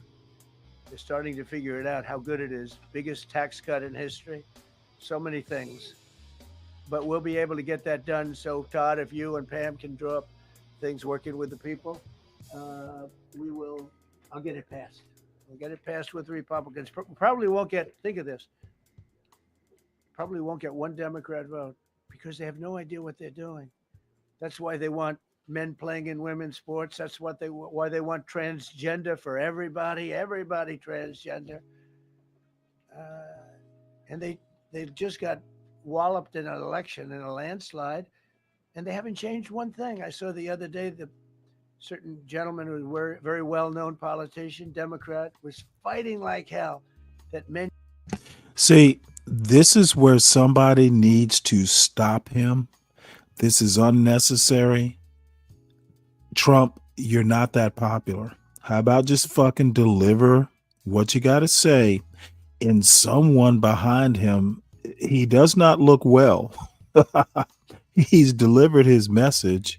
Why are they letting him ramble on? You should be allowed to play in women's sports. They just don't get it. They said it's an 8. Look at Hegseth looking around like, oh shit, is somebody gonna stop him? Look at Hegseth. Why they want transgender for everybody transgender. He's looking around like somebody stop him. Got walloped in an election in a landslide. Look at Hegseth. And they haven't changed one thing. I saw the other day the certain gentleman who was very well-known. And look at Pam Bondi. She's getting uncomfortable. Like that men should be allowed to play in women's Somebody sports. stop him. Somebody stop him. Hegseth, will you? It's a 97-3 issue. And I don't know who the 3 are. They're going to let the old man ramble. Nobody's ever come up to me. Sir, you have to let men play Look, in women's sports. why can't they control him? This is why he's so unpopular. Never seen anything like it. How about just fucking stop But him? they turned our nation's capital With into that a weird-ass sanctuary haircut? jurisdiction. That's the other thing. We have to get rid of sanctuary cities as quickly as possible. We're going to do it, too. Jesus, they're just going to let him It's a run. sanctuary for criminals. Releasing illegal alien gang members onto the streets in 2022, nearly 70% Stop of him. criminals arrested in Washington. He's won. Stop him. Unprosecuted. That's not going to happen with the group we have standing aside and standing behind me. And at the Metropolitan Police Department, it's now reached a small number relatively compared to what it was. This is literally why Trump is unpopular. I even support what he's doing in DC. This is the one Trump policy that I actually support 100%. I hope he rolls out this show to the other big cities. For once, a Republican stops being a racist long enough to actually change some shit, Trump is doing the right thing. And I know there are people out there who are like, Stanley, I never thought I would hear you say this. He's doing the right thing. Clean the motherfucker up. However, just stop there. We don't need to hear the rest of the fluff. But it's thousands of people. You know, we have thousands of police. I was told today, sir, they want I'm more bothered by the rambling. I heard a number, I'm not bothered by what he's doing in That's a lot DC. of police. 3,500. I thought they're going to say we only have 30 policemen or women. He said we have 3,500. We need more. You don't need more. That's so many. I never heard. That's like an army. How could you need more than 3,000? It just happened 2 minutes ago. Sir, they've requested more police. This Oh, what do they motherfucker have? is sleep About deprived. 3,500. Look at I those said, bags under his eyes. 3,500. This is not a big area. It's ridiculous. What you need is rules and regulations, and you need the right people to implement them. And we have the right people here, that I can tell you. John Galt Look at for the police chief. Biden said there's nothing you can do. Kamala was the border czar. She never called one of the border patrol agents who are great. ICE is great. Never spoke to anybody. Never went there. But she was the border czar. Don't talk about Kamala. everybody said it was Just talk impossible about to what fix. you're I fixed it doing. in This 3 months. whataboutism is No, making you really. unpopular, I fixed it in sir. a week, but really fixed it over the last couple of months. And This literally to motherfucker a can point barely where, as I stand. said, Look at him 0 leaning when he illegals turns entering around. our country in the last 90 days. Pretty amazing. See, time for this is dramatic what action. this We're gonna is do the like a same thing on be the brave sort of thing.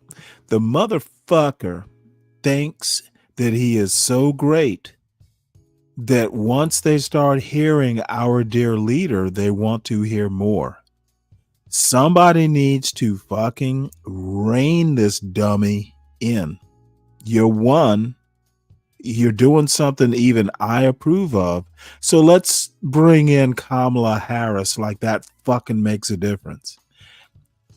Pure white supremacist hubris is why he's rambling on. Be a very safe city very soon. We're not looking to just take years, because a lot of people die in years, and we've got incredible people in this country, except we have to allow them to do their job. And that we will deliver like nobody's ever delivered before. I actually think it's easy. You know, if you're competent, it's easy. If you're incompetent, it's impossible. But I'm very competent.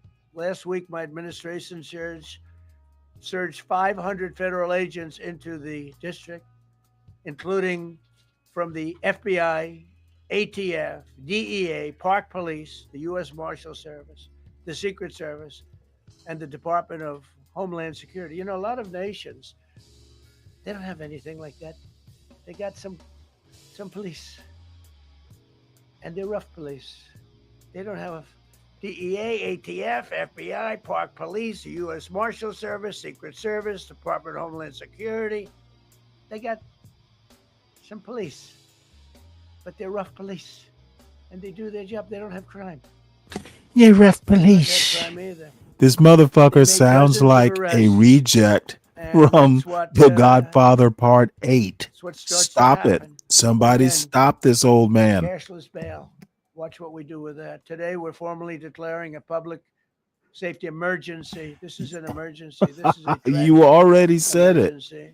Why won't It's embarrassing why for me won't to your be up here. You know, I'm advisors gonna see stop Putin. you? I'm going to Russia on Friday. I don't like being up I'm here going to talking about how Russia, unsafe and I'm and gonna how take some dirty and police disgusting with me this too. once beautiful capital was, with graffiti all over the walls. It's another part of it, by the way, because we're talking about safety, but we're also talking about beautification. We have the most beautiful, potentially, capital in the world. We always had. But people come from Iowa, they come from Indiana, they come and then they get mugged. Not going to happen. Keep coming, because by the time you get your trip set, it's going to be safe again, and it's going to be clean very quickly. We're going to replace the medians that are falling down all over the roads. We're going to replace the potholes. We're going to put a nice new coat of asphalt over the top. knowing we don't have to rip the road out and spend 7 years building a new road because they cut everything. Because some designer said, well, we need a 1/4 of an inch more turn for safety reasons. No, we're going to do it right. We're going to get it done quickly. So today we're declaring public safety emergency in the District of Columbia, and Attorney General Pam Bondi, who's fantastic, is taking command of the Metropolitan Police Department as of this moment. And I'll be making the appropriate notifications to Congress and to the mayor, our new DEA administrator, who's one of the top in the country. He better be Terry. If you're not, I'm going to get rid of you so fast. Terry Cole. Terry, thanks. Very good. We just got him. Most highly recommended person. And you'll be designated as the interim federal commissioner of the Metropolitan Fuck being Police respectful. Department. Okay? Kelvin, Run 'em tough. who are You have a you? lot of good people. You have people that shouldn't be there. You also have people that shouldn't be there. They got in there because of woke. But you have a lot of great police. And those people are the ones that want to help you. This city will no longer be a sanctuary for illegal alien criminals. We will have full, seamless, integrated cooperation at all levels of law enforcement, and we'll deploy officers across the district with an overwhelming presence. You'll have more police, and you'll be so happy. And here's what's going to happen. He's going to make DC white again. Because you'll be safe. When you walk down the street, you're going to see police, or you're going to see FBI agents. We're going to have a lot of agents on the street. You're going to have a lot of essentially military, and we will bring in the military if it's needed, by the way. Can have you National believe Guard. Pam Bondi Pete Hegseth is will 60? Tell you about it. We will bring in Damn. the military if needed. People say, "Oh, that's so terrible." He's going to bring in. It's been used many Now, times. obviously, she's not a natural blonde, but she I is. don't think we'll need She it. I is think we've pretty got good so looking many for great 60. people, including the people that are in the police department with proper leadership. They'll That's the immediately only begin reason Trump massive likes her. enforcement operations targeting known gangs, Oops. drug dealers, and criminal networks to get them the hell off the street, maybe get them out of the country, because a lot of them came into our country illegally. They shouldn't have been allowed in. They come from Venezuela. They come from all over the world. We're going to get them the hell out. They won't be here long. But some of these people, a lot of them, are homegrown criminals. And these are bad people. These are rough people. And this is just a list of some of the people that were given to me today that were criminals removed from the DC streets this weekend. They were rough and tough. But we're rougher and tough. Rough and tough. Look at these people. Somebody fucking tell him to stop. They're not going to be your local school teacher. Look at this guy. He's killed people numerous times. They're not going to be an asset. They will never be an asset to society. I don't care. I know we all want to say, oh, they're going to be rehabbed. It's not going to be rehabbed. I'm going to ask Doug Burgum to come up and say a couple of words because he's in charge, as you know. He's Interior, but he's in charge of the U.S. Park Police. And I've heard so many great things about the Park Police. They're proud of it. They've been there for a long time. Their families oftentimes grow into the roles. They love the country. Look at his Doug, eyes. could you God say a few damn it. words? This dude is on his last legs. Thank you, Mr. President. On behalf of the U.S. Park Police, this is the oldest federal police force in the nation. They were formed in 1791 by none other than President George Washington. They've got the awesome responsibility of protecting our nation's most sacred monuments. Look at Trump. He's already bored. This motherfucker's already bored. You said too much, son. Speed it up. These folks have tens of millions of visitors a year, the kind of people that President Trump's talking about that come from around the country and around the world to see our sacred and learn about our history and our sacred monuments. They've been doing a fantastic job, but they are so pleased, the rank and file, that President Trump is now allowing them to enforce the law. As those of you that live in the city may know that the circles and the triangle parks that are spread throughout DC are actually federal park property. So the U.S. Park Police also have responsibility for that. These became littered with homeless camps under the Biden administration. All of you saw that. Since President Trump's executive order on March 27th, making D.C. safe and beautiful again, the U.S. Park Police have removed over 70 homeless camps. And President Trump also talked about beautification. They're stopping and enforcing the laws against graffiti on our monuments. They've removed over 80 specific attacks against our history with graffiti on our monuments. So they continue to do a great job, whether it's in their vehicles, on foot, or on the mounted police that you see around the National Mall. And President Trump, they thank you. The rank and file is so happy to be enforcing the law again. Thank you for your leadership. And they're excited about the announcement you're making today. Thank you. Very good. Great job you did. Thank you very much. Pete, could you say something about the military? Well, Mr. President, it's an honor to be here. And at your direction this morning, This motherfucker is a failure. He needs to go very quickly. He won't last past New Year's. At your direction as well, sir, there are other units we are prepared to bring in. Other National Guard units, other specialized units. They will be strong, they will be tough, and they will stand with their law enforcement partners. This is nothing new for DOD. As the president noted, at the border, we've got 10,000 troops down there who've been operating in defense cooperation areas, defense zones, where there's zero illegal crossings because of troops on strikers scanning the border. We've been protecting other people's borders for 20 years. It's Okay, this motherfucker thinks he's going to be president one day. Look at Same him. thing. Working with the California National Guard, working with ICE officers. ICE officers deserve to do their job and not be attacked. We will work alongside all DC police and federal He's law competing with Donald Trump Jr. He wants to be Donald Trump's son. And as I always say about President Trump to the troops, he has their back. And my message to the National Guard and federal law enforcement in Washington is we have your back as well. Be tough, be strong. We're right behind you. Thank you, Mr. President. I'm going to ask Pam, because she's now, as you heard me say, she's really in charge of a lot of what we're talking about. She's done an incredible job. People are going to start to see the fruits of her labor. And Pam, maybe you could say a few words about what we're talking about here. The fruits of her labor. Let me be crystal clear. Crime in DC is ending and ending today. We are going to use every power we have to fight criminals here. President, thank you for caring about our capital. Families come here every summer. Our museums are free. We have the Why National does she Zoo. have a We have the cry in National her Gallery. voice? DC Okay, should you be need the to put place some where bass in your everyone voice, can come ma'am. and feel safe. Behind me and to my side, we have some of the best career law enforcement and Oh my prosecutors God. in You the know what? country who are This ready was a to take mistake. this on. As the president said, Oh my Terry Cole God. is going This to be woman is supervising 60. the Metro Where's her Police Department. gravitas? Gaddy I Sarabia, like our that U.S. cry in her Marshal, voice. is going to be supervising command and control. The She entire should not be operation. talking. Our Deputy Attorney General, Todd Blanche, and I will be working with them closely, Oh my along God. with our great FBI Director, Kash Patel. Kash is going to talk to you in a minute about what we did in Virginia Kash, recently talk with to- Governor Youngkin. Many of you Jesus covered that. And God. it was tremendously successful. Why the fuck Not is only she that, our talking at secret all? weapon here in D.C. is U.S. Attorney You know, Janine Pirro. sometimes One of the looking toughest at you is prosecutors better and a than former hearing from you. and she I is want to going hear be from talking Janine about Pirro. juvenile crime, how it's out of control here, and what she's going to do to fight back. No more crime. Janine rampant Pirro in is our black. beautiful capital.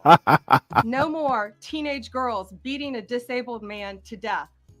No more of that. No more drive-bys. We're going to do everything we can. And working with the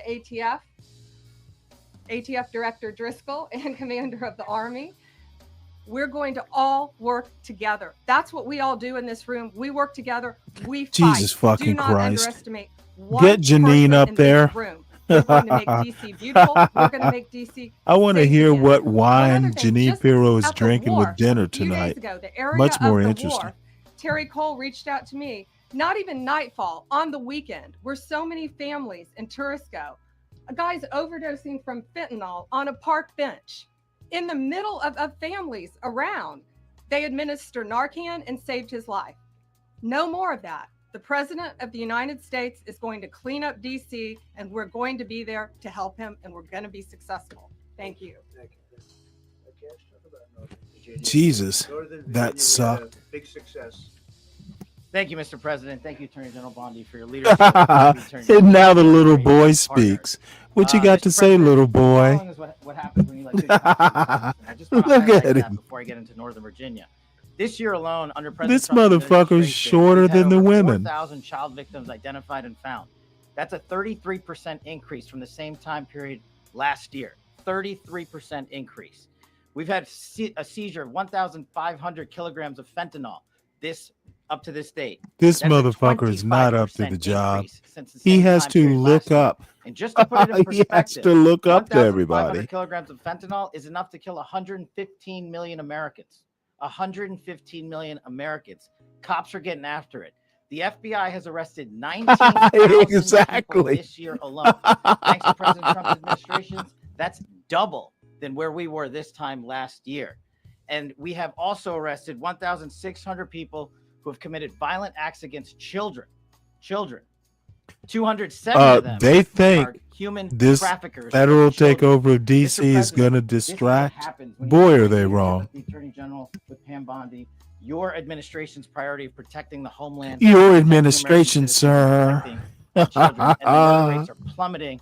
We are now able to report that the murder rate is on track. This to be the motherfucker lowest sounds in like a US fucking history, elf. modern recorded US history. He's Thanks a to this fucking team behind me and President he's a Trump's fucking priorities. FBI How do elf. we do it? And what are we going to bring to DC? What we did in Northern Virginia, thanks to Terry Cole and Governor Youngkin and the team, we stood up a task force out in my Northern Virginia field office, and we said, let's let good cops be cops. Let's get them the intelligence and what they need, and let's get the red tape out of their way, and let's get DOJ partnered up with us to bring great prosecutions. And that's exactly what we did. In See, 1 month, you we know, arrested I've had, 545 have you violent ever, felons.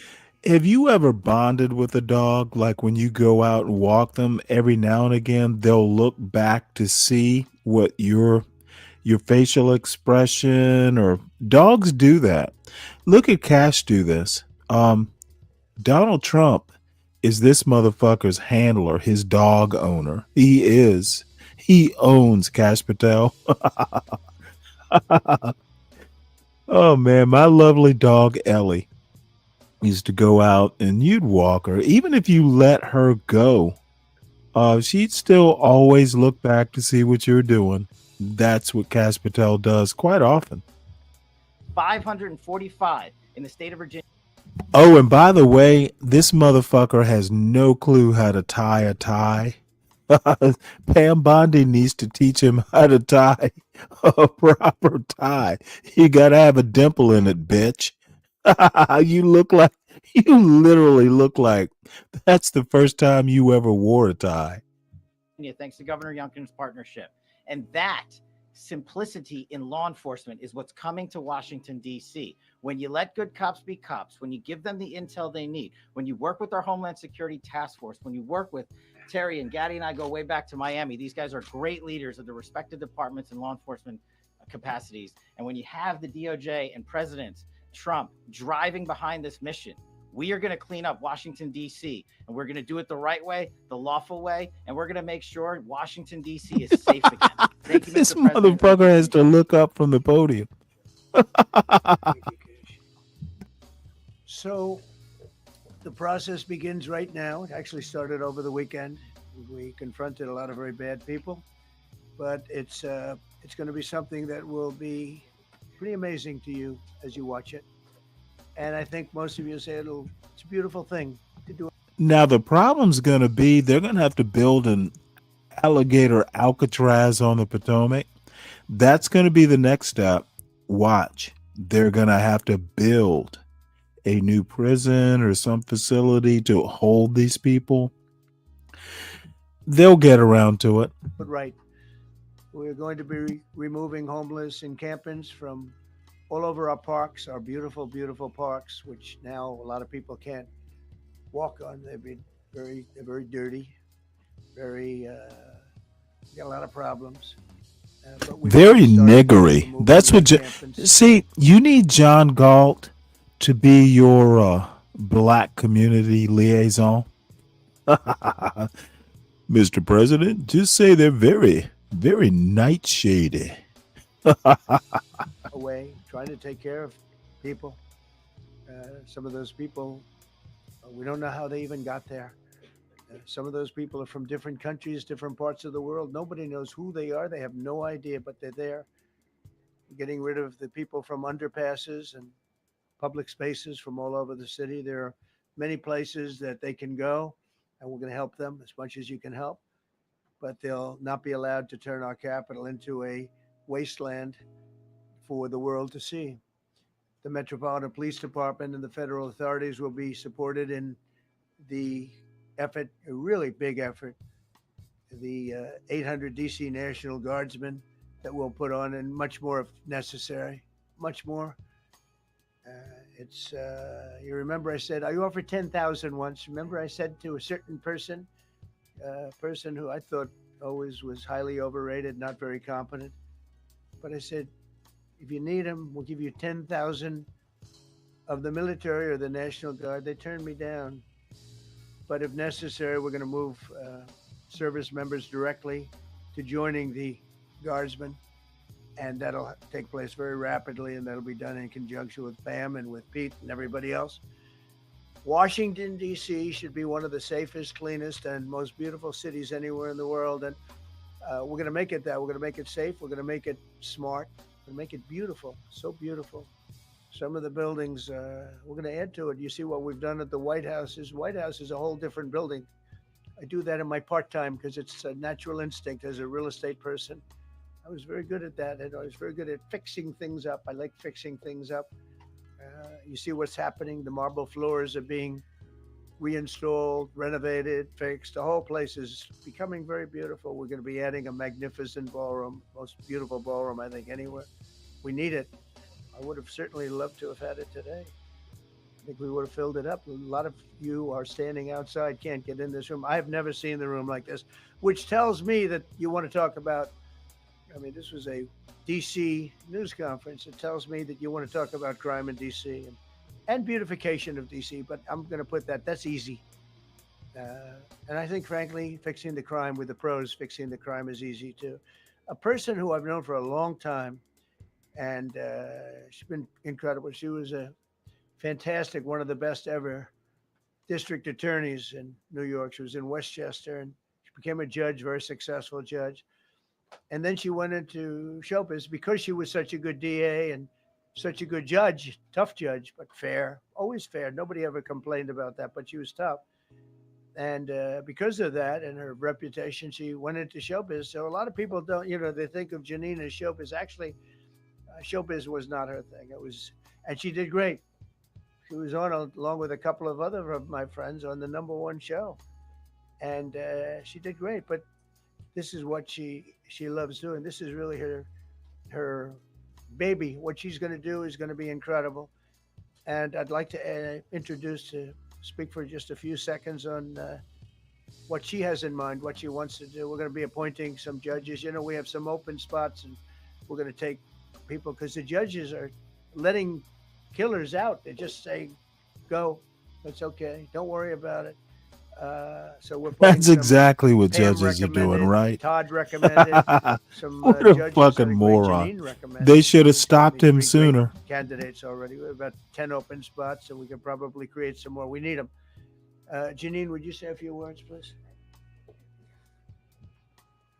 Thank you very much, Mr. President, and thank you, Madam Attorney General, and to all my partners here. We all want the same thing. We all want a safe city. We want a safe capital. We want to be able to bring our families here. We want Only to be able Cash to come Patel and enjoy is the shorter. history that makes this place great. And unfortunately, we are not in that position right now. And Mr. President, I want to thank you for taking the step that we need right now to make criminals understand that they are not going to get away with it anymore. And I'm not going to stand here and go over and over the cases. But what I can tell you is this.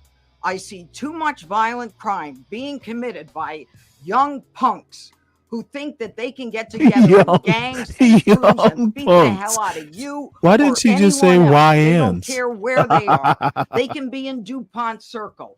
but they know that we can't touch them. Why? Because the laws are weak.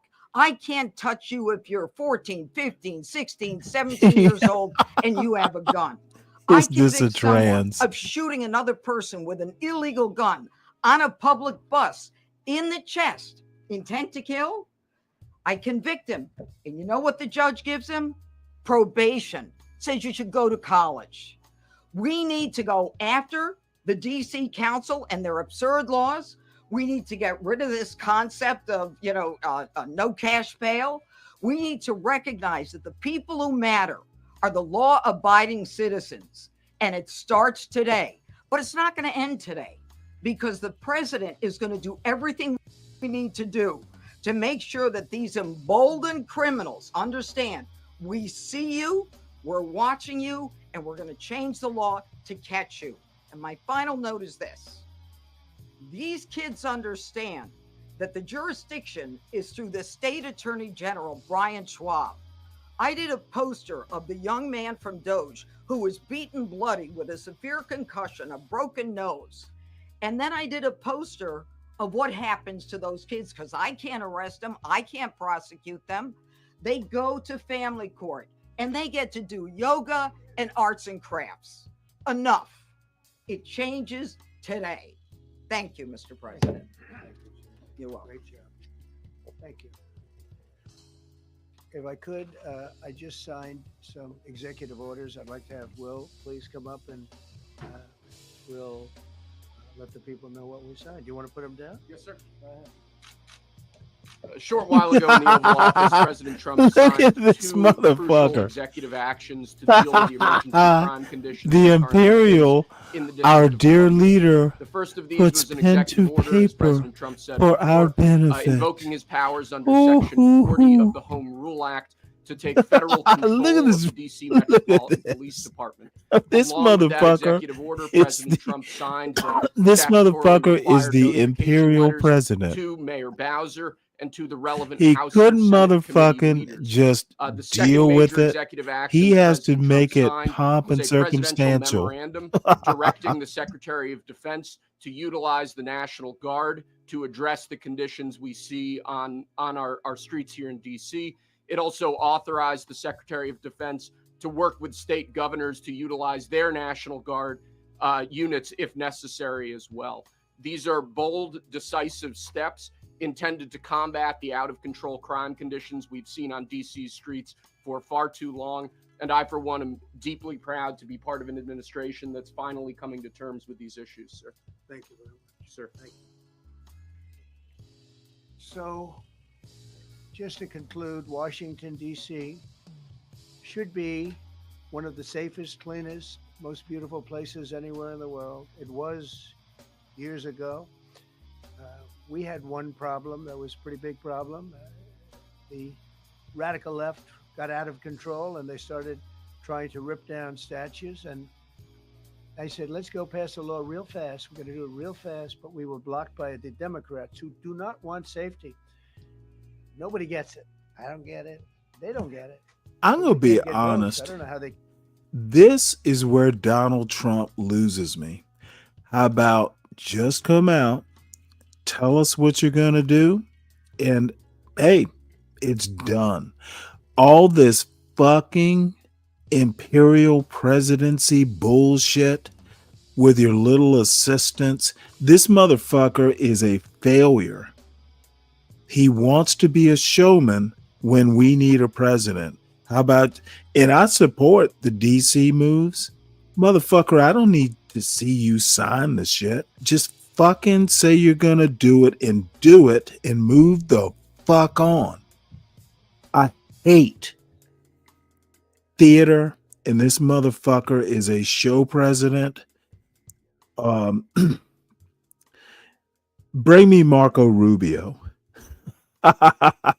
Can win an election with this, but they don't want safety.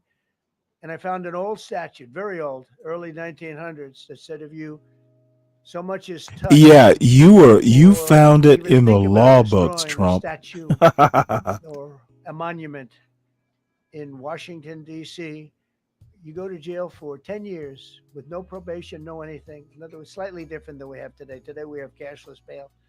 There you get jail 10 years, no curtailed sentence, 10 years. And we took it out. Nobody used it. It was never used because, it's harsh. And you remember they started to rip down the statue of Abraham Lincoln. I said, that's a tough one to rip down. He was pretty good, Pam. I think he was pretty good. When the rope started going around Abraham Lincoln to pull him down, Andrew Jackson, others, and they were heading to the Jefferson Memorial, Thomas Jefferson. We're going to do a big number there. I said, it's time. And why is this chud fucking still talking? Sign the motherfuckers and be done with it. And I announced it's 10 years in jail, no probation, no anything, 10 years, no curtail sentence if you so much as touch a statue in Washington, D.C. And it was an amazing sight, beautiful sight. Everybody just left. The ropes were hanging around Andrew Jackson. And there were two Andrew Jackson was a racist motherfucker. And we want another Andrew Jackson, you dumb son of a bitch. Stop talking, sign the shit, and move on. People hate Donald Trump just for this reason. The motherfucker can't just do something, he has to talk about it. Like he's a great talker. They make you sound a little bad. The motherfucker is a crass moron. When you do something right, take the W and walk the fuck off. America, everybody left. They were gone. Jesus, listen to this motherfucker. They started the march. You know what? Thomas Jefferson. I was enjoying seeing someone actually do something, and then it is slowly eroding under the broken English in the sycophants pretending that they enjoy standing in those dress shoes. Pam Bondi 60. She's probably not enjoying standing on her heels. Culture that I think we've largely ended. What a fuck up Trump is. Turning out to be the opposite. I won't go so far as to say MAGA. It's a very special category, but they've gotten out of that. But we have people that love this country and they love this really beautiful capital. It is. I flew over it the other day and I said, what a beautiful place. But if there's crime all over the streets, when you get there, it doesn't look so beautiful. But we're going to make it beautiful again.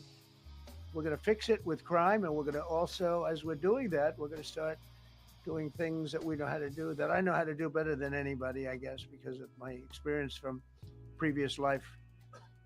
But not only are we stopping the crime, we're going to clean up the trash and the graffiti and the grime and the dirt and the broken marble panels and all of the things they've done to hurt this city. And we're going to restore the city back to the gleaming capital that everybody wants it to be. It's going to be something very special. All of these people are really tough. Could I shake your hand, Getty, please? You're going to be so God. Here. You're going to be that guy. I hope I don't have to fire him in 2 weeks because he's too soft.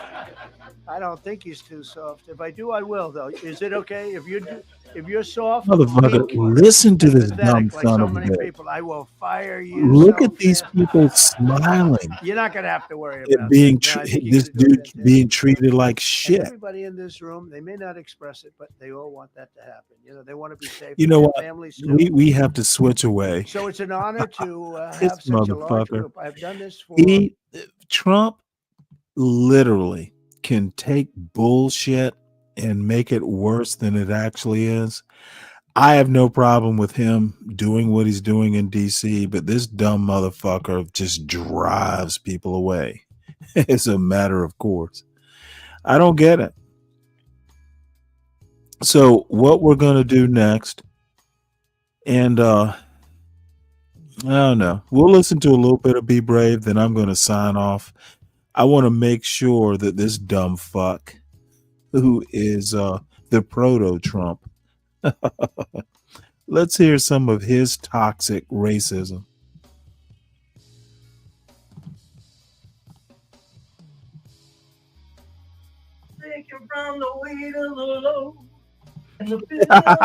scrape the sky, but don't let it bring you down.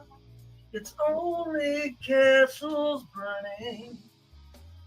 Find someone who's turning, and you will come around. Old Neil Young song. Cool as hell, man. Cool as hell.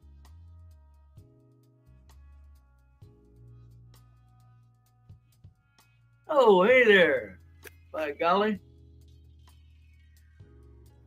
But yeah, Bob's at it again this morning.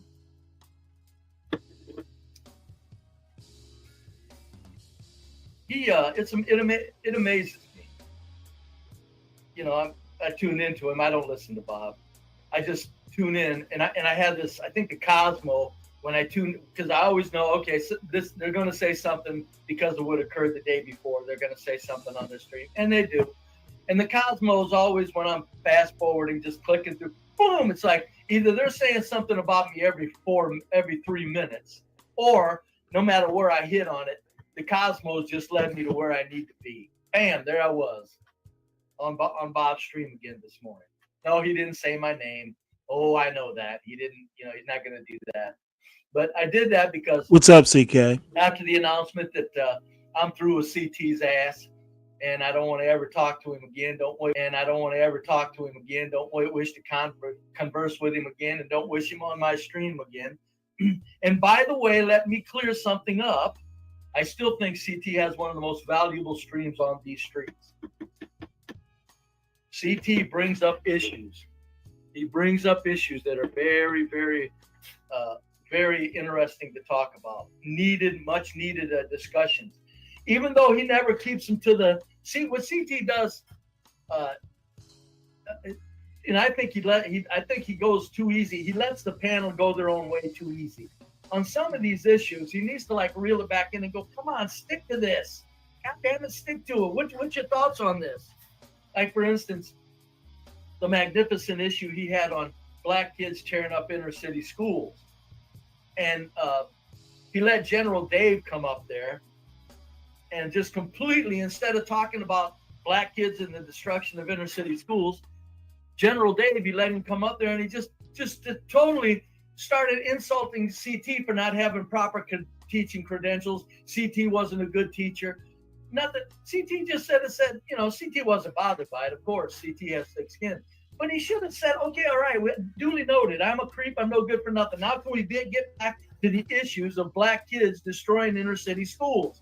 But CT didn't do that. He just let the panel roll on with their insults and their clownery. Probably CT's smart enough to know that the group of people that he has up there many times really can't go into too much of an in-depth discussion on serious matters of life, is my guess.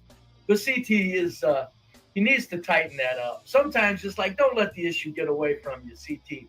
God damn it. I mean, I don't care if he listens to me anymore or not. I'm just an old man that told him to go jump in the goddamn lake and get out of my face, and I'll stay out of yours. That doesn't mean that I don't appreciate CT's stream. Not at all. In fact, I'll be doing shows on CT's topics that he does because, as I always said, if I don't go on a panel, there's topics that need my input. You need a be brave perspective on that one, folks. You know, with my arrogant self. So you know, when there's a topic that he brings up, I'll always look at his thumbnails forever, and it'll never be an insult on CT's approach to the panel ever. You know, I'm not angry at CT. I don't want to see him destroyed. I want him to thrive and go on. He's got a very valuable stream. I just am not going to be a part of it because he showed me a part of himself where he just really doesn't respect me that much. I'm just another clown, and I'm going, oh yeah, don't lump me in with your other clowns, sir. I'll make an exit to prove to you how this clown was different due to my absence. That's how you do it, even in the workplace. I've always asked supervisors many times when they get mouthy or say something. This is after I get a foothold. This is after I show my value. Because as I said, I'm the tap dancingest dude there's ever been, baby said when I get a new job. Woo, do I tap dance like King Shanard calls it in that job. For about 3 months, I show myself, prove myself, and then my arrogant side surfaces. And it's no problem because with the performance, they don't mind the arrogance anymore.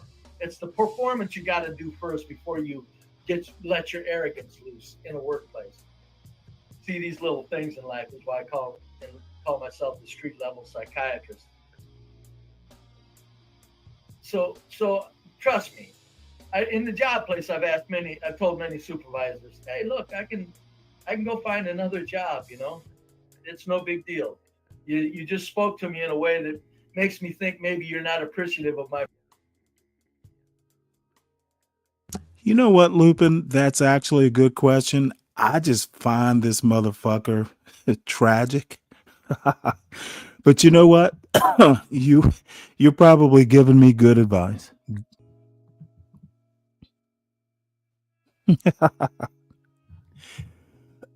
All right. Well, I will move on then. I think that's sage advice, Lupin.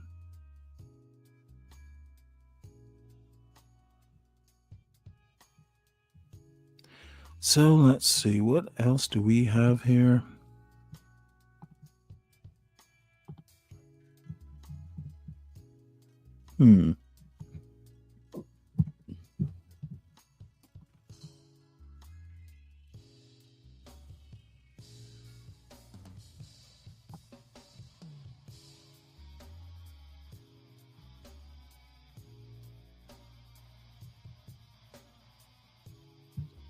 This is interesting.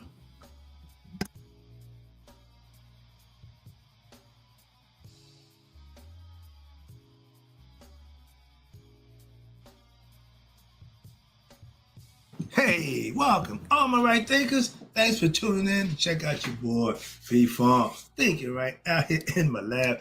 I'm excited, happy, and pissed off at the same time if all that make any sense, but I do what I do out here for you, so I got a nice lesson for you to do today. It's going to be a little personal, but it's all good. You know how we do. Let's rock.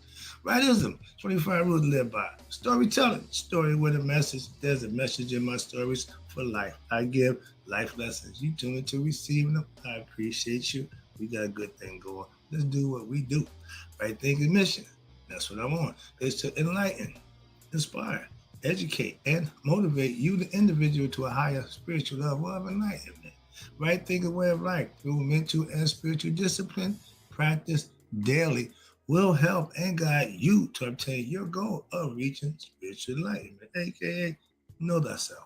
My mission that all right thinkers know thyself. If you're a right thinker, your goal is to, know thyself. See where we're going with this? Let's get that together. So I asked the question, do you know you? You will when I'm through. That's what I do. It's rhetorical, but if you know how to answer for yourself, tune in. I got you.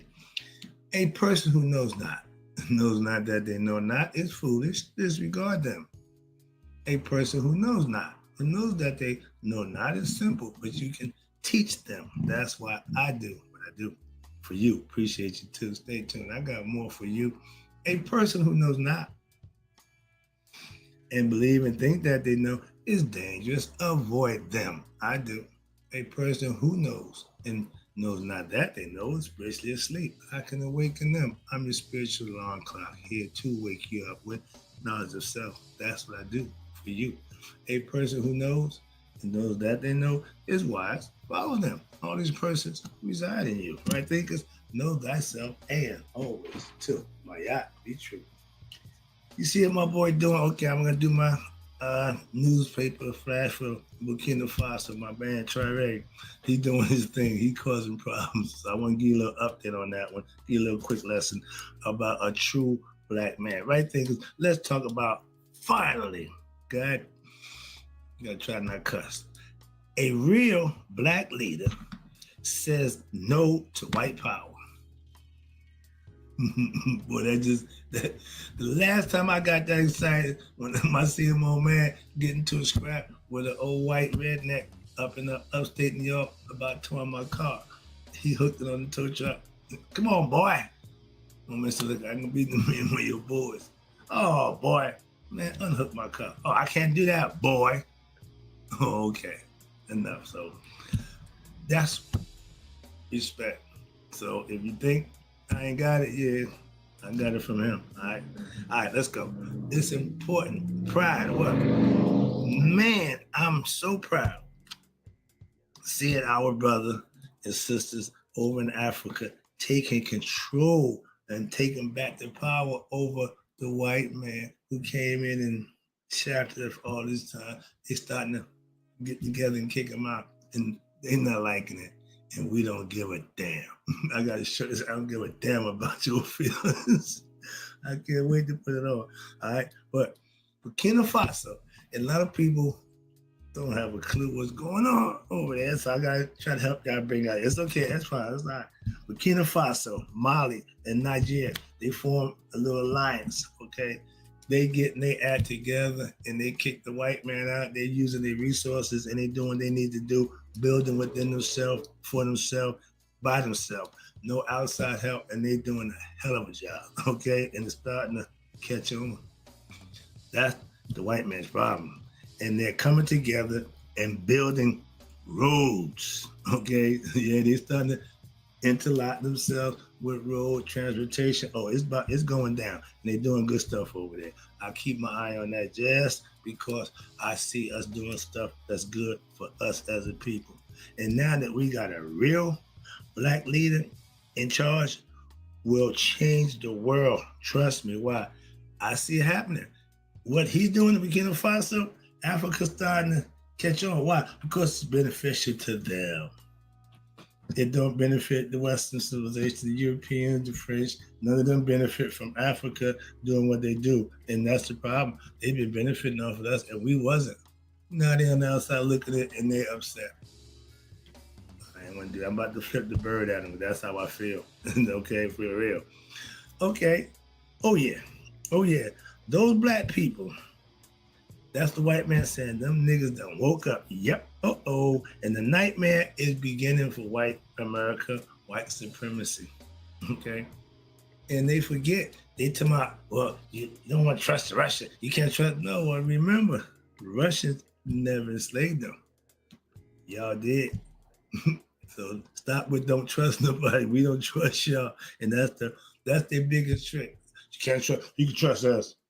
No, we can't. Native Americans couldn't trust you. Australian Aborigines couldn't trust you. Egyptians couldn't. Nobody could trust you, but you want everybody to trust you. True liars concept. All right, but now we ain't gonna worry about it no more. It's starting to go down. And him being one of the youngest black nominees for that little Nobel Peace Prize, he said, "Ain't your Nobel Peace Prize?" And no bum ass talking about, oh, I want a Nobel Peace Prize. But Obama said, hey, you can take mine. You can have this one back. Well, I don't want it either. So we're starting to show y'all, we're getting a little, starting to see it. It's starting to happen. So just brace yourself because it's coming. Ain't nothing you can do about it. Okay, this engine's cranking up. This ball's starting to roll. And everybody getting on board to try away bandwagon. Here we come. And he's one of the most dynamic young brothers, but he got everything and everybody is with him. So he ain't out here doing homework. No, he doing good stuff. And the people love. Why is it when the people like you, other people don't like you? I say, if you're a God's servant, I'm a good guy now. Nobody messes with me. When I was a drug dealer, everybody loved me. So I know the difference and I'm seeing it. Okay, how about this? Bad been doing a long time, okay? Y'all about to take a back seat. This is getting out of control. It's just getting me thinking. I know that I be saying that. I thought good guys were suckers. Call me a sucker. No, the bad guys is a sucker. I got a lesson for that too. I take a concept and put it to you and give it to you as a lesson. Hopefully you can learn something from it. I ain't trying to rag on nobody. I'm just keeping it real and give you some knowledge. That's it. I'm spitting the good stuff for you. All right, here you go. I'm not that I told you so, dude. But damn it, I told you so. I can't help it. I couldn't help it. I had to slide that one in. I told you he was coming. I told you the prophecy. I told you. Oh, we just beginning. This is gonna be fun. I'm smiling again. I'm not mad. This nonsense that he doing, man. I'm so past that. Okay, I see a change coming from a whole different perspective. So my dude Traore, okay, is the homegrown leader, okay, of a nation that was prophesied thousands of years ago. This is God's hand. Y'all talking about, why God let this? Why God let that? Okay, so when God sent us one, what y'all do? Try to kill it, destroy it. They tried that too a few times. They've been trying, but Putin said, listen, you can bomb the other guys, you can bomb, but don't mess with that. Okay? You want World War III? Okay, yeah, he with me. You mess with that, you mess with me. So now their hands is tied. They can't do what they normally would do. See, now you got consequences by that action. When I just gave a lesson, right thinking is critical thinking all the time. A lot of us don't get critical thinking, don't think how to maneuver or survive until what? Pressure. And a lot of people can't think under pressure. I come from pressure, dog. That's all I know. I'm at my best under pressure. I'm a quarterback. The last few seconds of the game, give me the ball. What? I know what to do with it. Okay, that's pressure. Moving on. I can lead under pressure. I don't fold. Okay? And if you ain't leading right, I ain't gonna follow you. All right? Understand that. I'm with my man. The quarterback deal, they trying to give this, what my man Brady. No, you ain't the GOAT, dog. Nah, I don't give a damn what you say. Okay, why? I'm rolling with my man, Joe Montana. Okay, or Johnny U. I had two quarterbacks. If I got the game, I'm giving the ball to them. Why? They know what to do. I learned from them guys, so I know what to do too. Mine just on the streets. Now it's been doing the right thing for my man. I got this thing covered. All right, let's go. But I can really appreciate a true black leader tell those hypocritical crackers, boy, that just, listen, we don't get many of them. Like I said, my old man was my hero. Why? He didn't let nobody call him boy. Never mind the N-word. He might have to fight that guy, okay? But that's how respect he carries himself. I'm just saying, well, I'm not going to take from nobody. I worked UPS 25 years, and they know one thing. Don't mess with her. Why? You go crazy. Mm-hmm. Don't disrespect me. We got a problem. Rule 3 rules dealing with me. Rule 1, don't disrespect me. Rule 2, don't disrespect me. Rule 3, don't forget rules 1 and 2. You ain't got a problem out of me, because if you break any one of them, call Houston, because there's going to be a problem. I can guarantee you that. No, not a threat. That's a guarantee. I'm going to tell you. Excuse me. I call it the Hawk one. They say Hawk don't talk, he don't negotiate. Hawk smash. Moving on. When I get that point, and we past talking. Anybody, you ever see a person get mad and they get crazy? Everybody got that in them. Some people just get it quicker. They love to let it out. You know, my man, you don't know. You don't want him to know that ain't what you want. So we all got it. If I'm mad, all bets is off. Why? It's the reason why I'm mad. So at that point, I really don't give a damn. So I understand. I just got better at controlling it. You do it as you go, but we all got rage. Man, I got attitude. I got all kinds of, still got 30 years of ass whoop in my pocket that I'm ready to whoop on somebody.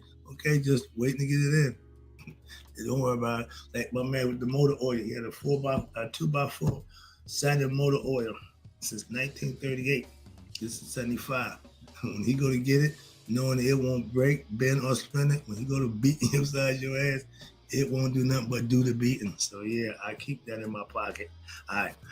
Ali, greatest, okay? When he's Olympic, everybody loved him. Yeah, over in China, come back over here, he's still a nigga.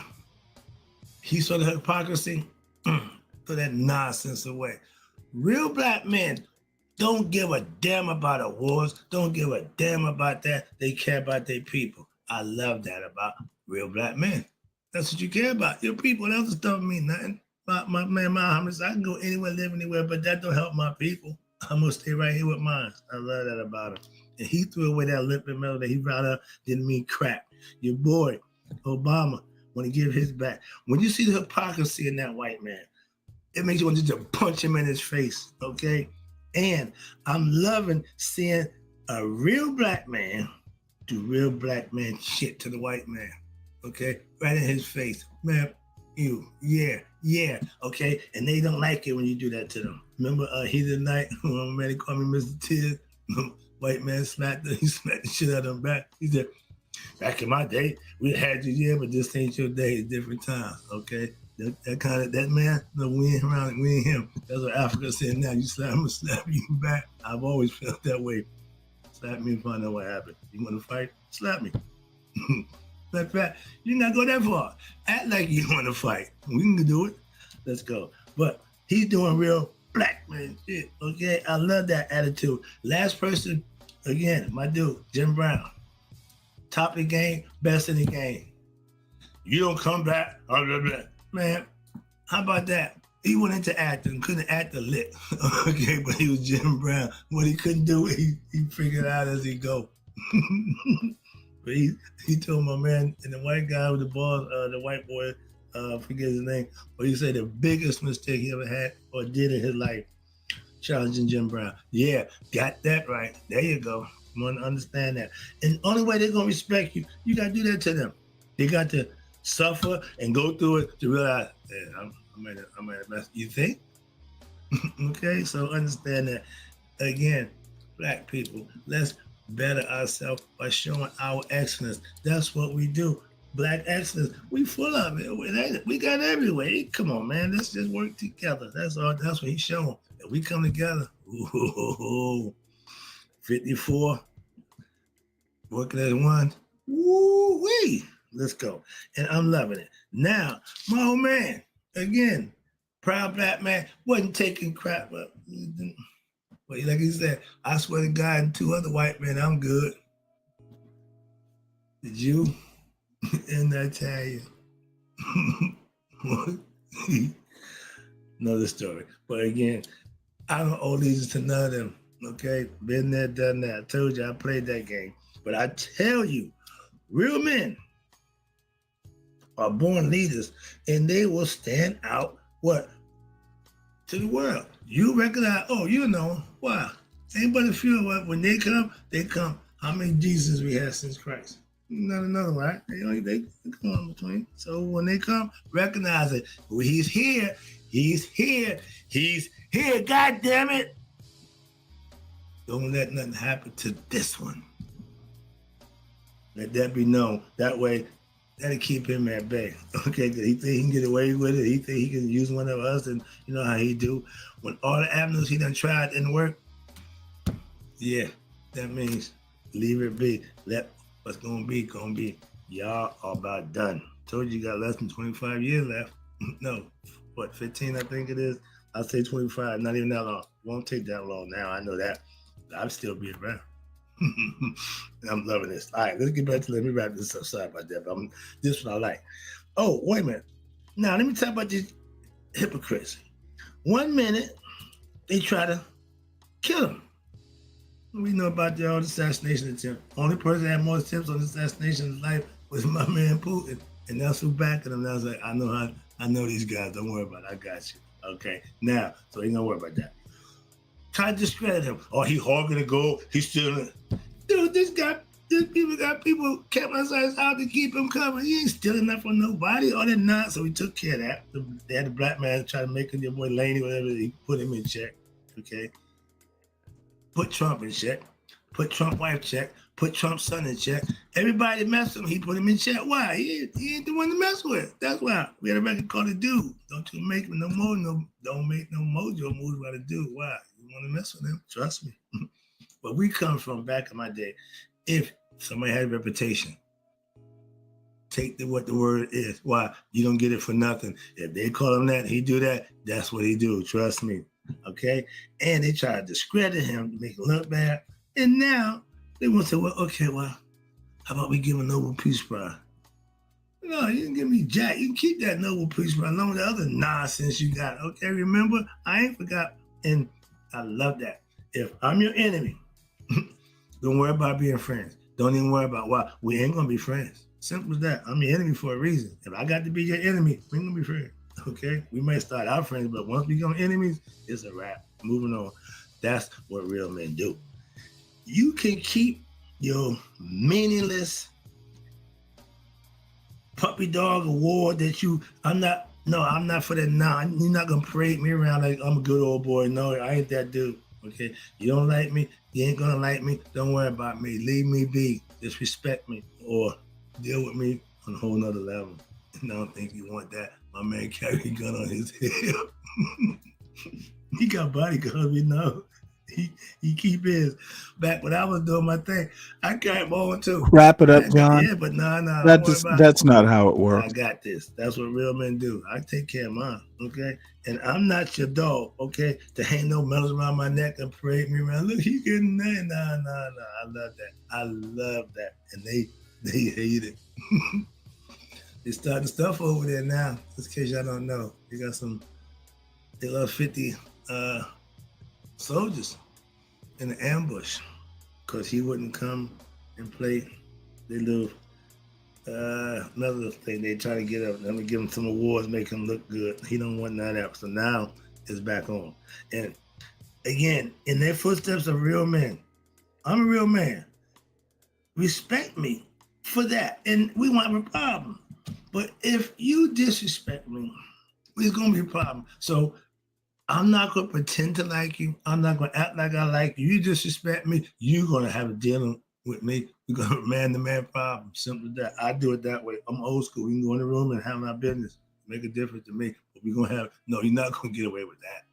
And everybody UPS know he ain't the one for that. Okay. They never promoted me. When I was leaving, my girl, I never forget, she said, they were scared of you. Scared of me. They know you would whoop their ass. Yeah, here you go. I will punch, I'll knock it. So they was, listen, they know. I was glad of that. Wow, I had a problem with them. They gave me everything I wanted. But they had me, I was a huggy bear. Every time I got to come to function, I put my gear on. I be gangstered out, pimped out. They said, ooh, he huggy bear. I said, yeah, I'm stupid. But yeah, they respect my gangster. All right. When you got that man, only way you can deal with him is he have respect for something you can do to him. Okay? Not for him. No. He don't give a, he'll make you work you crazy. But as long as he know you can do something to him, yeah, acquiesce to that. That's why. And I don't take being disrespected from no man. I don't give a damn. Prison, street, project, they make a difference to me. I'm not taking it for no man, more especially for no white man. No. I forgot how prejudiced UPS was, but they knew one rule. Don't mess with that one. He like the rest of them. He not like the rest of them. And they knew the ones I hired. They was all butt kissing. I wasn't one of them. So I didn't get promoted. I didn't care. But yeah, I almost lost a job one time. The manager came down, started going off. I said, one more word, I'll bust your face. And he said, word. And so the next day, they took me out the building. So the boss, I didn't play basketball with, so we pretty cool, all right? He said, give me one reason why I shouldn't fire you. I said, I didn't kick his ass. He said, yeah, that's a good enough reason. I go to work. So yeah, I had to run in with them guys on my terms, and they respect that. So now he won't play their game. Scooby-Doo, ruh-roh. All of a sudden, stuff is happening in Burkina Faso. Now he's the troublemaker. And know what he said? This will not go lightly. I lost soldiers. That ain't going down. It ain't going down like that. So, you'll be handed about it, okay? You not gonna do that. That ain't gonna, no. We tried to explain that to you. Now we're gonna show you. We ain't talking, the talking is over. No, we about to do this damn thing. I tried to tell y'all about my dude a while ago. I tried to tell y'all, everybody know his name now, okay? He the man. I saw that coming, so I just been buying my time. I gave him a break. Got some lessons with him, but he been doing his thing. Everything so far is just escalating. They never seen nothing like that before. Why? Y'all never let us do it before. That's why. Guess what? Now y'all ain't letting us. We just said the hell with y'all. We doing it. That's what we never did before. Let's breaking them out. This dude is no joke. Okay, you know, he ain't the one. Okay, I love it. So the white man can't stand that. They can't control him. They can't manipulate him. They can't kill him. They can't stop him. When last time we had a brother like that? Okay, moving on. I don't remember none in my lifetime. And white supremacy is being threatened by what? Black excellence. Oh yeah, we coming. We coming. You can't stop us. Why? That's all you've been trying to do is hold us and keep us down. Okay, we done figured a few things out. That's their biggest nightmare right there, that we done figured a few things out. Uh-oh, Scooby-Doo, ruh-roh. White America, worst nightmare is coming true. It ain't even in America, okay? Their problem is in Africa. Imagine what they do, we woke up. I'm trying to do that here, but just imagine that. Ooh, boy, they would know the shit to go blind. My old man's favorite line, they be caught in the quagmire. You don't know whether it's shit or go blind. Picture that one. Figure that one out. Let's go. And when the black man went everywhere, okay? When a black man everywhere is what? Down as one, we all become united. If a white man touch a black man, he touching all black people. He won't be so quick to put his hands on us then. Just like when they got it, you better not touch one of them. That's the last thing. And see how they got it? See the difference? See the balance? That ain't balanced. No, we need to balance out. You touch one of us, you gonna pay the price. Simple as that. Simple as that. It's just that simple. Okay? Understand that. That's all. Moving on. That's what's fair. Y'all so accustomed to having everything your way. Fair ain't never came in the damn ballpark.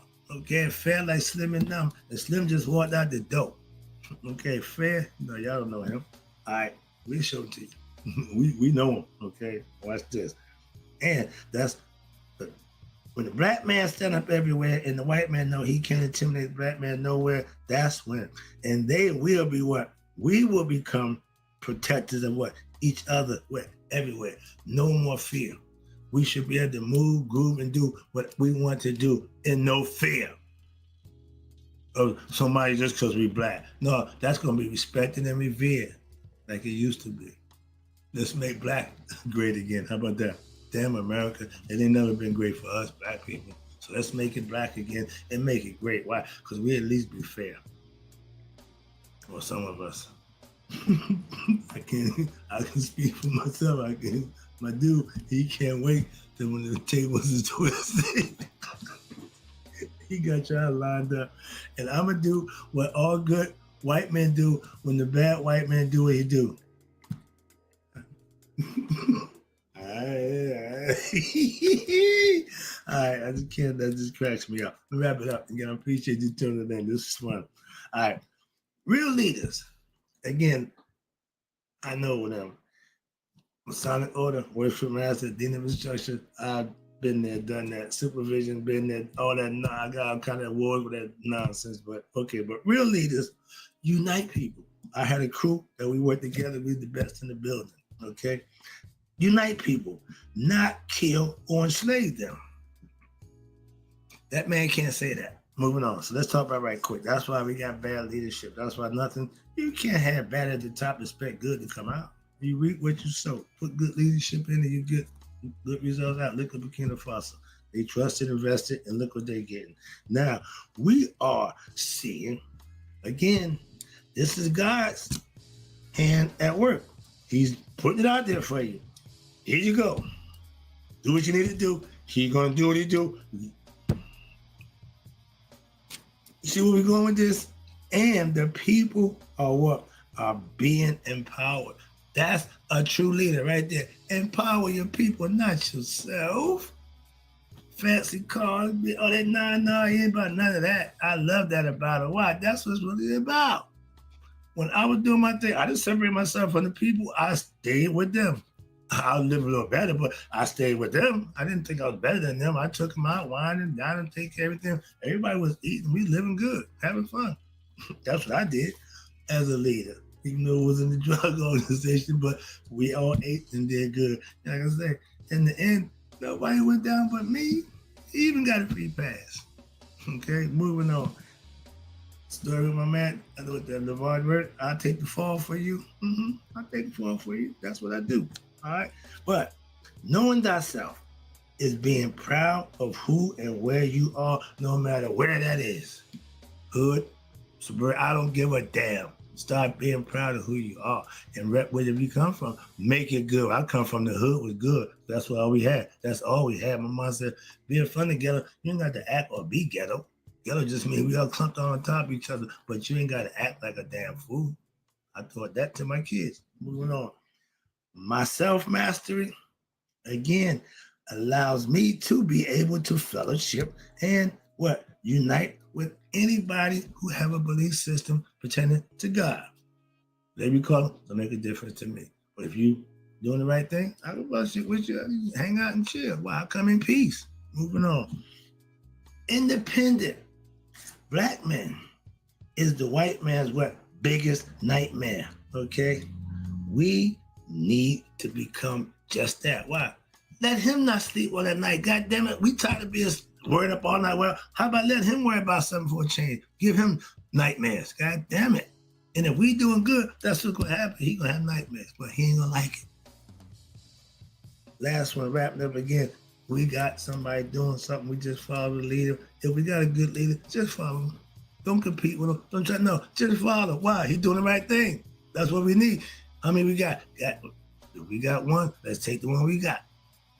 Trying to make one build one. No, we got one homegrown made. We ain't got to do nothing but follow. Let him do what he do. He got the plan. Obviously, and it's working. So that's my thing.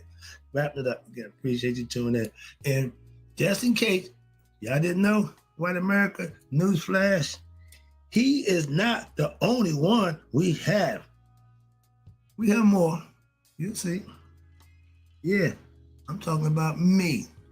I ain't went nowhere. I'm still here, chugging along, just chugging along, doing what I do. For you, hope you enjoy the lesson. I got to go. I appreciate you too. And in closing, right thinkers, may y'all live to be 100, me, 100 miles a day. Never let my right thinkers who's starting to see true Black leadership lead the way that passed away. I'll be back. Yes. Love it. Sam Cedar. On the majority part, Emma Vigeland is out today. Uh-oh. Ladies and gentlemen, it's a real pleasure to welcome back to the program Mark Maron. Oh, my Lord. All right. Well, let's see if Trump is still blathering on. Looks like he is. Person breathing is dead. Yeah, I did. I'm talking to him right now. So I'm talking to the European leaders. I'll be talking to President Zelensky. I'm going to get everybody's ideas. I go into that thing fully loaded right up there, and we're going to see what happens. Now, I think one of two things is going to happen. It's going to be a good meeting, and we'll go a step Jesus further. We'll get it Christ. done. I'd like to see a ceasefire very, very quickly. Very quick. I'd like to see it immediately, but I'd like to see it very quickly. And we're going to be dealing with the European leaders, and we're going to be dealing with President Zelensky, and hopefully we're going to have a great success.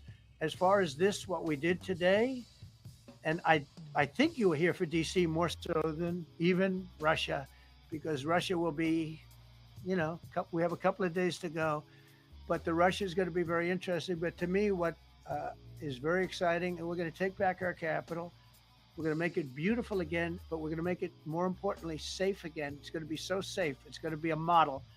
And then we'll look at other cities also. But other cities are studying what we're doing. And you have some capable people in other cities. They can do it too. But we have a great group of professionals. We're going to have a safe, beautiful capital, and it's going to happen very quickly. Thank you all. Thank you all very much.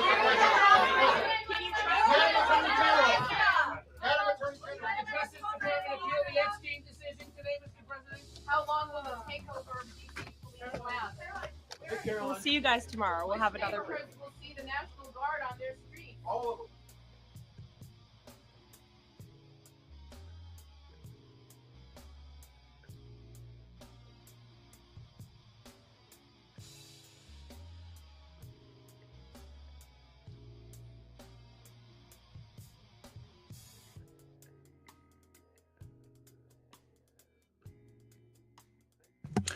All right. Well, this looks like the end of our programming day. So everyone, make sure you hit the like button. Make sure you subscribe to the channel if you're interested. Apparently no one is gonna hit the link, and the answer is no, Deacon Dave. I don't know that any apology is necessary or even in order. So let me know what I need to apologize for, and I'll consider it. And I think we are done for the day. See y'all later.